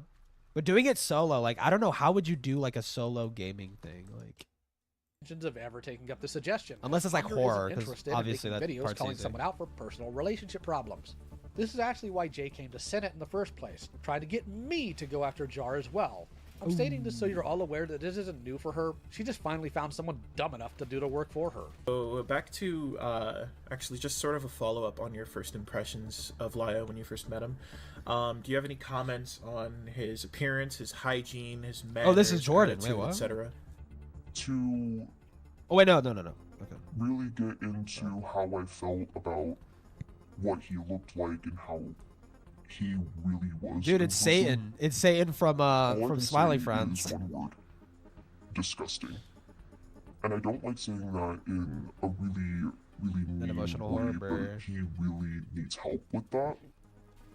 All I And know again, is the I'll try to be goddamn good. it ditch. It smells like he hadn't taken a shower in weeks. Dude, he's when stink he wears maxing, black bro. shirts, you can see like it looks like snow So is on what? his shoulders, and that's really gross. I know that he's working every day, so I don't entirely blame him. But there's always South Park time Satan for sounds like that, hygiene. kinda.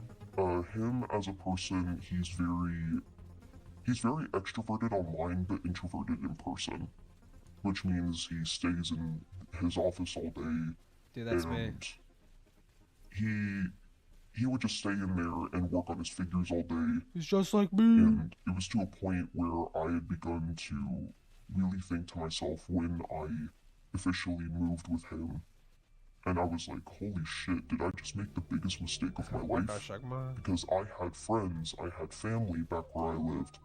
And yeah, there was a bit of me that was like, because he stayed in his house all day. In reality, and he smelled. Me moving in with him and was this the biggest mistake of my life? Like, what do you mean? I've made by far. Firstly, if we're talking about serious accusations of abuse, what does hygiene have to do with it? Jay's complaints here not only come from a lack of understanding reality, like the fact that I work a manual labor job that was in the middle of the summer, and Jay only saw me after work, but it highlights that Jay, and by extension Kumo's intent, is to got gather official as many response for the unrelated issues as Trump was possible so to fucking humiliate mad me, about that rather shit. than address this very serious accusations of abuse. So whatever nonsense Jay is saying about hygiene is irrelevant at best and projection at worst. When it comes to being in my office, ooh, no, projection. it's not messing with figures. Actually, and Jay you knows stink that. like shit. During the time Jay lived with me, often I was working on my secondary job with an indie comic company, and I can't exactly do that sitting in the living room. The tablet I have is an XP Pen 22, not an iPad. My office was always open to Jay, and she knew that. The option's always been there, though I'm sorry if it wasn't communicated clearly enough. Have you ever seen Thomas attempt to adopt anyone else, either online or offline? Seeing him try to adopt anybody else, I don't entirely think so, aside from Hopeless Peaches. I'd never seen him try and comfort anybody in the way that he does. Dude, I can only imagine the nightmare. The nightmare apocalyptic scenario where Peaches actually moved across the ocean to go live with Lio fucking Convoy. Oh my god. Holy shit, dude. Like the content, the stories, the fucking like, oh my god, I can only imagine what a fucking travesty that would have been. Holy shit. In that manner. Personally, I have not seen it. He has not been a very kind person lately. So, in the grand scheme of things, to answer your question bluntly, aside from Hopeless Hated Peaches, South Park? Yeah, he's like, no. I've always hated I South showed Park. Jay and I've the never others the liked same amount it. of Always kindness that I did phony, Peaches. big You can see phonies. this through our texts as well. SpongeBob Failure is here better. wasn't on SpongeBob my is end. better. I housed and took care of Jay with whatever she needed. How she doesn't see that as kindness, I'll never know. Did Lio ever approach you with the idea of moving in with him? He didn't approach me with the idea of moving in with him. I think I was in a moment of desperation. I don't give a fuck about to say, I would love to be here, I would love to be around you guys more often. And it's like, I want to stay, because there was a lot of good that I was seeing, but I was not prepared for the bad. You know how people say it's like, you got the good, the bad, and the ugly? I was around all three, with Lyle. Wow, so it sounds like he was like he did kind of instigate the a idea, person, he like did a human kind of, like, being. fan Wow, the yeah. flames Turns out when it not came to everyone that. is sunshine and fucking rainbows, dude. And he kept asking and asking and asking. And yeah, I was procrastinating because I was dealing with a lot of mental and medical issues. Oh my god, give me There a were many fucking reasons as break. to why I shouldn't have moved. But what was going on with Peaches was probably the There is something biggest part fucking of wrong me with like regretting Twitter what I artists, said dude. back then. Like, I don't think that there was a lot of hope oh my god. for our relationship to have Even the White ended. House responding to them, and they just So I was- did a I $1.5 was billion wanting to contract with backpedal Mara. and be like, I can't do this. So I hope that answers your Was question. it billion? Was it a $1 billion Jay wasn't contract? pushed towards coming here. In fact, in the text you'll see here, I make it clear that she can take her time in actually coming down. The only pushing done was reminding Jay to not build up a life in a place she wasn't planning on staying in. Alright, what made the Billion, idea of adoption wow, so holy appealing to you? shit. The idea of adoption was They still ripped up it Paramount kinda to came say out of fuck you. nowhere. Nice. Because I had as I said, I had a weird relationship with my parents. My mom was very strict growing up, and my dad was a raging alcoholic. That's me. I didn't have really much of a good relationship, but they weren't entirely They're billionaires bad now. either. I used to live close to my dad, actually. He lived right down the street from me. I would check on him every day, and he was probably my best friend. I just didn't realize it.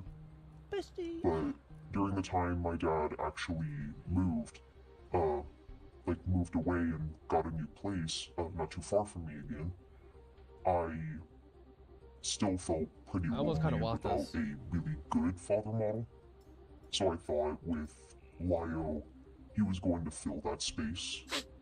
And it's like you're the father that people wish they had, and you're the father that I wish I had.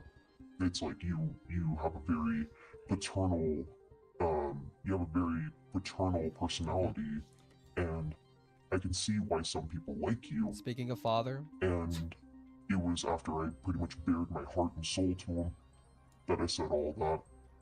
And that was when I got the Lyle's Pride role in the Senate that exact same day. That was what made things appealing. I wanted a paternal role model, but it was only after my dad passed away that I was able to get that, and that is... Holy fuck, don't care. Argued that this was not the right decision, but you should also be aware of the same information that led to that decision. Jay is painting the idea that she became part of the family after her bio dad passed. This is incorrect, as seen in a caps where Jay literally mentions telling him about me. When conflict arose between siblings, were you all expected to handle it yourselves, or would Thomas make an attempt to resolve the issue or help? The conflict in between us as siblings, we would actually try to solve it, like, with one another. We'd resolve the conflict together as often as possible. In fact, Jordan and I, we used to argue all the time, but we'd always find a way to make up, which meant we knew our limits, we knew we had to give each other time. That was where our conflict seemed to work itself out, by giving each other time. I kind of regret buying this, though. Really reflect on our actions and then talk over it and see where we can go from there.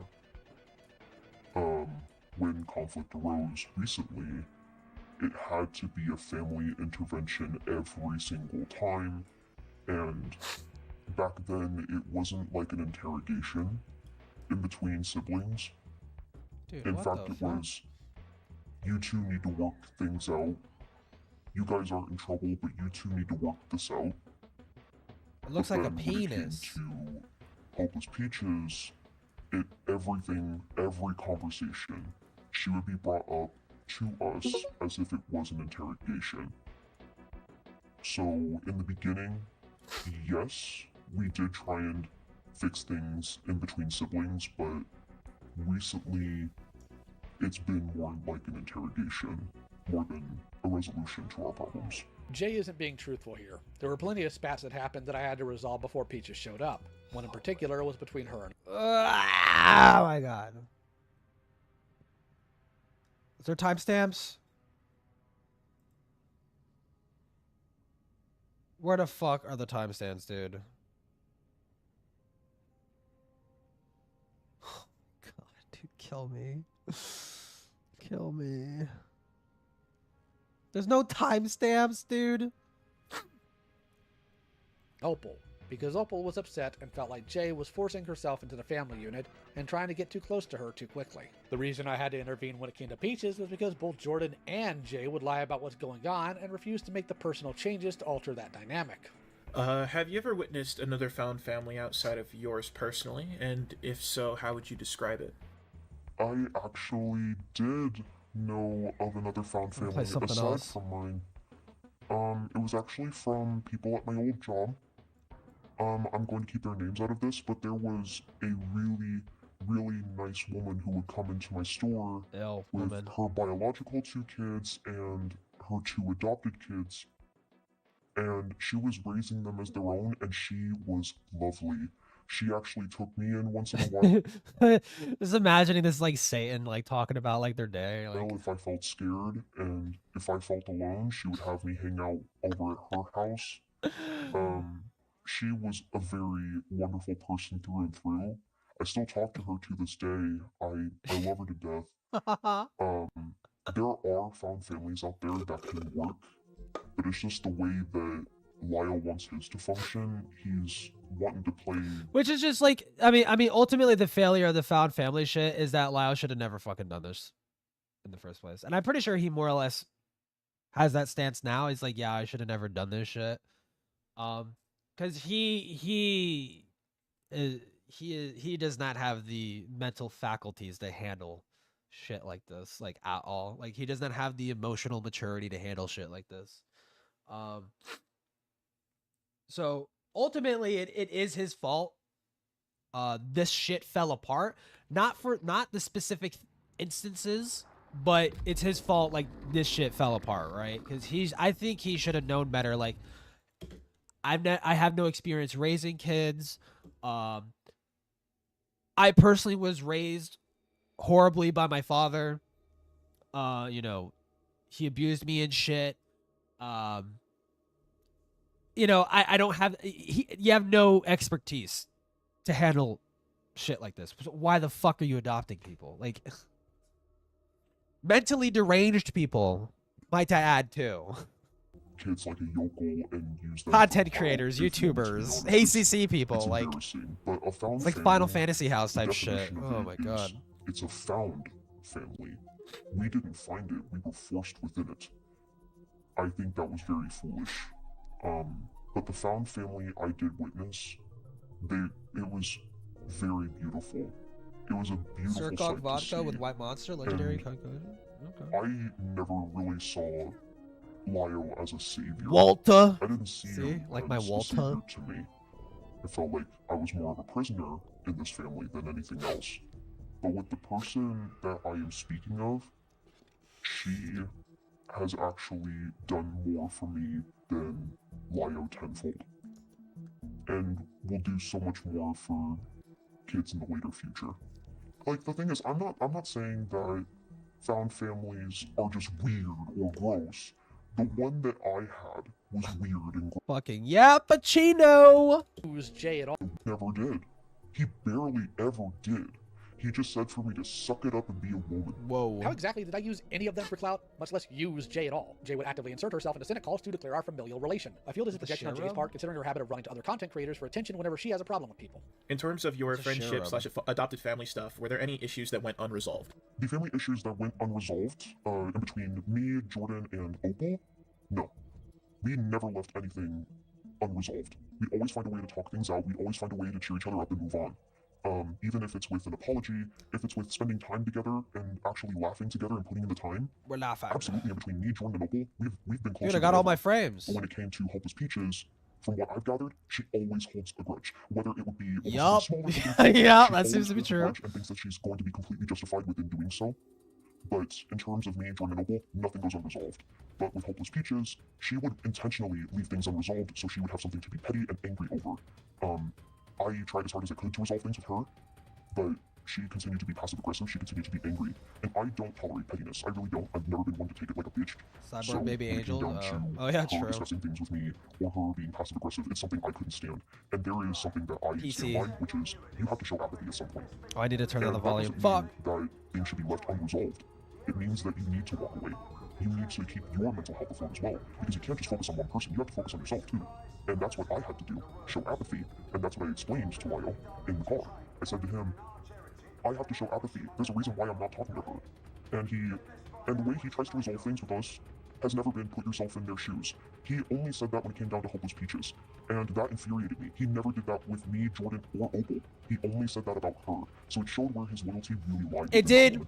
So, no, this seems to be the fucking case. Well, to be fair, because like Peaches demanded, you know, attention, right, over the other fucking kids. So it did seem to be the case that Lyo did prioritize Peaches over them, which is like again why Lyo shouldn't have done this in the first place. To answer your question as bluntly as I can, in between me and my two other siblings who I still love and care for, nothing went unresolved. But with Peaches, her pettiness is the reason why nothing was resolved. Wait, so not only am I not supposed to mediate between you guys when there's a spat, but I'm also supposed to in order to resolve things? This inconsistency is wild. With that as well, in terms of your experience with being part of that, did it feel like you were stuck in a toxic environment? To say that I was in a toxic environment is a heavy understatement. I was actually getting physically ill from how bad things had gotten. Oh, come on. What the fuck are you talking about, crackhead? Almost every single day when I could even feel like Lyo was watching me. Because I can't even handle Fallout 4, damn. Properly either. To really say that I was just uncomfortable in that is just an understatement to the scenario that we are discussing here. I felt like I was always being watched. I felt like I was always having to be completely aware of my surroundings, almost hyper-aware, to a point where it stressed me out immensely. Hospital visits, I needed those a lot, but I couldn't get them because he would always ask. It's just like, hey, what's going on with you? What caused it? Yada, yada, yada. That's not what I'm here to talk about. But to say I was uncomfortable or felt like I was trapped, I was very much a prisoner of my own doing because I made that decision to... Dude, this person sounds so dramatic. His care. But care is not something that he really gave to me. It was later on, in the time that I was visiting him, it felt more like torment. But it's nothing, it's... Torment. The only person who actually gave me joy in that house, aside from Jordan, was Lyo's wife. she would actually start conversations like, hey, how was your day? That was the only thing that really brightened up my day. Just her presence alone. Him, he would never involve himself in my life. He never asked, and I never answered. Because he would never try to really be there for me. He would always just ask, like, have you talked to Peaches today? And I'm tired of hearing it. No, I'm not going to talk to her. Because she's really tired. And I was a prisoner of my own making because of the situation. So to say I was just uncomfortable or felt like I was trapped, again, total understatement. How can I simultaneously be not involved in Jay's life, but also be so concerned when there's an issue with her physically that I'm asking questions to better understand it and try to help? This statement is trying to frame me as not being willing to let Jay go to the hospital, which is actively contradictory to any other situation like this, including the multiple times in the past 2 years I've had to call ambulances. Catastrophizing, yeah. Jay can't help but contradict herself. Not to mention, if I'm supposed to be controlling and abusive to such an extent that I'm pulling my victims in to live with me, then why would I ignore them when they're finally within that bubble of control? When an abuser pulls someone into their circle, it's for the sake of being able to control them easier. Now, you could 100% argue that an unwillingness to let Jay go to the hospital was that, provided you could also prove that's what happened. However, more broadly speaking, it wouldn't make sense for me to ignore Jay most of the time she was there. Wouldn't that simply weaken whatever hold I was trying to build? I feel like this is just the elephant in the room, but it happens to be our next question. Were there any signs of favoritism? There were many signs of favoritism. It actually all started in Thanksgiving, because I was on vacation to see Lyo, Jordan, and Opal. Unfortunately, during the time, Peaches could not be there, but now I see that was very fortunate. To see signs yeah, of no shit. Apparently, Peaches and I were the favorites, because everyone was mad at Opal. Everyone had to be mad at Jordan. But then it turned out that Peaches was pulling all the strings, intentionally trying to lie about Jordan, saying that he was doing all these horrible things and said horrible things. And even then, Lyo would believe it. And when it came down to situations that would happen later on, I feel like that's not really my story to tell just yet. But when it came down to that situation, favoritism it was really there, and it showed. I was not really shown any love or support. I had only hung out with him twice. Bitch! When I was actually around him in person. But it was every day that Lyo would be hanging out with Peaches or streaming with Peaches or doing something in call with Peaches. He'd never hang out with us. He'd never show any attention towards me or Jordan. So Jordan and I would have to go out of our own way to have our own fun. Whether it be go out and party, whether it be going to a bar, whether it be, just going to the gas station and getting something to drink or going to a taco shop and getting something to eat. We had to make our own fun because Lyo was never there to share fun experiences with us. So showing signs of favoritism. Okay, sure, he's negligent, but he's not the father of the year. Okay, and he cares about you more. He makes it clear. So these people are grown adults. Yes, and FYI. Peaches every time. I keep seeing a claim on favoritism, but there's never any actual evidence for it. The situation during Look at Thanksgiving. Lyo, it's obvious. Like, what do you mean? Jay claiming I spent a bunch of time with Peaches isn't false, but Jay never really showed care to want to spend time with me. To give you all an example. So favoritism, Lyo. So favoritism. You were playing favorites. Right? That's because Gidget always wants into my office to spend that time with me. While other cats like Amber or Lumpy might do so on occasion, it's primarily Gidget. Because Gidget wants in. It's essentially that. Peaches is more like Gidget. Other what? Or seeing my content. Gidget, right? That's because Gidget always wants into my office to spend that time with me. While other cats like Amber or Lumpy might other do so cats? He called them Gidget, cats? Because Gidget wants in. It's essentially that. Peaches is more like Gidget, and Jay was more like Amber. In general, did it ever feel like you could or could Wait, not what be is he your own comparing person? to? What? To be my own person. Being my own person, it sounds like a joke, personally to me. To say that I couldn't really be myself around him, yeah, I could say that's true. Because I ended up almost becoming him, in a sense. Because I remember being on a phone call with somebody who I was extremely angry at, and then when I heard it later on, I started thinking, I'm sneering like Lyo Convoy, I'm yelling like Lyo Convoy, I have the same anger issues as Lyo Convoy. And because of the guilt I felt, You all got a little Lyo on Asuka. I felt like I had to do everything I could during that time to please him, whether it be becoming him or stressing myself out to the point where I felt like I was him. When I was in the hospital, I was really unwell, and I remember sometimes we gotta let the lion out. I feel like I have to dox a minor. You said that we're grown-ups, we're adults. We have no time to be sad. We have no time to stress. We have no time to shed tears. We have no time for that. There's no time to be welcome sad. to life. Welcome to sad. life. Yeah. And I took that to heart and made that part of my life. And he said, never you gotta do put that. on the lion mask? Yeah. Then why are you saying it as if we have to follow that guide? We have to follow your rules. Because if we don't please you, if we stop crying, then maybe, just maybe, you'll be proud of us. Maybe if we just swallow our feelings like a big old pill, it'd just make you more happy for us. That's your IPS, dude. Yeah, I showed it to him. Things that we've done in the past, but that does nothing. To become him is what would make him proud. And I think, again, that is incredibly foolish of us to do. I'm sorry, but I never gave Jay some standard where she had to be like me. In fact, I actively discouraged it. It's weird that Jay is taking on a standard she was told not to, and then gets mad at me. Well, to be fair, Lyo, where's the evidence for that? Where's that? What? Yeah, but as I said, for Jordan transitioning, the whole attitude changed. He was just like, I don't know how to explain it. It just became more brutal, and I had to witness it. And I wasn't impressed, and that... Again, because I asked Jordan the first time, and I think Jordan just didn't have enough time to digest or become comfortable enough to answer. So I definitely want to see if Jordan will speak on that, because that was a curiosity I had, if it was the transition, if that had any effect on the relationship. Since I have you here, from your perspective, how would you say the transition affected, would you say the transition had any effect on the family? Jordan's transition, it did kind of... It didn't muddy the waters, per se, but it did change how Lyle would talk to him. I remember being in a call before I went on vacation for Thanksgiving, and again, I feel like this is not something I can fully say, but I do remember Lyle screaming and yelling at Jordan, saying, "Straighten your butt up, stop crying. What are we? You need to talk to us." What are we freaking screaming? Usually, I would be the person to be like, "Yeah, he's right. He does need to talk to us." But in that moment, I felt like I was forced to say something like that. But I tried telling Jordan about how I understood how he felt, because I was in his shoes, because I felt like I had nowhere to go, and I didn't know what to do. But Lyle stopped me in my tracks from saying anything like that. He said, "No, we're not doing that sympathetic crap. You're not doing that here." I had to hold my tongue from saying anything because I felt like I had to listen to him. But for Jordan's transition to being male, it did change how Lyle perceived him, and I think it was disgusting, because just because someone changes their gender, it doesn't mean that you should change how you treat them as a human being. The only way I changed in how I treated Jordan was literally treating him like a man, good such as teaching him how to do more physical things. Jordan had to be sat down multiple times during Thanksgiving due to how he was treating It's in my people. blood. That had nothing to do with his just transition. know how to do On it. top of that, you can see in my messages to him that the way I spoke to him never changed before and after transitioning. Were there any rule set of things you could or couldn't say, or could or couldn't do? The rule set for me specifically is that I could not smoke in the house or outside the house or around the house. I was not allowed to even use any of my e-cigarettes or any of my disposables while I was there, because Thomas really tried guilting me into saying I'm entitled to microplastics in my lungs, Lyle. Why you deny me this? That's not my problem. I'm willing to do what I want. If I paid for it, I'm going to use it. I Dude. also was a bit of a pothead before I moved in. Holy shit, dude. This person sounds like a fucking winner. At the end of the day, I did stop smoking weed. I did stop using pot or anything THC related, but there was nothing going to stop me from getting nicotine in any way, shape, or form. Not even him. I don't care what this Nicotine, nicotine, give me nicotine. I need nicotine. But rule set for what I could say. So stupid. No, not entirely. But it's just, don't disrespect me is really it, and don't lie to me is really all the guidelines. Don't lie to me. Just don't disrespect, don't lie. But then rules were pretty strict around what I could intake, like what I could ingest. For example, the vapes. So. Yeah, no fucking shit. He doesn't want you to vape in the fucking house around his So there was no pets. sort of like trying to police your And speech. other family members who don't want to fucking inhale your microplastics, okay? You want to vape, do it outside of the house. That's basic. That's walking on eggshells.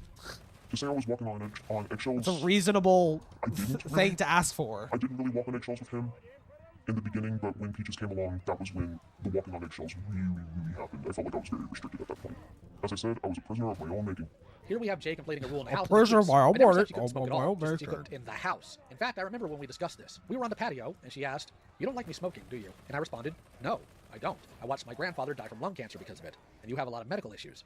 I don't like you doing things that will hurt you." Jay is not only trying to frame a rule as abuse and lying about it, but her entire rant here just reeks of entitlement. Might be living true. in someone else's house, It's hearsay, but this person sounds like a fucking retard. I don't know. It doesn't even matter who's They right. ask you not to smoke inside. It's common courtesy to abide by those rules because it's their house, Yeah, not literally. yours. Would she have argued the same thing if I asked her not to wear shoes indoors? What if I'd asked her not to use all the hot water or leave rotting food in the bedrooms? If this is her standard for abuse, then it calls into question whether or not her accusations are based on the same exaggerated, entitled criteria. Yeah, Clearly, Lyle Lyle was has made just decisions right you disagree here. with. Which ones do you feel are most important to mention? The ones that are most important to mention, and I'm saying this to found families out there, never have a favorite in your family. Doesn't matter if they're the youngest, How about or the oldest, or the middle don't child. have It a doesn't matter. found family? You need to share love equally upon your children. Whether they fuck up or not, whether they If make you're a mentally big unstable, mistake or go to not, therapy. You still need to show that support. And another one is don't make promises that you cannot for any reason keep. Because that was a big thing that really broke me. Is that Lyle made a very big promise to me and to my father, may he rest in peace. He promised that he would protect me and love me as his own. But he really destroyed that. He really broke that promise. And Maybe it's because it was hard for me you to were wrap my head an around insufferable bitch. where I was crying for hours just That might be it. That might be a contributing factor. And another thing is, do not for any reason try and scream and yell to intimidate, because all it Don't makes you scream look at me. is Don't fake. yell at me. Don't Just tell because me to you're not loud and vape. boisterous doesn't mean that you're better than anyone. It doesn't. You boasting about how you fought someone once and won that fight, that doesn't make you a good person. That doesn't make you strong or badass. You only parade that one story around just to make yourself look cool. And also, when you have your own family there, whether it be your wife, whether it be your found children, do not give your information out as if you're gonna fight somebody. No, that's true. No, yeah, no, okay. Okay. No, yeah, they're right here. You did that yourself, and you potentially put other people in danger. Yep. That person, whoever he threatened, and Lyle still does this for some reason. Done something to any of his children, his wife, but he never considers that because he is a fool for thinking that he's strong enough to take somebody on who has a gun. He has always threatened to fight people, and I think that made him. If someone breaks into my house, I will just ninja block all their attacks. Where he lives, what he does, and all of that, he made himself look like an idiot. He's not a samurai. He's not a ninja. He's not a boxer. He's not a wrestler. He is a normal man. Not even normal. But you need to pretty much just... Dude, what do you mean? They call him Laya Ninja Convoy. Laya Ninja Convoy for no reason. I hate to say it like that, but he is not someone you need to be scared of anymore. He just yells and screams. Or ever. Calls people degenerates and retards, and that will take him nowhere. Interesting statements from Jay, especially since none of these were brought up while she was in my home, especially the stuff about rattling off my info. She always thought that was funny in particular, until it became convenient for it not to be. I also never broke my word to her father. I did take care of her. This is just a weak attempt at guilt tripping. After speaking about all this, do you still feel safe? To say that I'm safe, no. Hi nerds, I'm gonna be I don't. lurking. And there's reason for me to say that. He knows me. And the fact that he knows me is scary enough. Because he could expose... You just said there's no reason to be afraid of Laya. What the fuck are you talking about? It's his daughter, his only daughter that he decided to keep because she was worth keeping. I'm not safe. And then he's not a tough guy, and he's a fucking lame-ass loser. Why are you afraid of him? What? Never was. After you just said not to be afraid of him. I think that he is an idiot. I do. But it doesn't mean that he's not dangerous to me. Because he knows who I am. He doesn't know where I live, thank God. But I am very much scared of him. And I just think that the friends I've had that have supported me throughout this time, online or in person, those people have been the reason why I was brave enough to come forward and speak on this. Jay is just outright lying here, not simply because she knows I'd never threaten her or do harm to her, but also because I have an interesting clip from Elite Call where it stated that she was giddy about all of this. This little instance, combined with the stream, but even outside of the stream of anything having to do with monsters, just like the casualness of all of this and almost the giddiness of Lyo's demise is disturbing the fuck out of me. Have you ever worried about at all if there were any repercussions from leaving your family? Charlie, you should have contacted your mom and called your former high school, yeah. I do believe that there are some. Absolutely, I believe that. But it doesn't take away from the bad that he's done, if not the worst things that he's done to his children that he supposedly loved. He was supposed to care for us, he was supposed to tend to our needs, and what we needed in a father. What we needed as a person, what we needed to become better people. We're not good people, but we wanted to be better, and we thought, for however long it may have been, that we would find that security and that protection within him. And now that we're speaking up on him, I don't know how much that's going to encourage him to speak against us, but also I don't care. If I do face repercussions, I can always turn the other cheek. Because the friends that he has, and the people that he's involved with, they're not anyone to be scared of. Even him, yeah, I'm scared of him, but the consequences for what he's going to do, for what he's going to say, it's not something that is worth my time. My family, and my wife, and my friends are worth my time. He is not. His friends are not. Peaches is not. They are not worth my time or energy. They are not even worth my breath. How can I be a threat as well as not being worth your breath? It makes no sense. Have you ever witnessed, heard of, or experienced any activity within the found family that you would describe as abuse? To witness things like abuse, I could say yes. And most of it is mental, the stuff that I've seen. I'd never seen Lyo threaten Jordan, but from how Lyo portrays himself as a big, violent, scary person, I wouldn't doubt it. Oh my god, dude, holy fuck. I gotta skip a little bit, dude. He's not actually allowed to be doing that in his line of work. And I thought, now, yeah. Literally stress other people in the household paying the bills and buying the food. Jay also brought a pair of pets with her that the wife and I took care of. That's more work and more of a financial strain that Jay contributed nothing to. But as you'll find out later, that's just what Jay does. Okay. Jordan said to me that he delivers coffee and he does like line art or something for a comic book company. Is that correct? Yes, that is all correct. Okay. Nothing else? Maybe he counts his third job as like YouTube or something? I don't know if he counts YouTube as another job, but he thinks that his vigilante. Jordan, or whoever the fuck this person is, you're lying. I actually have a different job, and you know that I have a different job. Like mention he needs to take a step back or get some help. The only person who successfully talked him down from continuing this kind of career was Hopeless Peaches. I tried talking to him. Jordan's tried talking to him. Hell, even his mom. Huh? I feel like Lao's critics don't get enough fucking credit, because by and large, the big reason why he stopped doing the predator hunting shit was because of like his calls with Beckett and fucking his confrontations with Gilded Pooh and shit like that, where these people sort of like, you know, calmly explain to him like why this is fucking retarded to do, right?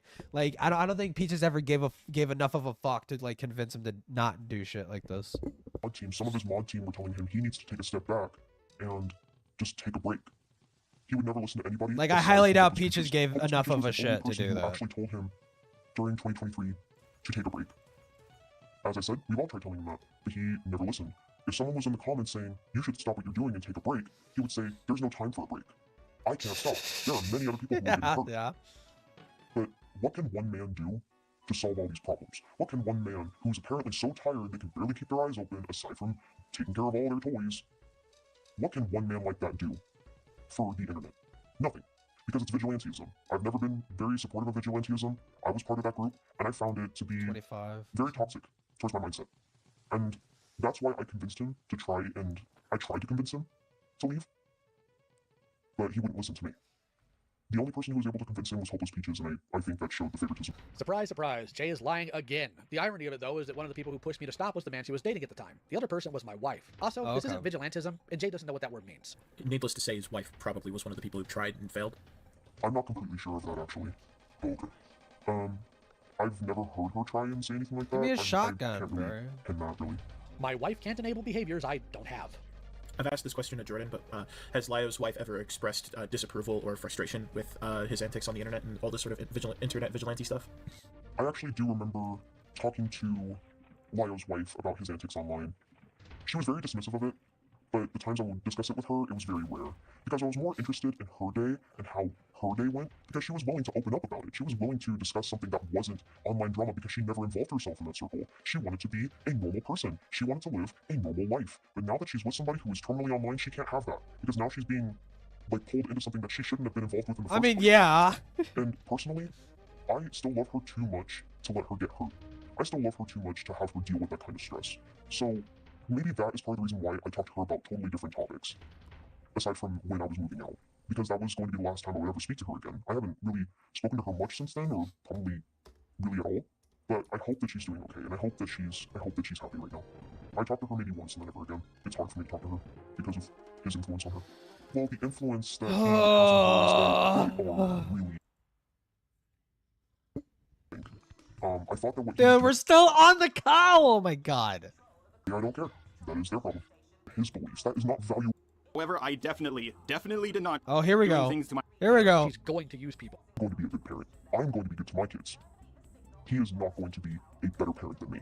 I am definitely going to prove him wrong on that. It's what to be careful if he's done. I sure shit am already. I never threw anyone out for the next best thing. That is literally projection on Jay's part. It's what she always does herself. Jay's an abusive, deranged lunatic with a pattern of vindictive actions after she's been cut off. Be very careful if you wind up with a space around her. She's going to use people. It's who she is. While others here are also warped and sick, Jay is one of the most dangerous. Because she's been at this for a while. Some of you in older commentary may be wondering if this person, filter or not, sounds familiar. That's because she does. She used to date someone by the name of Deviant Cringe, when she went by the name of Bula Taurus. Dude, I totally know who that person is. Yeah. She started dating Jar. All this is just testimony, so take it with a grain of salt if you want. But while dating Jar, he tried to get Jar to make a video on Deviant Cringe. That's based on Jar's recollection, and the man hasn't lied to me yet, so I'm inclined to believe him, as well as the fact that it repeats with other people. Keep in mind, Jar talks to a lot of people and forgets things, so this might be wrong even if he is telling the truth. After they weren't with Jar, they went to Ponder for the same thing as detailed above. She even went to me to try to get me to cover Jar for allegedly cheating on her. Riveting stuff. Didn't know Jar had that level of riz. Here's Jar's statement about her. Hey, this is Jar. I don't have much of an idea of what Leo Convoy is going to say in this video. Jar has that I'm just here to level talk of about my riz. ex-sugar, and that's it. Throughout my years on YouTube, I've received a lot of allegations, usually about being racist, sexist, That's being actually into really kids, funny. or doing things to my 9-year-old niece, which I don't have. But I don't really have the time to respond to every single allegation that is made about me.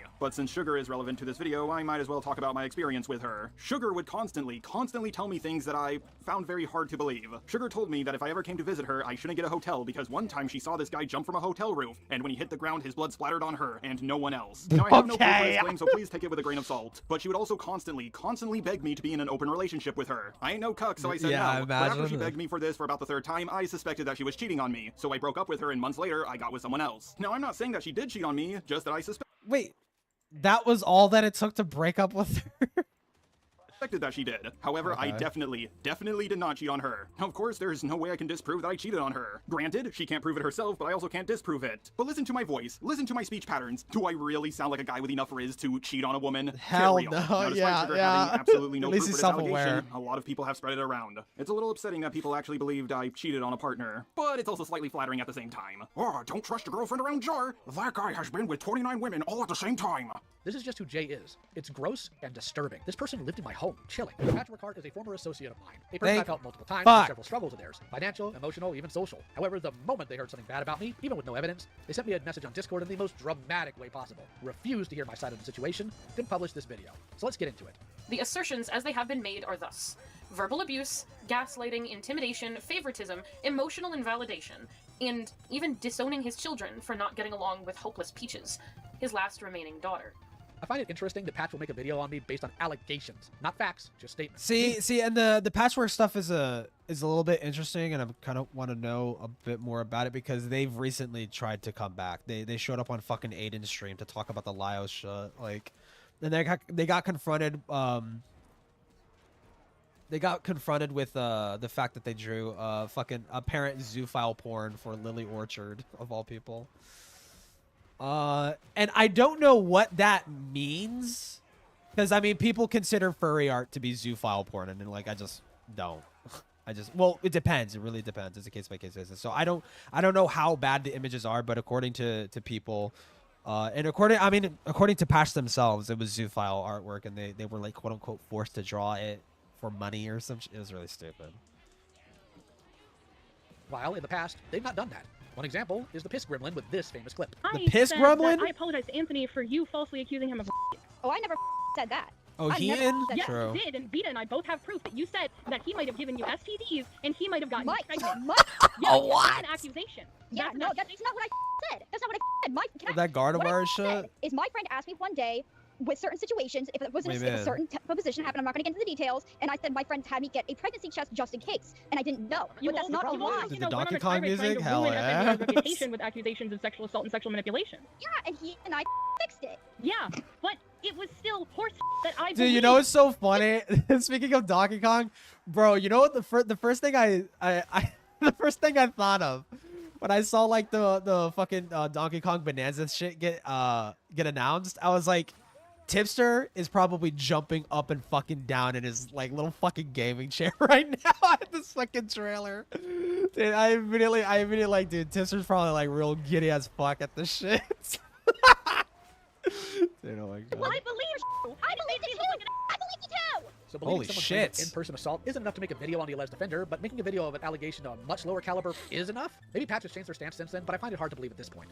When I was shown these allegations by a friend of mine who knew me back in my own pride hunting Lily days, was a child I with nearly a broke Oh, apart okay, at that's the bad. seams. Okay, that's bad. I reached out to Jordan, with whom I had always endeavored to be a supportive uncle for. That's weird. And he admitted that he had been afraid to tell me the way his so-called father was treating him. I think the child part is more disturbing, in my opinion. Because, I mean, like, listen, if the Pokemon is sentient... No, I'm kidding. But, like, well, no, actually, no, I'm not kidding. Actually, no, I take that back. I'm not kidding. If it's sentient, I don't give a fuck. I don't give a shit. But, the fact that it's with a child, it's like, okay, well, that's pretty fucked. I have met Jordan in real life That's a few pretty times. fucked. I have had the blessing to hug that boy and tell him in person how much he means to me. A boy Convoluted who I essay. adore, who I would go to jail for.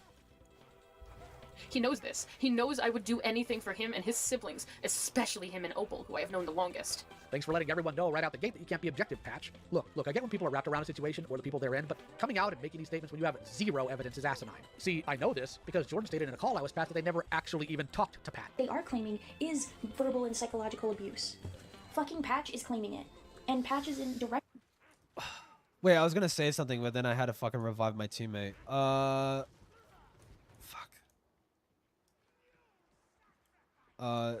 Something,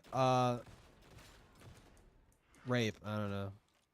I forgot what I was gonna say. Fuck! I was gonna say something about the fucking clip. Shit.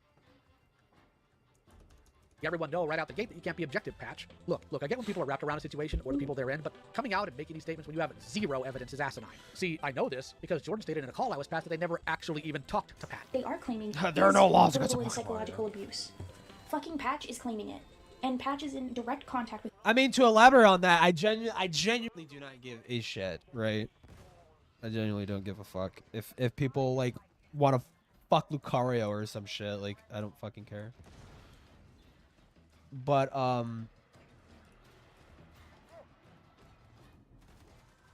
it's more fucked up the fact that it's like, okay, it's like lolly fucking gross disgusting shit, like, yeah. You have seen them in real life, to what I know. And they are using you as the main reason as to why they are no longer speaking to Lio because of the conversations that you two had, okay? They are claiming that you have been abused publicly. Wait, because of the conversations me and Patch had? Yeah.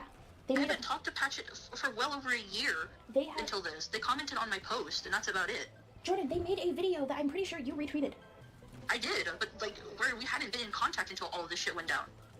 I'm not saying... I don't even know what you're saying right now. What I'm saying is, Patch has said that what Lio has done is abusive and have used your conversation as a recounting of it, of you talking to them, saying how you were scared about like going public and all of this and all of this shit. Oh, okay, that part. Okay, I was confused. I thought you meant that I had been talking to Patch. No, not a recording, not a screenshot. I'm saying they are using their account of what your conversation was with them as, for lack of a better term, evidence against Lio. Patch is overstating what type of conversation was even had. I have always been their biggest I can't cheerleader, read. And even knowing that I would move mountains for him, Then in the Jordan comments, was she too makes herself scared of apologize to Thomas Gardevoir for tell basically me. SA. Jesus Christ, dude. I'm not just an uncle, I'm a father myself. What I the- have a daughter Unc? named Forrest, Unc? who is just about Jordan's age. Yes, Forrest Patch, Unk? your kid that you let move in with someone you knew had a sexually abusive past. That being Blake Diamond. While he lied to you about the exact details, it was Wait, still what? something you knew. The amount of times Yodi had to talk me down from driving to Washington and beating your face in myself. What the fuck?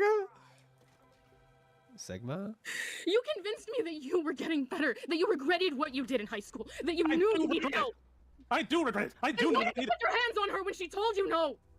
Why is this recorded? I took her in a very long time ago, when her biological parents were neglecting her emotionally, psychologically, and even physically in some ways. It's insane. When her ex-boyfriend was abusing her, I took a train all the way to Seattle to confront Blake and help Forrest and her then-partner Digi escape. I would do anything for my daughter. She's manic, yeah. She's a published author Sonic and an Mania. amazing young woman who makes me insanely proud. And as not only Thomas's brother, but as a fellow parent, I am repulsed by what he has done here. You made a promise to be these kids' father, but you don't know what being a parent is, Thomas. Being a father is staying up until 4 in the morning because your kid had another nightmare or PTSD episode, and they need you to hold them until the fear passes. Being a father Yeah, that's is what he learning did all your to kids safe foods Peaches. because they're autistic and have texture issues, and if they don't have safe foods in the house, they might not eat at all. Being a father is teaching your child that it's okay to have emotions and be emotional, but also teaching them how to regulate those feelings and not let those emotions rule their heart and their choices. Oh. Helping them learn how to file taxes or change a flat tire. It's teaching your daughter how to throw a punch, teaching your son gun safety. It's dancing at your child's wedding and holding a funeral for their fucking childhood dog if they ask you. But more than anything, fatherhood is sacrifice. Jesus. Because kids aren't supposed to be obedient, or pliable, or grateful. Kids are supposed to eat your food, break your heart, make mistakes, Wait, are we and hopefully, fucked? with your help, become a person who leaves the world better than it was when they came into it. You're not a father, Thomas. Patch here is essentially trying to pull themselves up as though they're the superior parent, all while Okay. framing the actions primarily around how you deal with a minor. But since they want to try that, we can. I opened my home to these people rent-free, took care of their pets, devoted my time to them when they were mentally unwell, and did everything to help them, even when I wasn't fully versed in how to do so. Meanwhile, what did Patch do? Patch let their family move in with a sexual deviant, and when things got ugly, resorted to making child brutal is threats with a friend of theirs, made citing when to the defeat some Gardevoir sort of tampers with alien DNA Hitler. machines. Stated here. Jesus. The entirety here, I'll go ahead and give you a real quick overview. The national trafficking isn't going to care about some random threat of pimping, but without showing prop. Wait, Femyons claims to have been a Coast Guard. Nobody that spends that much time. Oh, you mean lifeguard? Lifeguard, right? Lifeguard, not Coast Guard. You mean lifeguard? To be fair, if you've seen like the lifeguard shit, if you've seen like people who are lifeguards, they spend under like an umbrella and shit like that, and like how many people are drowning, right, in fucking public pools and shit like that. Like, nah, yeah, like I believe it. For intent. And just to put a TLDR here, and I'm trying as hard as I can. You said Coast Guard. You said Coast Guard. I immediately thought like the military Coast Guard. I'm like, hell the fuck no. Like, hell no. But no, then I thought a little bit more about it. No, I do remember them saying that they're a lifeguard. But having screen caps of somebody saying that they fought alien Hitler, the cops are just What? going to think that this is make-believe. Ozzy's dissociative identity Lifeguard, disorder. yeah, I was like, I get that. fam, but y'all was in you're- the Coast Guard. Like, Is a fictive interject. It is complicated. I know it's complicated. My point is the please, immigrants, turn back now. You can't cross the border. It's illegal. police aren't going to care about that. They're just going to see that. That wasn't one of the documents sent to the police. That is a separate Dude. folder that I have privately. Patch and their crew were too busy making crazy. Is it goofballs ICE to have a agent? markdown Yeah. to get business done, which is why it felt to me like it always did when Patch was involved. No, Patch, you don't get to try and run victory laps while not mentioning your shortcomings. Additionally, this impropriety you have with Rose is appalling, Thomas. Cooing at a 24-year-old woman like she's 9 in front of strangers on live stream. What the Actively fuck? keeping her past of misconduct from the public, a luxury you never afforded Jordan, by the way. Oh, with Peaches? I No, didn't hide 100%. anything. Not that Nope. Patch would know. Yep. Patchworker's right here. Nope. Yep. He did. He actively tried to help sweep up and deal with the FCK situation, trying to vindicate fucking Peaches. He 100% fucking did that shit, right? And in Lyo's defense, he said Peaches was threatening to kill herself if he fucking didn't, basically, right? But again, I don't know, dude. At some point, it's just like, I don't know why you ever fucking bought this fucking shit. You don't even need hindsight. But they can't do dramatic grandstands if they had a real conversation, could they? We'll talk about the FCK stuff later, but I want to hammer something in. If the others do have things I'm hiding, how would Patch know? But let me get into the thing that pisses me off. Patch, you have zero right to make. I wouldn't say infidelity he was hiding anything. Like, I don't think Lyo was privy to things wherein he wanted to keep them private, but he 100% was like misleading people about the FCK, right? Like he spread misinformation that Akumu was going to use the FCK to call Peaches a groomer, even though there was no evidence of that. And then there was also I'm trying to remember specific things. There was him trying to say like Akumu was trying to keep the logs from him, which obviously wasn't true either. Like, if you know anything about like Akumu's videos on the FCK, it's like he was not trying to hide those logs. He let Lyo know about what was going on in the FCK as early as fucking April of 2023. And Lyo kind of more or less ghosted him about it. Now, to be fair, I don't think Akumu brought up Peaches or anything like that, but I think when Lyo had heard about like, oh, this is the FCK stuff that Akumu was talking about, he should have reached out to Akumu and, you know, tried to figure out what the fuck was going on, I feel. But like his excuse was like, no, Peaches was gonna kill herself and I needed to handle the situation. You know, I didn't trust anybody else to handle it and shit like that. Like, I don't know. It's fucking stupid. Lame There's excuse. no evidence of it because it didn't happen, but also because of your willful affair with Lily Orchard. And yes, I know Lily coerced you into doing certain art, but they can't coerce you into an affair. That was a 100% willful choice on your end. What in the 9 circles of hell is wrong with you? You literally, on a live stream, Where do we? humiliated Jordan with Vita and Jace for being repeatedly targeted by pedophiles when he was a child. I don't see the evidence for this. This claim is thrown around so much. Where the fuck is the evidence for it? Where? Just because Lyo was in the stream doesn't mean he endorses literally every single thing other people in that stream have said, okay? The other people, I know specifically one of the other guys did make comments like that, and that shit was fucking disgusting as fuck, and Lyo didn't really call it out, but that does not fucking mean that he endorses that fucking comment, or that he himself has basically tacitly has said it because he didn't say anything about it. Like, I don't know. It's fucking stupid. It's lame. I don't fucking, I need to see a clip of Lyo chastising Jordan for being a slut to a fucking pedophile. Like, can you show me? Where is that clip? Where is that clip? I have not seen that clip. Disagreed with then and still disagree with now. I won't deny that I was out of line in that stream. However, for all of Patch's posturing now, there was none of it in the live chat during the stream. He was playing along like it was a fucking game, basically. I didn't get the sense that Lyo was like taking it too seriously, right? Like there are, and here I'm saying this. Lyo's actions in that call are criticizable, right? But the Lyo was slut shaming Jordan. Where the fuck is that coming from? I don't see where. Or in the comment section. Patch is only dragging this out now because they need straws to grasp at. This is also something I had long since apologized to Jordan for. Multiple times. And now... Okay, but people can still judge you for it, okay? I don't care that Jordan has accepted your apology, okay? It's fucking insane that shit ever happened. She's talking, she's taking the Lyo approach, but failing miserably, yeah. Screenshots of Peaches doing far worse for months. You will humiliate and shame a child for things they can't control.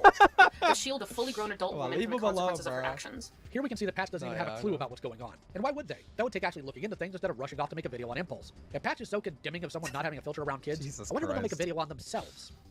What am I meant to do with that, Thomas? Where is the man who encouraged me to publicly take accountability for everything that I had done? What the?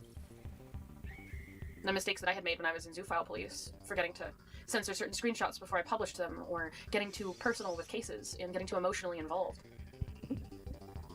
Where's the man who helped me take accountability for the art that I was coerced into making? You were not coerced. You offered up your services to Lily Orchard. Lily Orchard had asked you to draw it. You could have said no, because you were an adult. You could have said, no, Lily, I will not draw you getting molested by a fucking guard of wire. No, I won't, actually. You could have said that, and you fucking didn't, okay? It is not, you were not coerced into it, okay? You offered a service. Lily paid the price, and you delivered the fucking, whatchamacallit. You delivered the service, okay? You did what you were paid to do. You were not solicited, okay? You were not, well, technically it is solicitation.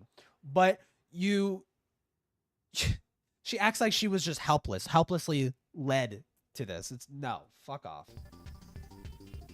Where's that man? I don't see him.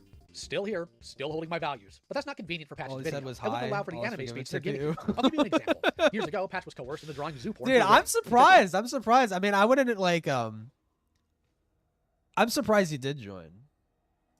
But, no, yeah, like, I mean, I've been pretty late recently.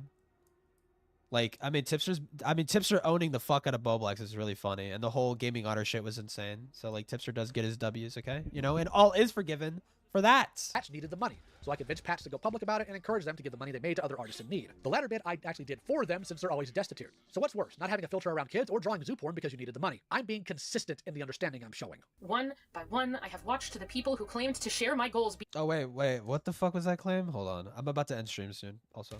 Actually did for them since they're always destitute. I would say, wait, hold on. How long is the fucking patchwork shit, dude? I was gonna say, like, after the patchwork shit, I'll end stream. Because there's more to the video, but... So what's worse about it and encourage them to give the money they made to other artists in need? The latter bit I actually did for them since they're always destitute. So what's worse, not having a filter around kids or drawing zoo porn because you needed the money? I'm being consistent in the understanding I'm showing. One by one, I have watched the people who claimed to share my goals be outed as monsters or fools. Vita turned out to— You were saying a few weeks ago about how you were jealous that he was in Family's chat, but not yours. All is good. Dude, all I was, listen, you're spreading misinformation. All it was saying, I can't remember exactly what I said, but I remember saying, I'm like, dude. No, I kind of did. I was like jokingly jealous. I was like, dude, why the fuck? Dude, Tipster's in fucking Family's chat, but not mine. Shit's fucked up, bro.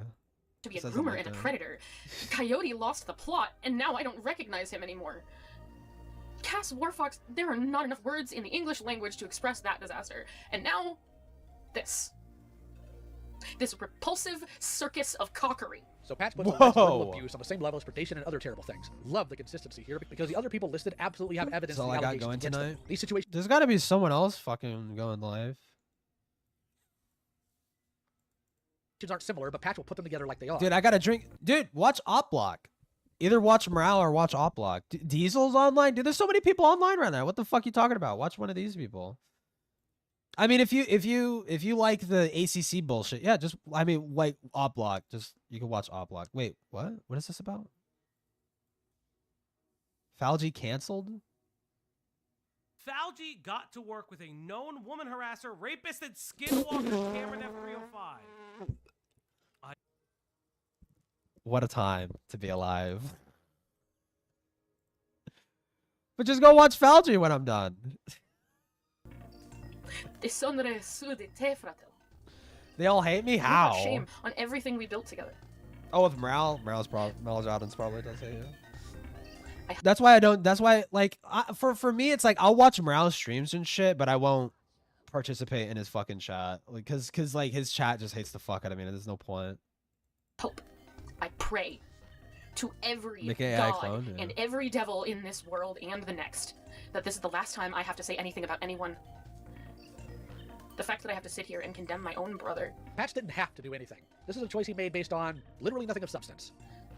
Well, you're not my brother anymore, are you? Ooh. I may issue additional statements about this as more information comes out.